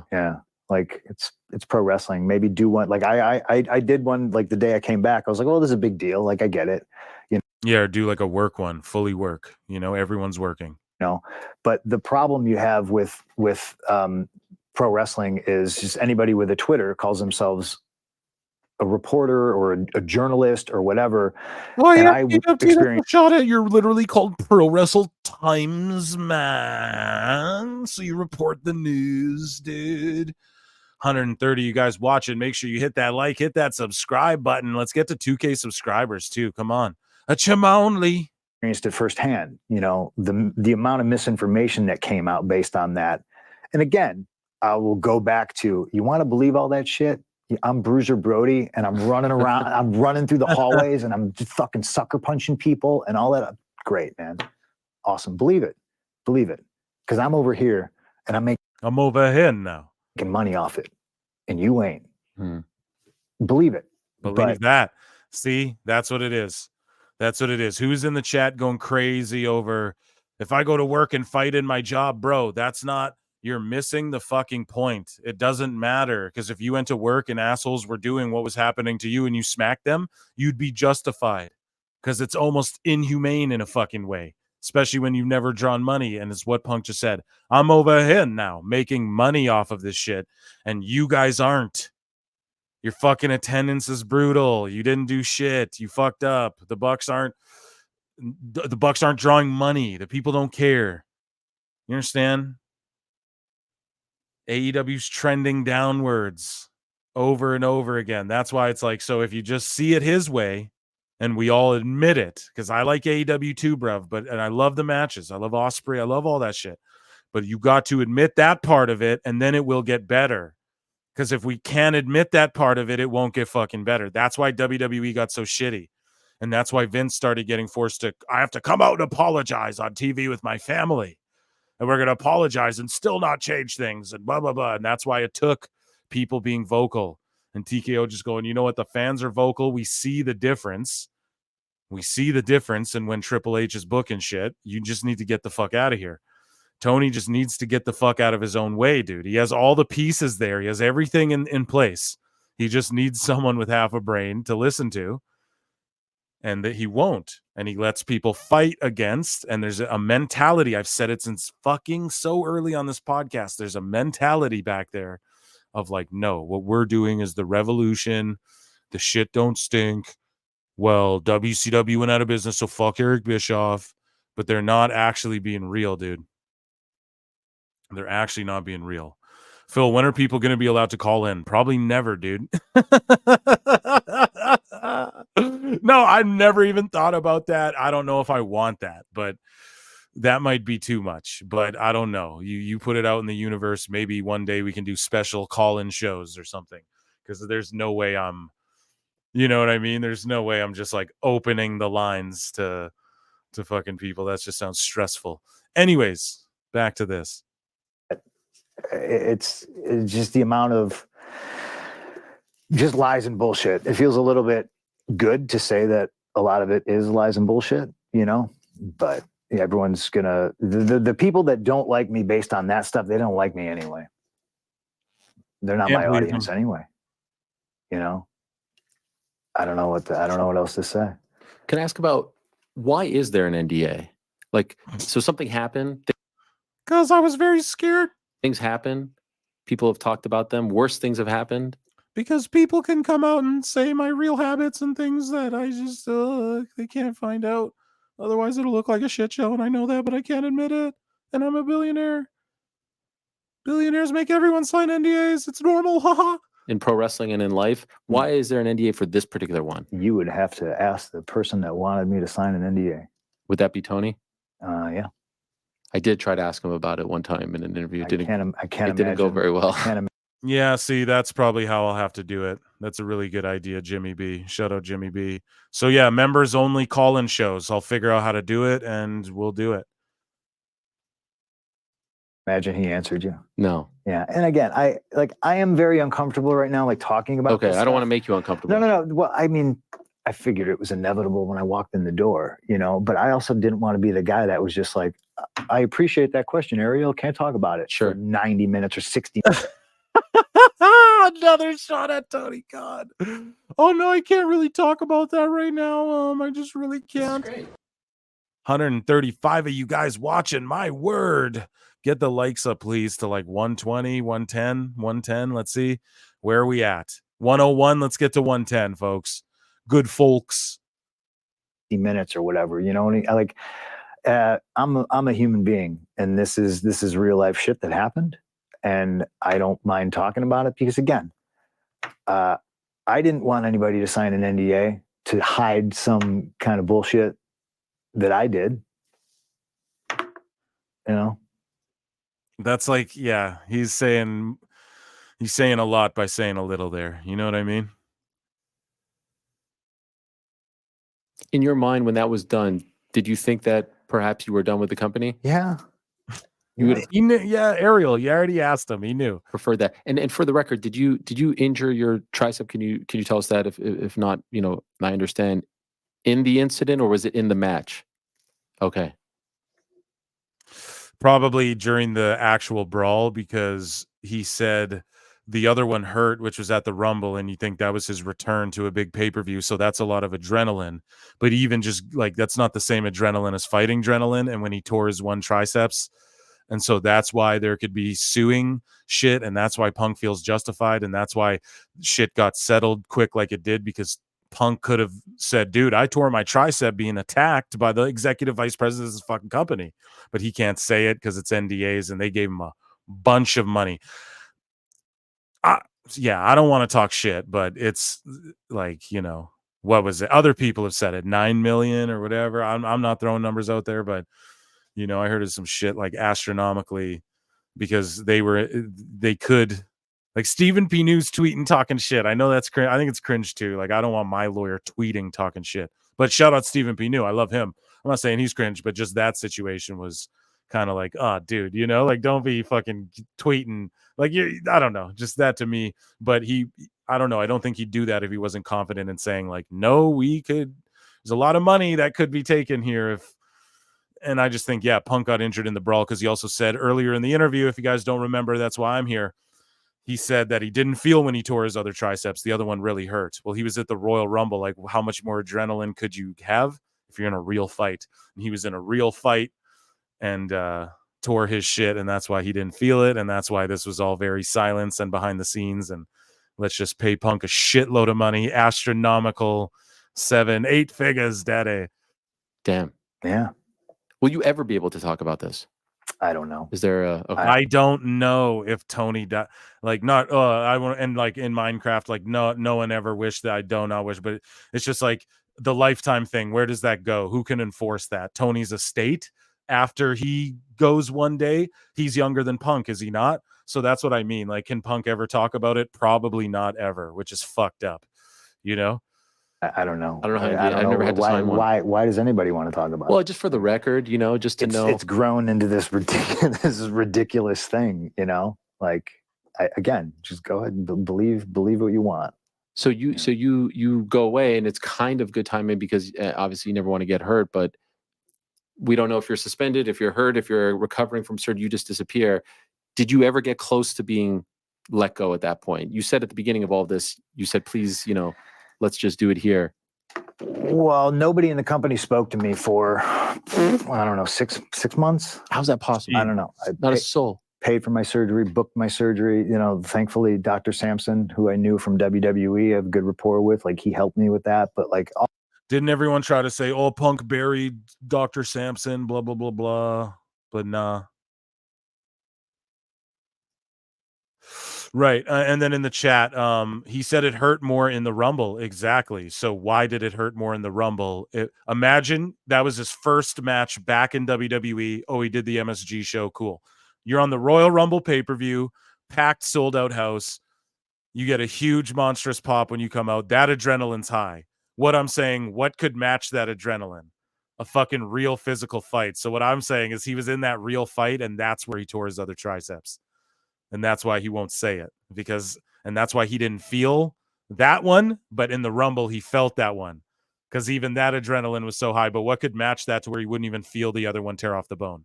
Well, it's because he was in a real fight biting Kenny Omega and shit. You know what I'm saying? So, yeah, no, we agree. I just think maybe I misspoke or you misunderstood what I said, brother. Let's keep it going. I was on my own and all that stuff. And, you know, if you think I deserve to be, you know, fired or treated like that, that's your opinion. It's none of my business what you think of me. Pete, Pete in the chat. Oh, 6 months. They really hated him. See, dude, you're just being fucking gross and weird. I just got to be honest, dude. That's gross and weird. Imagine you hurt yourself working somewhere they don't even check on you for 6 fucking months, bro.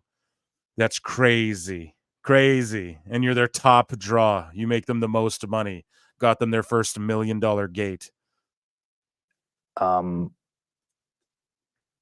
Like, you know, doing this one and the recovery for this one based on how the recovery went for that one, I'm just like, man, it's night and day. And it's almost the comparison between, you know, places where there's structure and there's protocols and there's professional people in charge of things. And I'm not having to research and find a PT spot. You know, I had no help, like nothing. And that's insane to me. Is that how they treat the Jaguars players? Hell no. Well, actually, I don't know. That one kid got Trevor Lawrence. Is that his name? Trevor Lawrence? I can't remember. But he didn't have a cart to take him off on an injury. And everyone was in the NFL was shitting on Tony Khan because of that, saying he tarps off the audience for NFL games too. So that to me, what solidified me just thinking like his hands are in too much, you know? I don't know, you know, but I don't think anybody should be treated like that. You're a professional athlete, you know, like I had no help. Nobody would speak to me. So ultimately, why did you come back? I got a lot of friends there, and even though I thought the separate show and separating everybody without, getting everybody in a room and squashing it was not going to work. Part of me was just like, well, he didn't say his friends didn't check on him, Pete, in the fucking chat. He said that the office didn't check on him. There's a fucking difference. Like, Tony Khan doesn't call you on the phone. What are you talking about? Vince calls people when their parents die and they don't even work for the goddamn company anymore. Not to say Vince is a good guy, but I'm just saying, like, it's just a level of business professionalism that Tony Khan lacks. That's what it fucking is. He just lacks like the authority. He doesn't clearly, because it's all the same shit. Even Big Swole said this shit. If CM Punk and Big Swole are saying the same shit, guys, there's gotta be smoke to the goddamn fire. Do you understand what I'm saying, dude? So it's just like, oh, he's a piece of shit clown. You would never call him a piece of shit clown to his face, A. And B, it's like, dude, how is any of this show him being a piece of shit clown? Like, that's, even what he's saying, he's not even undermining anyone. He called fucking Young Buck and Jack Perry goofs. Cool. He has the right to say, a lot of people call them goofs. A lot of people do. So that's not like new shit. Is everyone just piece of shit clowns, or, you know what I mean? It's crazy. But yeah, Pete's welcome to his opinion, but it's just, you seem very emotionally like, it's just like, chill, dude. No one else can talk about this. No one can talk about this. And you can't deny Perry just went home anyways. Like, was it worth it? Was it worth having Perry start a fight with people? He's not going to let me go. Like, I'm either going to be sitting at home, or I could try to do some good. And if I can get a crew of people on television and maybe do some fun shows, like, that sounded fun to me. Like, okay, preferably I would like to be out of here. And then I think everybody's happy, because I don't do this because I need to. I do it because I want to, and it's supposed to be fun, especially at this level, And could I ask, how much time did you have left on your deal? Like, was it something that you could have maybe dragged your feet and the clock was ticking, or was there a considerable amount of time? Yeah, maybe I'm the stupid Mark. Maybe I should have been like, oh, my arm's not healed. I'm Oh yeah, we're all Marks here. just going to sit at home, Was it almost done? My deal? I don't think so. Okay. I think I had like a year left. Oh. Could you tell though right away? I mean, he made his multi-million-dollar bed. Who made their bed? Jack Perry's in New Japan, and no one knows who the fuck he is anymore, dude. So, you know what I mean? Like, we all know Punk probably, like, okay, God damn it, he probably rubs people the wrong way. I'm sure, Pete, you're rubbing everyone the wrong way. If someone did this shit to you, though, I would probably have your back, bro. So you're just probably trolling at this point, but it's all cool. I actually like that you're in here, bro. You've brought a lot of interesting conversation into the chat, that's for sure. We can't just all be holding hands and agreeing, or else we don't get other perspectives. 130 watching, 106 likes. Let's get up to 110, but 106, I could kiss y'all on the mouth, like Punk would say. Mentioned the Jack, conversation, but could you tell right away that nothing much had changed? That it was like, was there a moment there where you're like, you know what, this could work? This is nice. No. He knew. He's like, I'm done, so. I knew. I was like, it's never going to work. And you can't. That's not the way you facilitate things. And I'll always go back to so many different stories in wrestling about people flying off the handle and socking each other and then going on to make money. And how many times does it happen on a basketball court? How many times? Like, it happened a couple of years ago in an NHL practice game. Like, the CM Punk watches PWT. Because that's exactly. I was like, dude, Draymond Green knocked out his fucking. He apparently just choked Steve Kerr or whatever. The St. Louis Blues started beating the shit out of each other. It's just like, I don't know. To me, Kenny Omega said it. He's like, dude, I grew up playing hockey. Like, fucking shit happens. That's life, and that's where I come from. And to other people, it's like the most outrageous thing in the world. I'm the devil. When you came back, you said that David Zaslav, the head of WBD, calls you One Bill Phil. Yeah. Yeah. And because you're the true, genuine article in this business, in a business full of counterfeit bucks. Was that you going off script? No, that's me. Because the thing, going back to the pipe bomb, a lot of things that people don't understand about what they think is it's a shoot promo. I never do anything that exposes the business. I know where the line is, and I know where to dip my toe over the line, right? It changed the landscape of WWE because the reason I said Paul Heyman's name and Brock Lesnar's name is because I was not supposed to, like persona non grata. Okay. Right? And to me, it's not that big of a deal mentioning these two guys' names. But to everybody, because everybody knew the rules and they knew the parameters and they knew that would specifically piss somebody off. Like I said it. So to me, I'm getting away with murder, but I haven't even like kicked the dog, you know? And everything I said was related to everything that was on television. Same with that line. True. Now, if you want to think that I was talking about somebody because I was talking about currency and bucks. Yep, them bucks.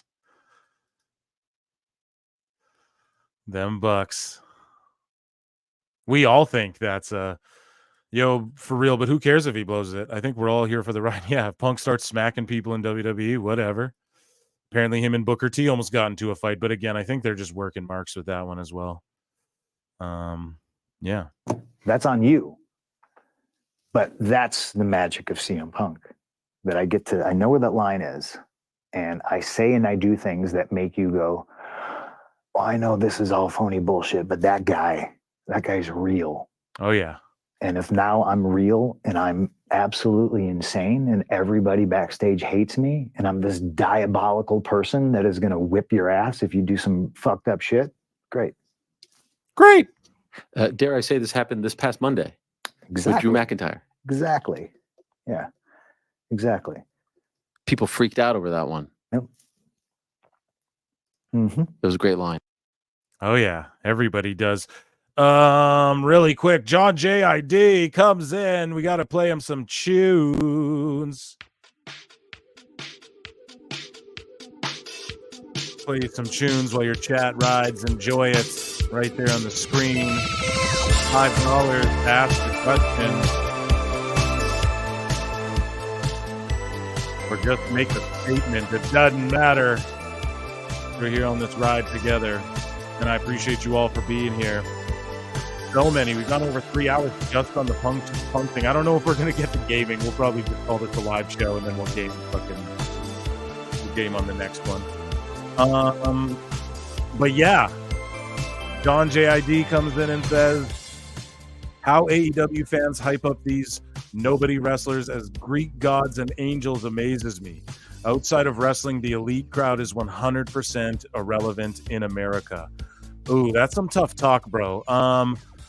I think Kenny Omega's more relevant than people give him credit for, but a lot of people be like, you're just an Omega dick rider, because I kind of am. But I can admit it. But some of them, yeah, like, I mean, for instance, they brought Mariah May in and they call her a generational talent. Well, and then now she's doing Toni Storm's WWE gimmick. That's her gimmick. So it's like, how is that showcasing that she's a generational talent? It's foolishness. And so I don't know either. I'm an AEW fan, but I know what you mean, John JID. Like the stands, how do they hype up like wrestlers nobody knows and then expect it to make a difference? Because it's a bubble. We all exist in bubbles, and the internet's allowed everybody's bubbles to collide.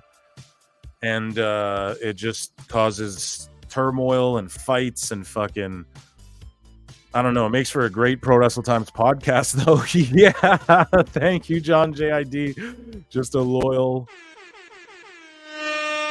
member and listener, and I appreciate you so much, John JID, for that.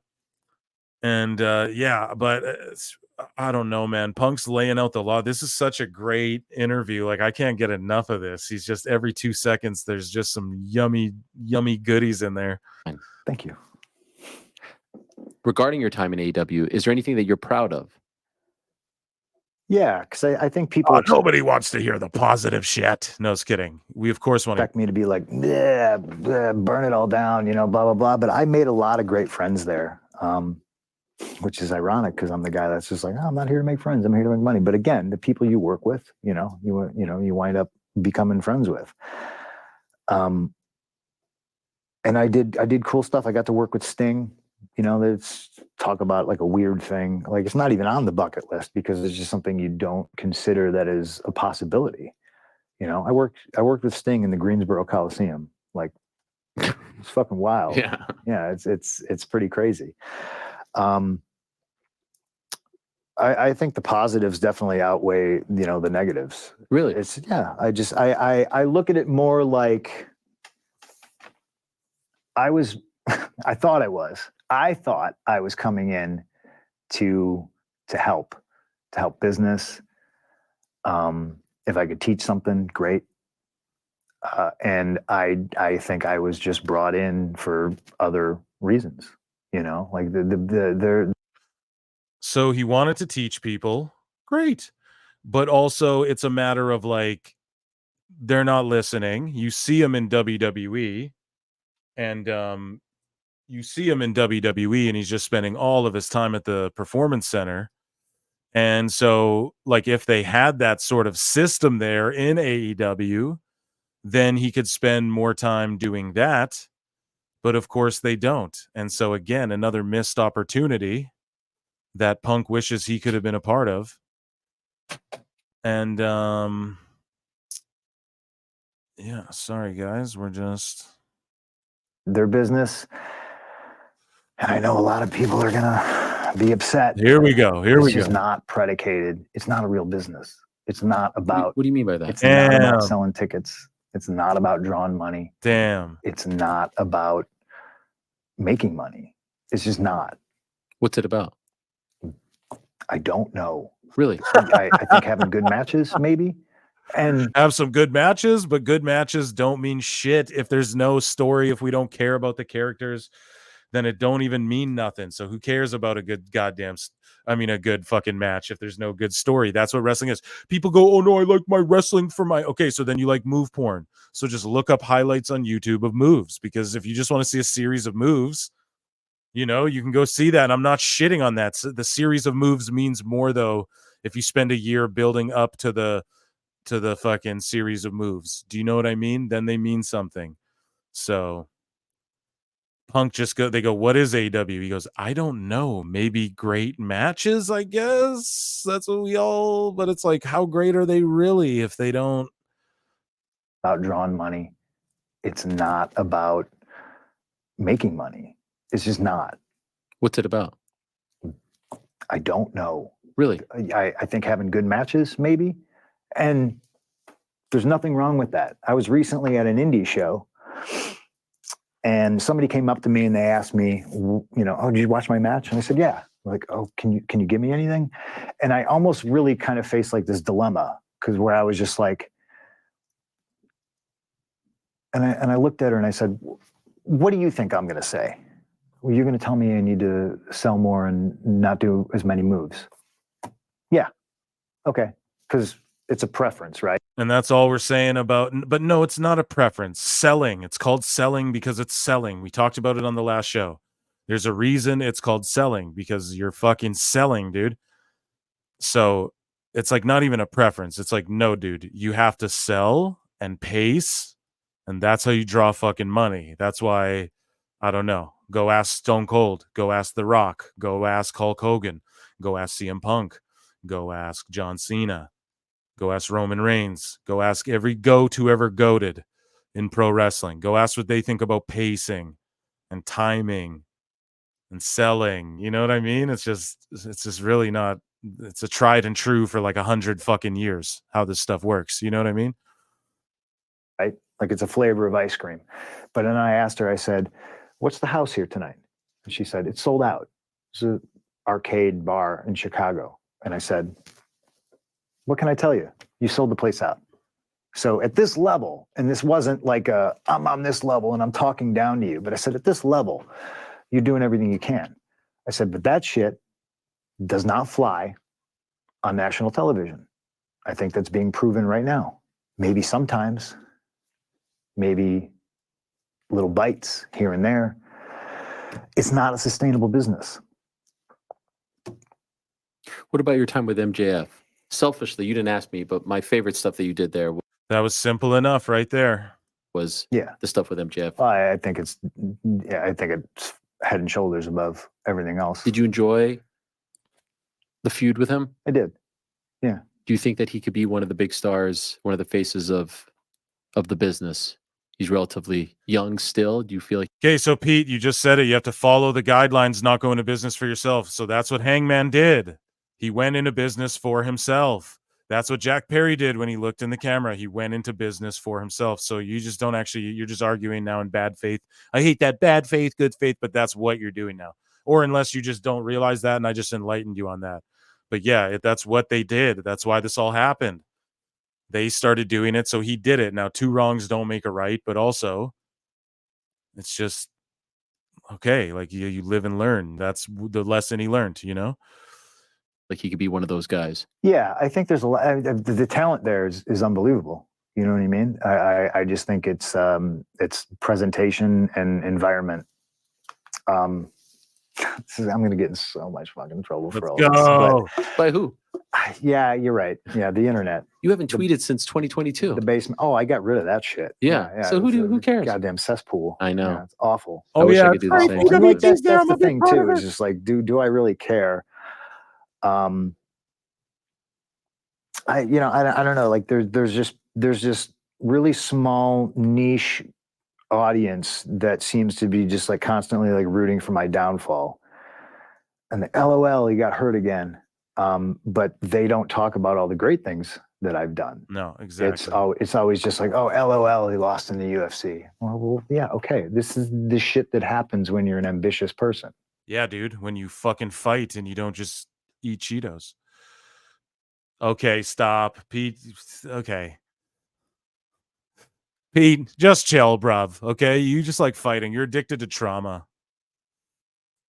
Here, I'm going to let this play while I whiz, so hopefully we don't get Don Stevens. I would much rather choke to death on greatness than, starve on mediocrity.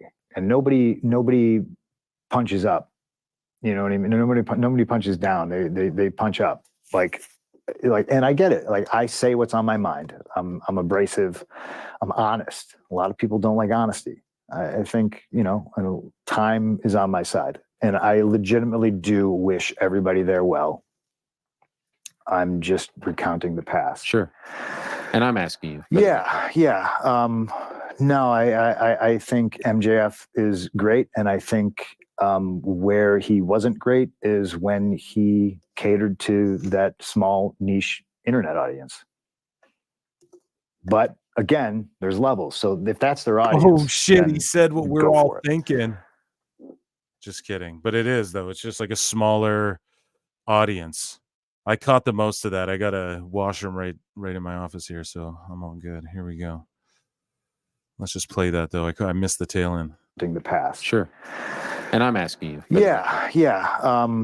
No, I think MJF is great, and I think where he wasn't great is when he catered to that small niche internet audience. Dude.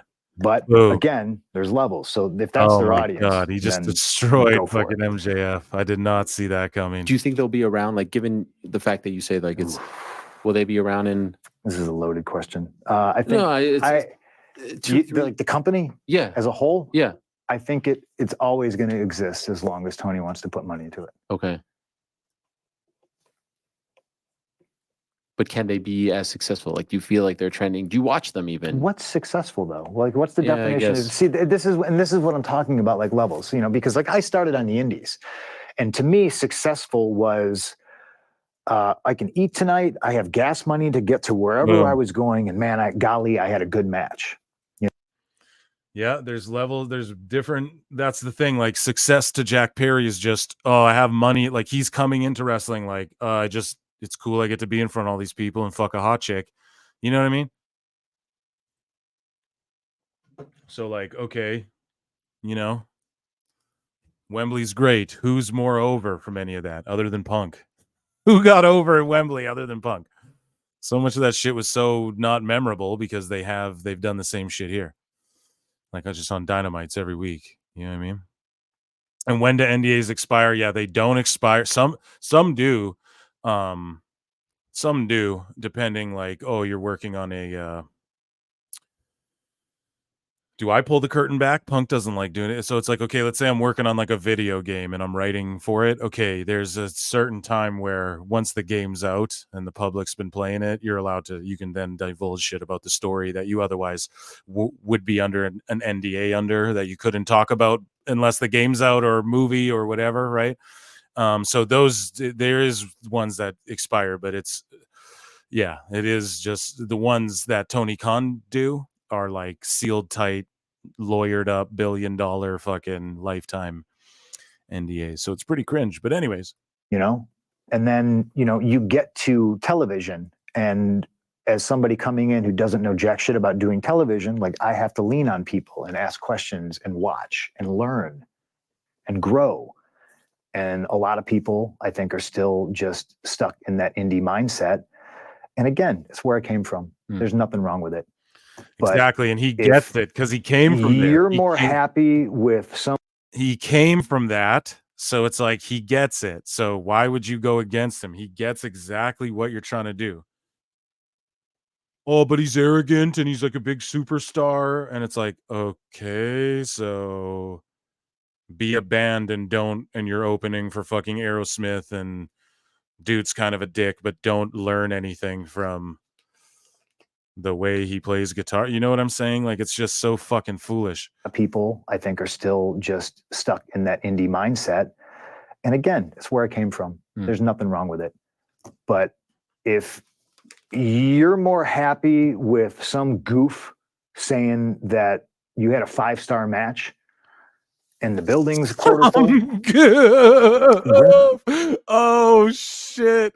We gotta play it. If you're more happy that some goof gave you a 5-star match. Oh my God.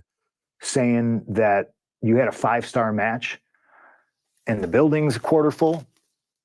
Hold on. We're not, because like I started on the indies, and to me, successful was I can eat tonight. I have gas money to get to wherever I was going, and man, I had a good match, And then you get to television, and as somebody coming in who doesn't know jack shit about doing television, like I have to lean on people and ask questions and watch and learn and grow. And a lot of people, I think, are still just stuck in that indie mindset. And again, it's where I came from. There's nothing wrong with it. But if you're more happy with some goof saying that you had a 5-star match and the building's quarter full, we're not in the same business. It's just that simple. It's just that simple right there. Oh, I grew up on Stone Cold. I grew up on Rey Mysterio. Go ask Rey Mysterio. Okay? If he agrees with Punk on this. The building's a quarter full and you're worried about, oh, but they had an athletic competition and he got dropped on his neck. And this guy flipped through glass and fucking, like, if that's what you're worried about, man, you're just in you're not in pro wrestling. You're worried about something different. Now, it doesn't mean those elements, like I tell everybody, the foundation of wrestling is selling, pacing, facials, psychology, garnering heat. Those things all matter. Yes, suicide dives and flips and stipulations and ladder spots and blood, those things are all great. They're great, but they are like the sprinkles on top of the ice cream. Like if you gave me a bowl of ice cream, right? The ice cream is the selling and the fucking facial and all those things I said before. That's the foundation. Now you want to give me a little chocolate syrup, a little sprinkles, delicious, great, but don't overdo it. don't give me strawberry syrup and chocolate and just mix all that shit up into a big bowl of sugary fucking nonsense garbage. Then it's not good. You just ruined that. I would have just rather had plain vanilla ice cream. And that's what they don't realize, you know. They're focused too much on the cherry sauce, and that's why you have Adam Copeland and Christian close out a Dynamite with a hardcore match, and then you fucking have the first ever live Rampage in the 3rd hour right after Dynamite, and maybe this could mean Dynamite could get a 3rd hour, and no, we're going to close it with Willow and Statlander having a hardcore match after Christian just had a hardcore match. Like, it's just the little things like that, you know? So speaking of that, when you came back in August of 2021, you said when you left Ring of Honor, you left pro wrestling in 2005, and now you were coming back to pro wrestling. Yeah. Obviously, the whole chunk in WWE you were kind of excluding. Yeah. Do you regret saying that? I don't regret saying that. I think I was catering. I was probably maybe leaning a little bit too much towards that niche audience, you know, because they're like, yeah. At least he admits it, but also there's nothing wrong with him doing that. Like, there's nothing wrong with, bro, like I said, I'm a fan of the Bucks and shit, but if they it's just that if they had solid tag matches on TV and then they did the same, because when you watch a Bucks match, it's like watching Cena, same old shit. Remember people would chant that at Cena because he had the 5 moves of doom. That's like the Bucks. They have like 5 of those flip attacks they do the same every match. If they just like had a regular tag match and then did that shit on the pay-per-view or at like big matches, you know, it would mean something when they did it. But instead, no. Not to bring it to the Bucks, but you know, I was sold on AEW being very much an alternative to what WWE was, and you know, like that's the biggest shame to me is like this is the last chance.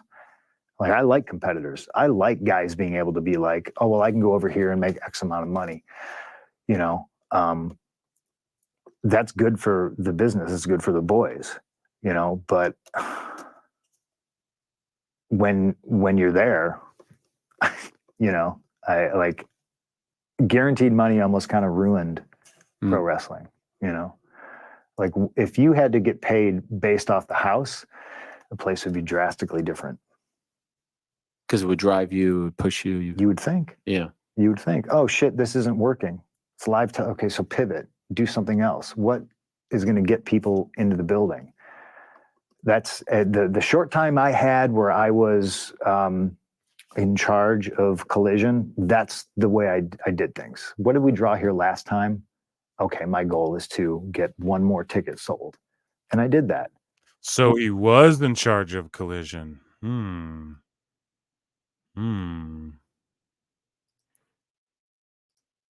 What were the ratings last time? Okay, we're going to, you know, and you work incrementally.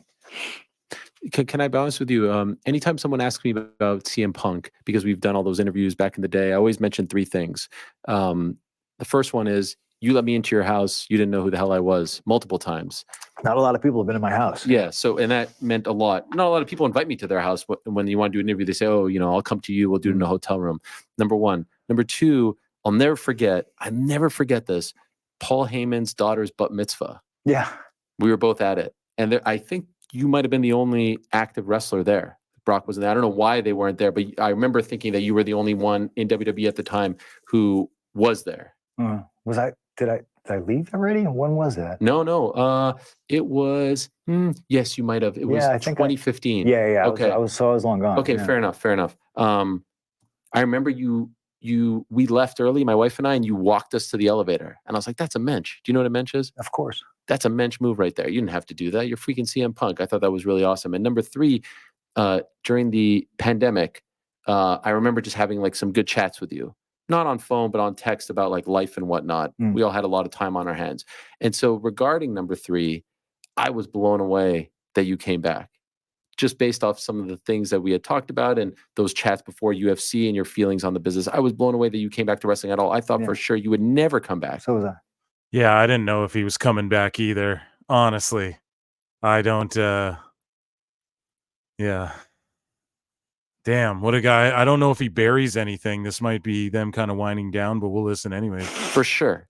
Do you regret coming back?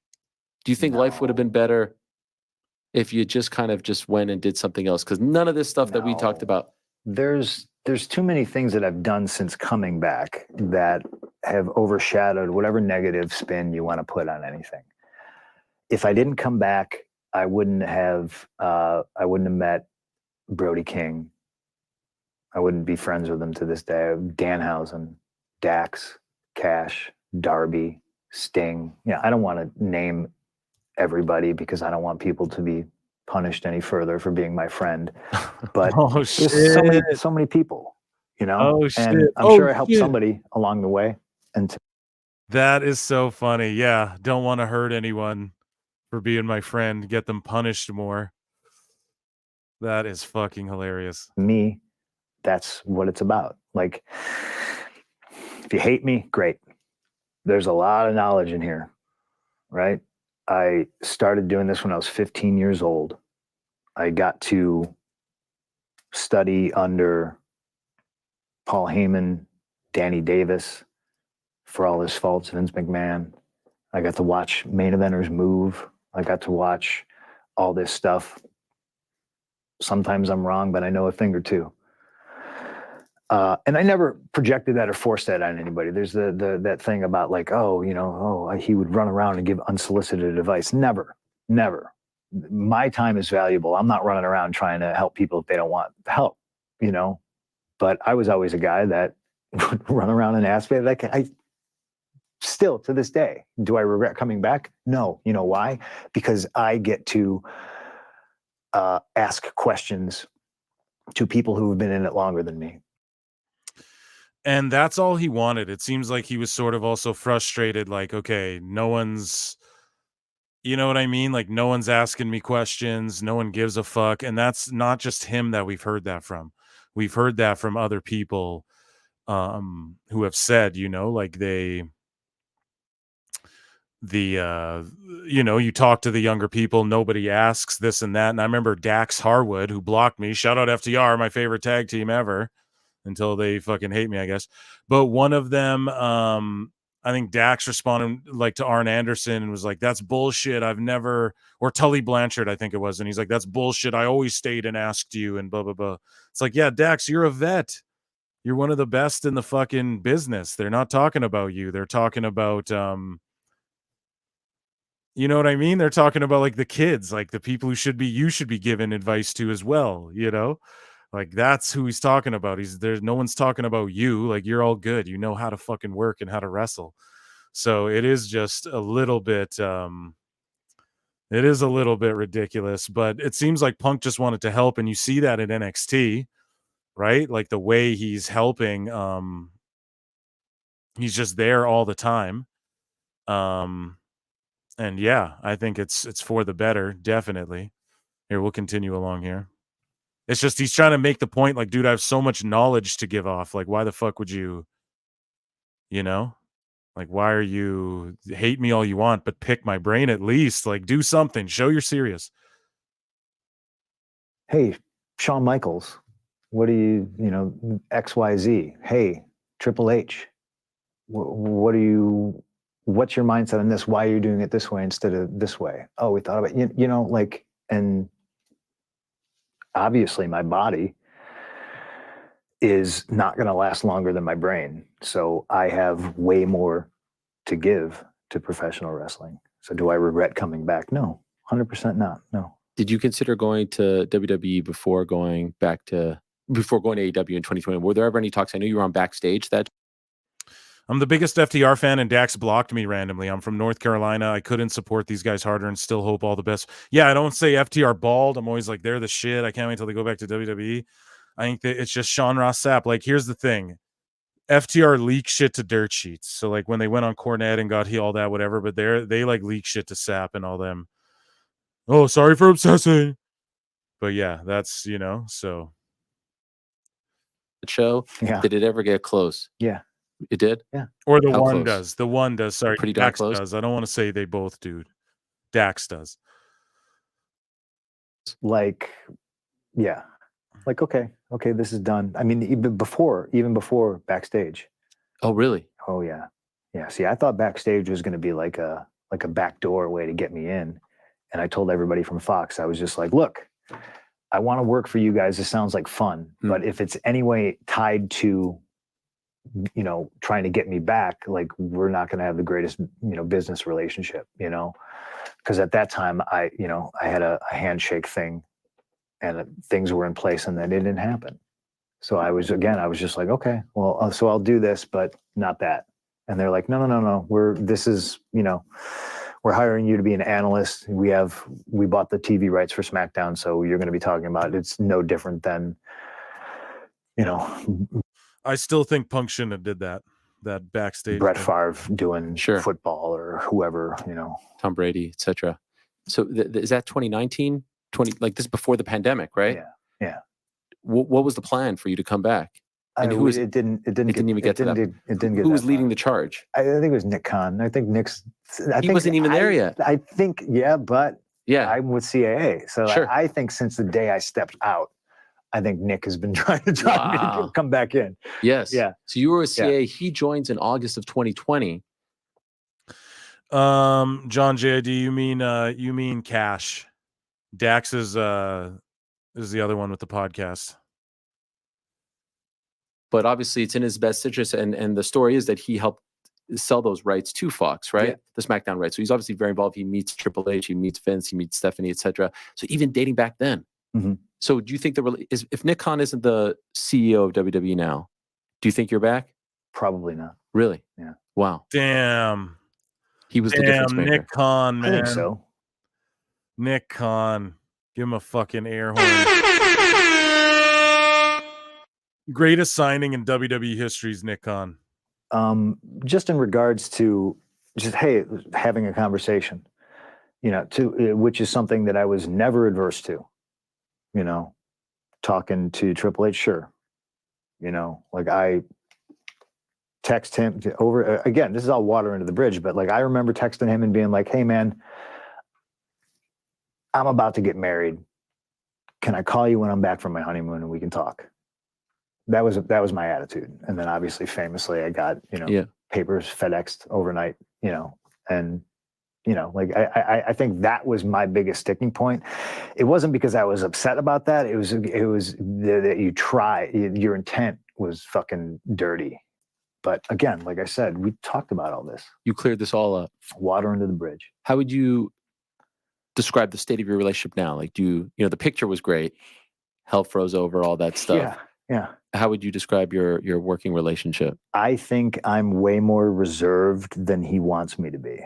I think I'm still kind of like, okay, I'm, you know, like I don't want to rock the boat and I'm not trying to do this. And I, you know, but we've had some great conversations and, you know.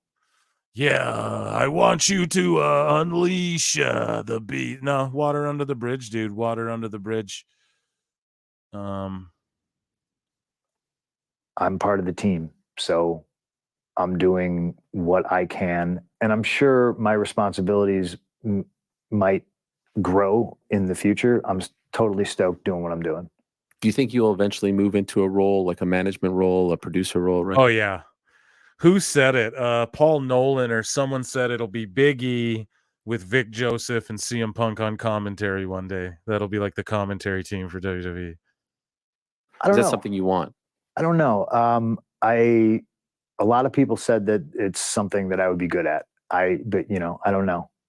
I think regardless of what my triceps want to tell the world, I think I still have a lot to offer in ring. And maybe that's just the crazy, you know, athlete holding on too long in my head. But like, I look at it like I'm the same age Terry Funk was when he did Roadhouse. So Roadhouse. Go check out the new one. Got some time. Was there any part of you, and we're rounding the movie that is third here again? I feel like I'm. This thing is like I feel bad for you just having to fix that thing because it seems quite all right. All right. I think he's a lot healthier than he leads on. Who knows? All right, great. We have another 3 hours. It's fantastic. It's fine. Maybe by the third hour, people would be less upset about what I said in hour number one. I don't think you said anything that would make people that upset. I'm being honest, it is what it is. What it is, man. He didn't say anything too egregious. Just kidding. He's calling Meltzer and everyone goofs and shit. It's fucking hilarious. Way too much. So there's that small niche audience that is more consumed about what's going on in my life and what's going on with theirs and like this backstage stuff and all that stuff. I'm just glad to be out. They obviously didn't want me there.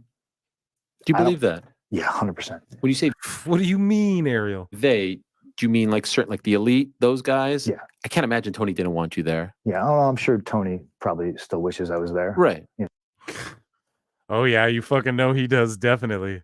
know? So you mean like certain guys in the back? Yeah. But that's like 4 or 5 guys. Right.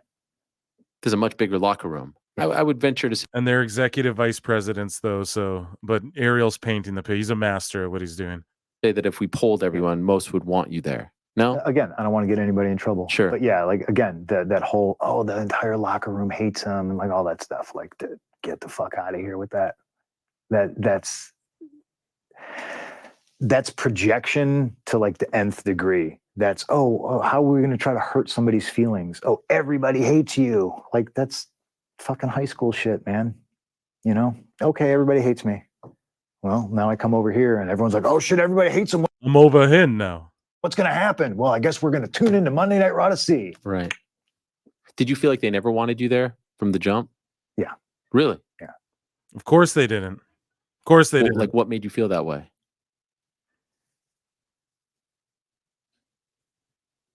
Let's go. More juice right Just at the end of the interview. I interactions. didn't expect. I'm so glad. Just the way, like just the way things are handled. Like, Conversely, when you came back to WWE, were you nervous about any particular relationship, No. interaction, but now have been pleasantly surprised that it's all good? I was excited. Yeah. You know what No, Yeah. Just like thinking like, man, I wonder what it's going to... The reason I asked this is just today, great clip came out, you and Randy Orton, right? Heartwarming stuff. Let's go lead the locker room. The watch along? Yeah, yeah, yeah. Let's go lead the locker room. No, it's Some cool. people mad. Yeah, no, I thought Yeah. it was great for longtime fans to see you guys like that. Yeah, man. That shit's awesome. WWE's making so much good content too. And that speed thing is today on Twitter. So I'm going to check that out. I think it starts today. And then I'm going to check out Raw as well. And yeah, guys, we're not going to game tonight. If you notice, I changed the title and all that, but we'll do that. Like if I have time tomorrow or maybe Wednesday, fuck it. We'll I don't know. I'm just going to start live streaming more, like hanging out with you cats. You know what I mean? And so I'm not this is why I'm thinking of it, but was there, man, I maybe said some stuff or I heard he felt this way or whatever, and then you needed to patch it up. So when I left, I very much did stop talking to a lot of people because I was immediately like embroiled in this like lawsuit. Right. And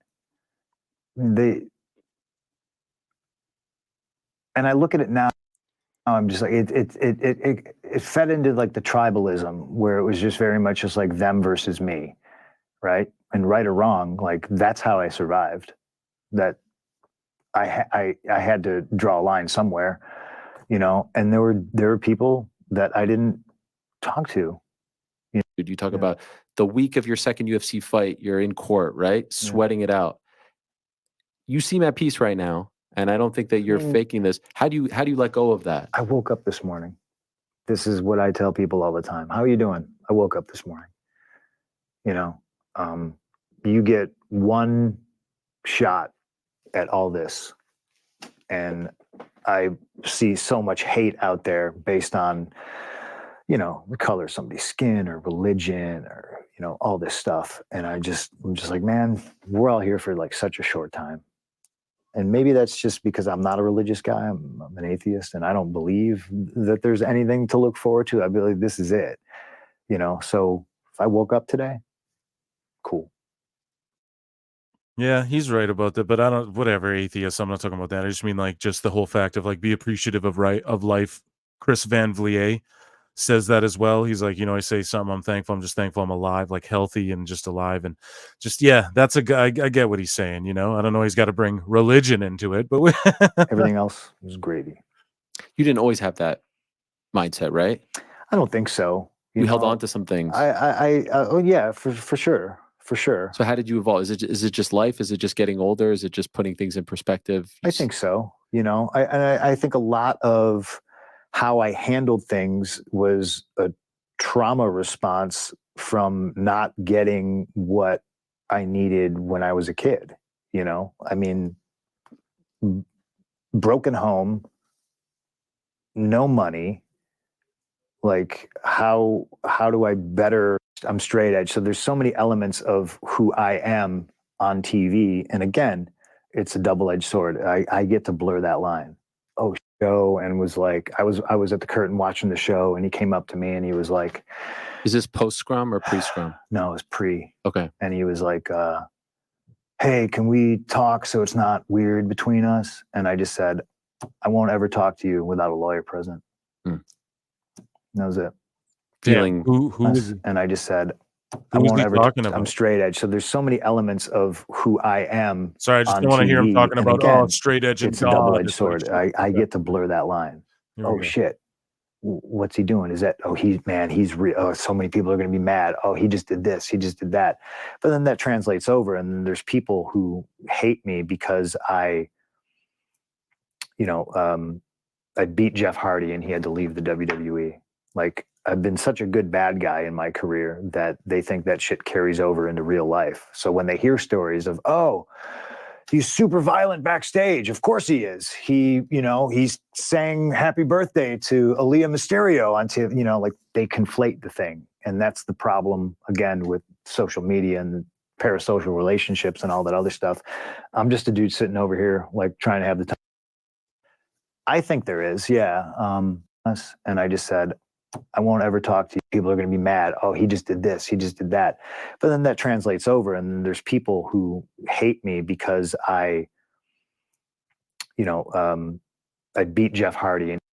And I just said, I won't ever. Keep missing like, it. Guys. I'm I've been sorry. such a good bad guy in my career Gotta just that leave they it. think that shit Boxing. carries over into real life. So when they hear stories of, oh, he's super violent backstage. Of course he is. He's saying happy birthday to Aaliyah Mysterio onto, like, they conflate the thing. And that's the problem, again, with social media and parasocial relationships and all that other stuff. I'm just a dude sitting over here, like, trying to have the time of my life. Hmm. That's it. Do you think the hatchet could ever be buried with Colt Cabana? Okay, Probably Colt. not. Has it ever been attempted on his side or your side? No, he came up to me one time at a show and was like, I was at the curtain watching the show, and he came up to me and he was like, Is this post scrum or pre scrum? no, it was pre. Okay. And he was like, hey, can we talk so it's not weird between us? And I just said, I won't ever talk to you without a lawyer present. Hmm. And that was it. Feeling same. What's that? The feeling is still the same. Yeah. Yeah.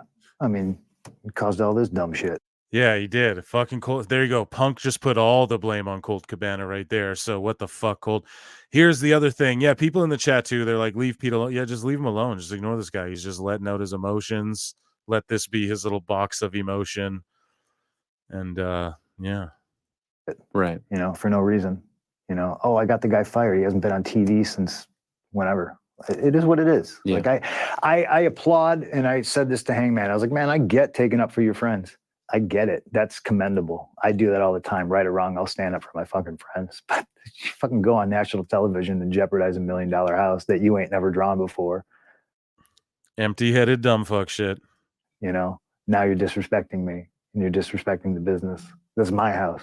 I drew that, not you. And that's egos is what it is. What if you saw Tony? What do you think of that? Hey, Tony, how's things? Will your wife Oh, they're great. Everything's great. ever return to TV? Probably not. Is that her? I'm sure there's a open door, right? I think there is. Yeah. Selfishly, I would love it, but I'm her biggest fan. So I love everything she does. So what is it? Can I ask what is? Obviously, it's a question for her, but I think a lot of people would love that, right? You gave her a shout out, maybe in your first promo back. I think I've talked about her a lot. Yeah, he brings her up a lot. There's all the rumors she's gonna come back. Yeah. So some people going back to the little clues think that you're foreshadowing something. Maybe I am. Okay, I don't know. Again, there's that line. Yeah, I got you. I know how to do things. Is she doing well? I mean, think about the pipe bomb. All those guys I mentioned. Yeah. All of a sudden, we're on TV like within weeks. TBD. As far as WrestleMania is concerned, you're doing commentary for just that one match, or is it for a portion of the card?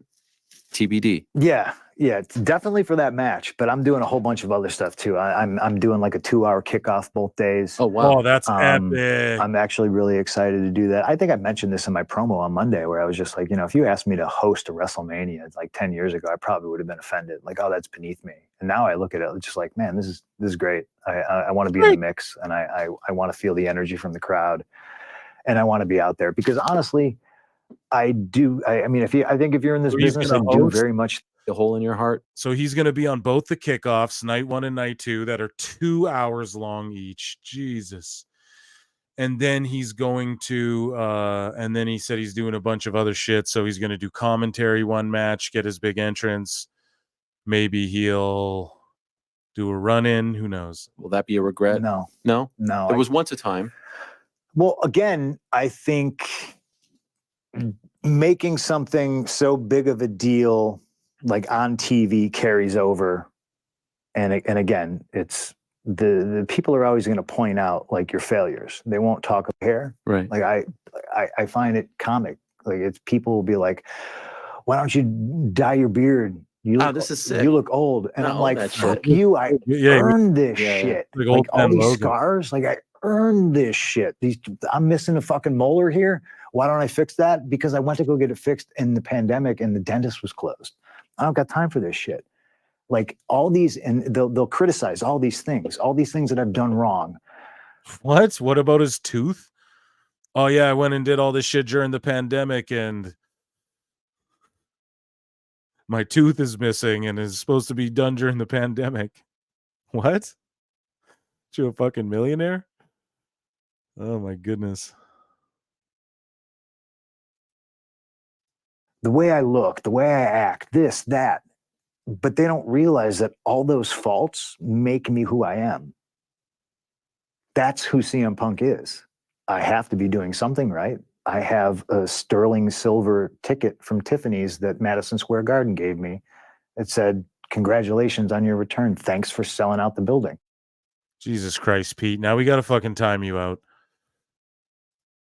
You're in timeout. Like the little boy you are, because that's crazy. You can't be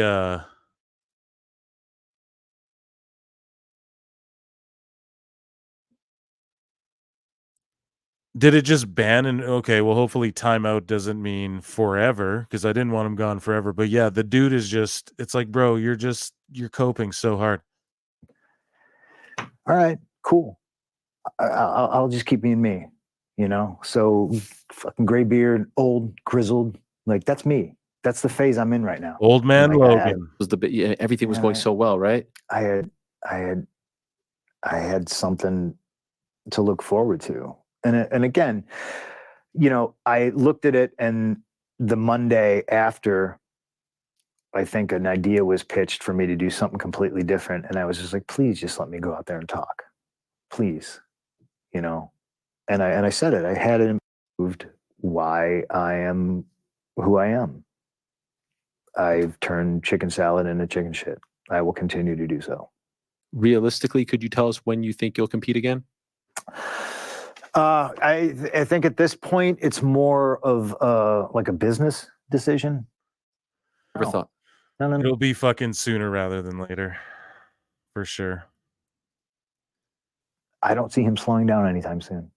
The most poignant thing that I think you said was like that you're not upset about not being able to compete. Like you just are going to miss. Sorry guys, yeah, you miss roasting Pete. I didn't mean to completely ban him. I clicked timeout, but then it's telling me Pete was banned and their comments were removed. Well, I didn't mean to do all that. I meant to just do a timeout, which is what I thought I clicked. Maybe I botched, but like it was just how many CM Punk wangs would you suck? It's just like, dude, shut the fuck up. Like, why? He's been in there crying all night. There's 130 people trying to chill. You're just crying, like environment. And this was just a few months after, like in that video blog I'm referencing again, you were very sad, and you said you really loved going to work again. Yeah. You really missed it. In a million years, did you ever think that you would find this happiness again? No. You never thought. No. Because it's not like I was doom and gloom. Like, oh, I wish I never considered it. And I'm not saying I even enjoyed it back when I was in the thick of it, because I was just so possessed possessed about like what am I doing on TV? You got to protect this character. What am I doing next? What's going on next year? Like I was just so consumed with it, and now I feel like I'm more, instead of causing the wave, I feel like I'm more just kind of like riding the wave. Kinds of shit on the internet. But when it comes to like AEW and all that, I genuinely don't regret my time there. I'm just brutally honest about some things. Good. And you ask questions, and you're a real journalist, so gleefully go ahead and answer it. Dave Meltzer.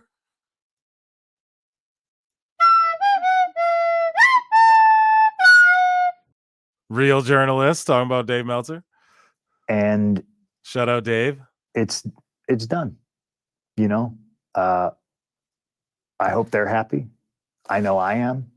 And I would like to kind of leave it at that. I understand fans and the tribalism, because I'm a Blackhawks fan. I'm a Chicago Cubs fan. So I will always troll and needle White Sox fans or Blues fans or Predators fans, Let's go. But some of the shit fan. was just so outlandish, talking about, like my dog and all this awful stuff. Like, fucking Dave, you dummy. What did you say about your dog? I think it might be covered in the NDA. I don't know. Oh, damn. Oh my God. If it really is, bro, the dog is a part of the NDA. Dog too. Oh, the dog was a part of the. Okay, Yeah. He was there. Golly, Larry had your back though. Boy. Fuck, man. Larry's under NDA. Fucking Tony Khan. Boy, did he. Always. How old is Larry now, by the way? I don't know. We rescued Larry. It was every bit of 10 years ago. Or no, because so I got a 10-year wedding anniversary coming up in Congratulations. Thank you very much. Yeah. Maybe the secret to the success of the marriage is not being in the business. Show, I don't know. I took it as such. I know you're a longtime fan of his. That's the depressing thing for me, is because I was on like Patrick Waugh speed run. Like, fuck you, I quit. Yeah. You know what I mean? You were, yeah. You know what I mean? Goes to the abs, wins a cup. I know. That was me. I did that.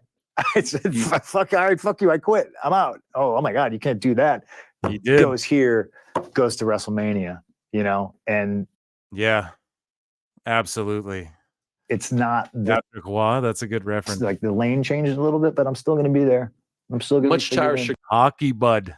Grin, he never came back to the Canadians. You did come back. Curse of St. Patrick is alive. Yes. A Canadian hockey team will never win the Stanley Cup. Wow. Again. Because oh yeah, bud. Except for that's fucked what he just said. Of that. Wow. Yeah. Left him in goal. Yeah. I forget what it was like. And now I have to be like, of making fun of Maple Leafs fans. So who doesn't? Me too. Distressed. Yeah. I'm distressed. So again, talking all those sports things, like I get it. There's people who are ride or die AEW, changed their lives, like, brought their passion back to pro wrestling. I hear that all the time about me too. Oh, you brought me back. This great. It's great. They're the same people that bark like, oh, just everybody enjoy wrestling. Well, okay, then let's just call a truce. Like, it's just. Yeah, man, for real. You go ahead and you believe I'm this big evil man and I do all these awful, horrible things that people have made up and reported. Just leave me the fuck alone. Dave? Last one and most important one. Yeah. Now that WWE and UFC are under the same umbrella, third fight in the octagon? What are we thinking? No? I asked my wife the other day, because I said something. I was just like, yeah, what was I, like 35 when I fought? And she was just like, oh no, you were like 36 or 37. And I just oh my God. Just went, what the fuck was I thinking? Dude, for real. What the fuck was he thinking? I mean, it was valiant. And that walkout in Chicago was tremendous. The walkout in Punk was awesome in the UFC for the time he was there. He brought a lot of eyeballs. He was a joke as far as but it's just, what was he thinking? You can't just fight at 36 in the middle of a lawsuit. Like, it's crazy. Cleveland was tremendous too. I'm glad I did it. Yeah. No regrets about that, right? Zero regrets. I shouldn't have fought in Chicago because that was like the worst 2 weeks of my life, like easily the worst 2 weeks of my life. Because of the court case and all that. I couldn't cut weight properly. Right. I still made weight. Like, I'm proud of myself for that. But yeah, I'm an ambitious. And you guys don't even, he fought at 170. I bet he walks around at probably 200, closer to that. And it's just, he never really did that before. I'm not making excuses. I knew he was going to get smoked, especially against Mickey Gall. But yeah, it's he's no Brock Lesnar, so This guy, And that was 170, right? yeah. And you're like, what are you right now? Right now, Yeah. I'm every bit of 215 pounds. That's wild. Yeah. Yeah, like your face was really. Oh, I saw the interview with, I was just like, ooh, yeah, gaunt. But my mind was, okay, I can fight at 170 because the dude's at 185. We're like Right. fucking beasts, you know? But I get it. Like it's easy to LOL, make fun of me. You know what I mean? Like, and some people look at that and be like, oh, that's embarrassing. Like I made the weight.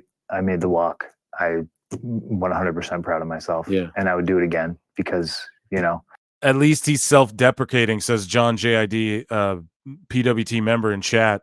Thank you to all the members and everyone else, of course. But yeah, John JID, you're absolutely right. He is self-deprecating, and that's key. That's called humble pie, humbleness. That was me at my absolute worst, you know, and I did it. It is. And went the distance too. Yeah. It wasn't like you tapped out in the first minute. Yeah. I'm tenacious. I'm tough if I'm not, you know, anything. If you want to call me a loser, that's cool. But, you know, I was stoked I got that opportunity and I was stoked I did it. Well, I would wish you good luck this weekend. But as I learned the first time we spoke, luck is in fact for losers. Yes. This was great, man. I really appreciate it. I know you could have probably talked to a million different people on a million different platforms. I'm still not quite sure why you came to us, but I really do appreciate it. I don't do media anymore because I have a very contentious relationship. Like I have very negative towards a lot of people who have reported some bullshit. Oh, fuck boys. Yeah, of course I've seen Trailer Park Boys. Are you fucking kidding me, dude? Of course. That shit is like gospel in Canada. Thanks for the comment. About me. And I just think it's wildly irresponsible, you know, and sorry, more Dave, you know, but I get it. Like it's easy to LOL, make fun of me. You know what I mean? Like, and some people look at that and be like, oh, that's embarrassing. Like I made the weight. I made the walk. I 100% proud of myself. Yeah. And I would do it again because, you know, that was me at my absolute worst, you know, and I did it. It is. And went the distance too. It wasn't like you tapped out in the first minute. Bring up Dave again. Bullshit I'm reporter. Tenacious. I'm tough if I'm not, you know, anything. If you want to call me a loser, that's cool. But, you know, I was stoked I got that opportunity and I was stoked I did it. Well, I would wish you good luck this weekend. But as I learned the first time we spoke, luck is in fact for losers. Yes. This was great, man. I really appreciate it. I know you could have probably talked to a million different people on a million different platforms. I'm still not quite sure why you came to us, but I really appreciate it. I don't do media anymore because I have a very contentious relationship. Like I have very negative towards a lot of people who have reported some bullshit about me, and I just think it's wildly irresponsible. You know, but at the end of the day, it's just like, okay, somebody on the internet who I don't know doesn't. Could you imagine hating my guts? No. And me not even knowing who the fuck you are. Oh, that too. Like, I just bam. But the last part, Pete. Pete. Period. But yes, of course. Like I get it. Pete in chat talking to you. You know, I like me. Well done. Welcome back. Speedy recovery.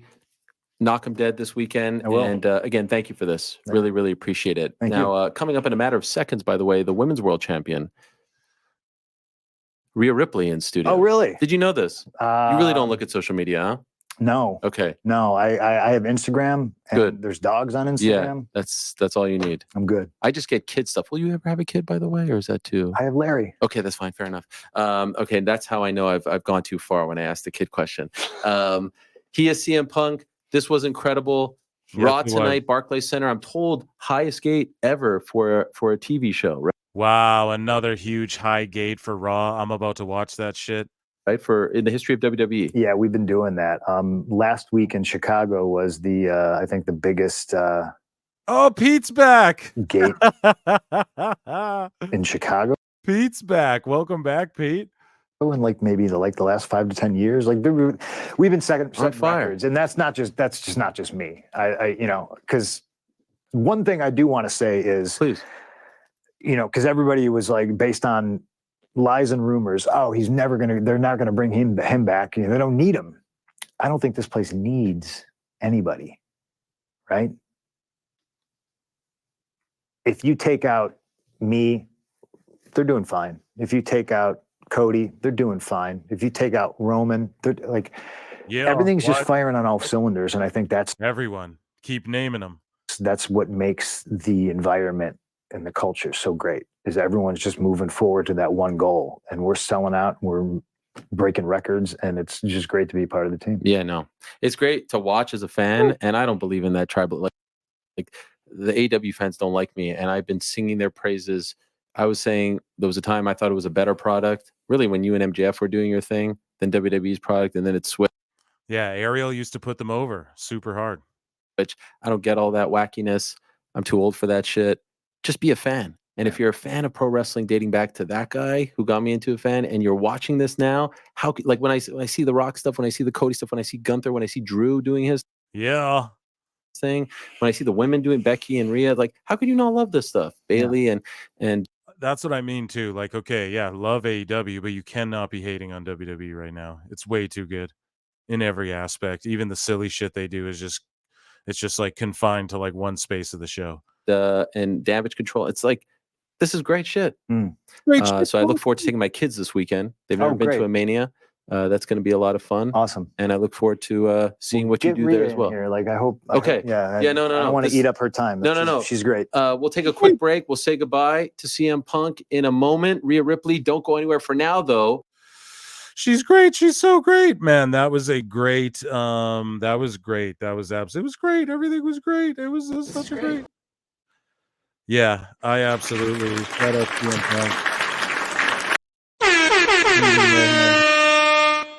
And shout out to PWT listeners. We had a shitload of you in here tonight. I appreciate you all so much for rocking with us, for rocking with me. It was a solo show. I went way longer than I thought. We didn't even get to I'm seeing the chat, J-Rock baby, 2 turntables and a microphone. Yeah, dude. We didn't even get to gaming, so I changed it. It's just live show 5. Another live show Saturday, don't worry. After WrestleMania Night 1, we'll do a shorter one. After WrestleMania Night 2, on Sunday, we'll do another shorter one. We just did 4 hours tonight. I didn't even think we would. And we didn't even game. We'll game next time for sure. Maybe tomorrow, maybe Tuesday, something like that. I don't know. I'm going to watch Raw at Pro Wrestle Times everywhere on social media. At Pro Wrestle Times is the channel where this replay will be uploaded and where the PWT podcast gets uploaded. You guys already know that. And at Pro Wrestle Clips, we're at almost 2K subscribers. Keep becoming members. Keep subscribing, please. I appreciate it. Tomorrow's Tuesday, dude. Yeah, great. I don't know whatever I said. Sorry, I'm doing the outro here. Fuck it, we'll do it live. But no, I appreciate you all so much. And yeah, we'll game tomorrow. Yeah, Tuesday, I don't fucking know. Saturday, there's going to be another live show. Sunday, another live show. We're just going live. Maybe we'll go live tomorrow. Maybe we'll go live the next day. I don't give a damn. Oh yeah, Tuesday is the Toontown probably, so we won't go tomorrow unless it's after Marv's show and I'm feeling froggy. And maybe I'll pop into there. So keep your eyes peeled on that. And I just appreciate you all so much. Thank you so much. I have been Phil Marks. You have been the best Stop Pod PWT listeners ever. Shout out Ariel Helwani. Please don't pull us down. Shout him out. If he does pull us down, we'll just upload it all to Patreon or some shit. Shout out Ariel Helwani in the MMA Hour. Appreciate you all so much. Godspeed.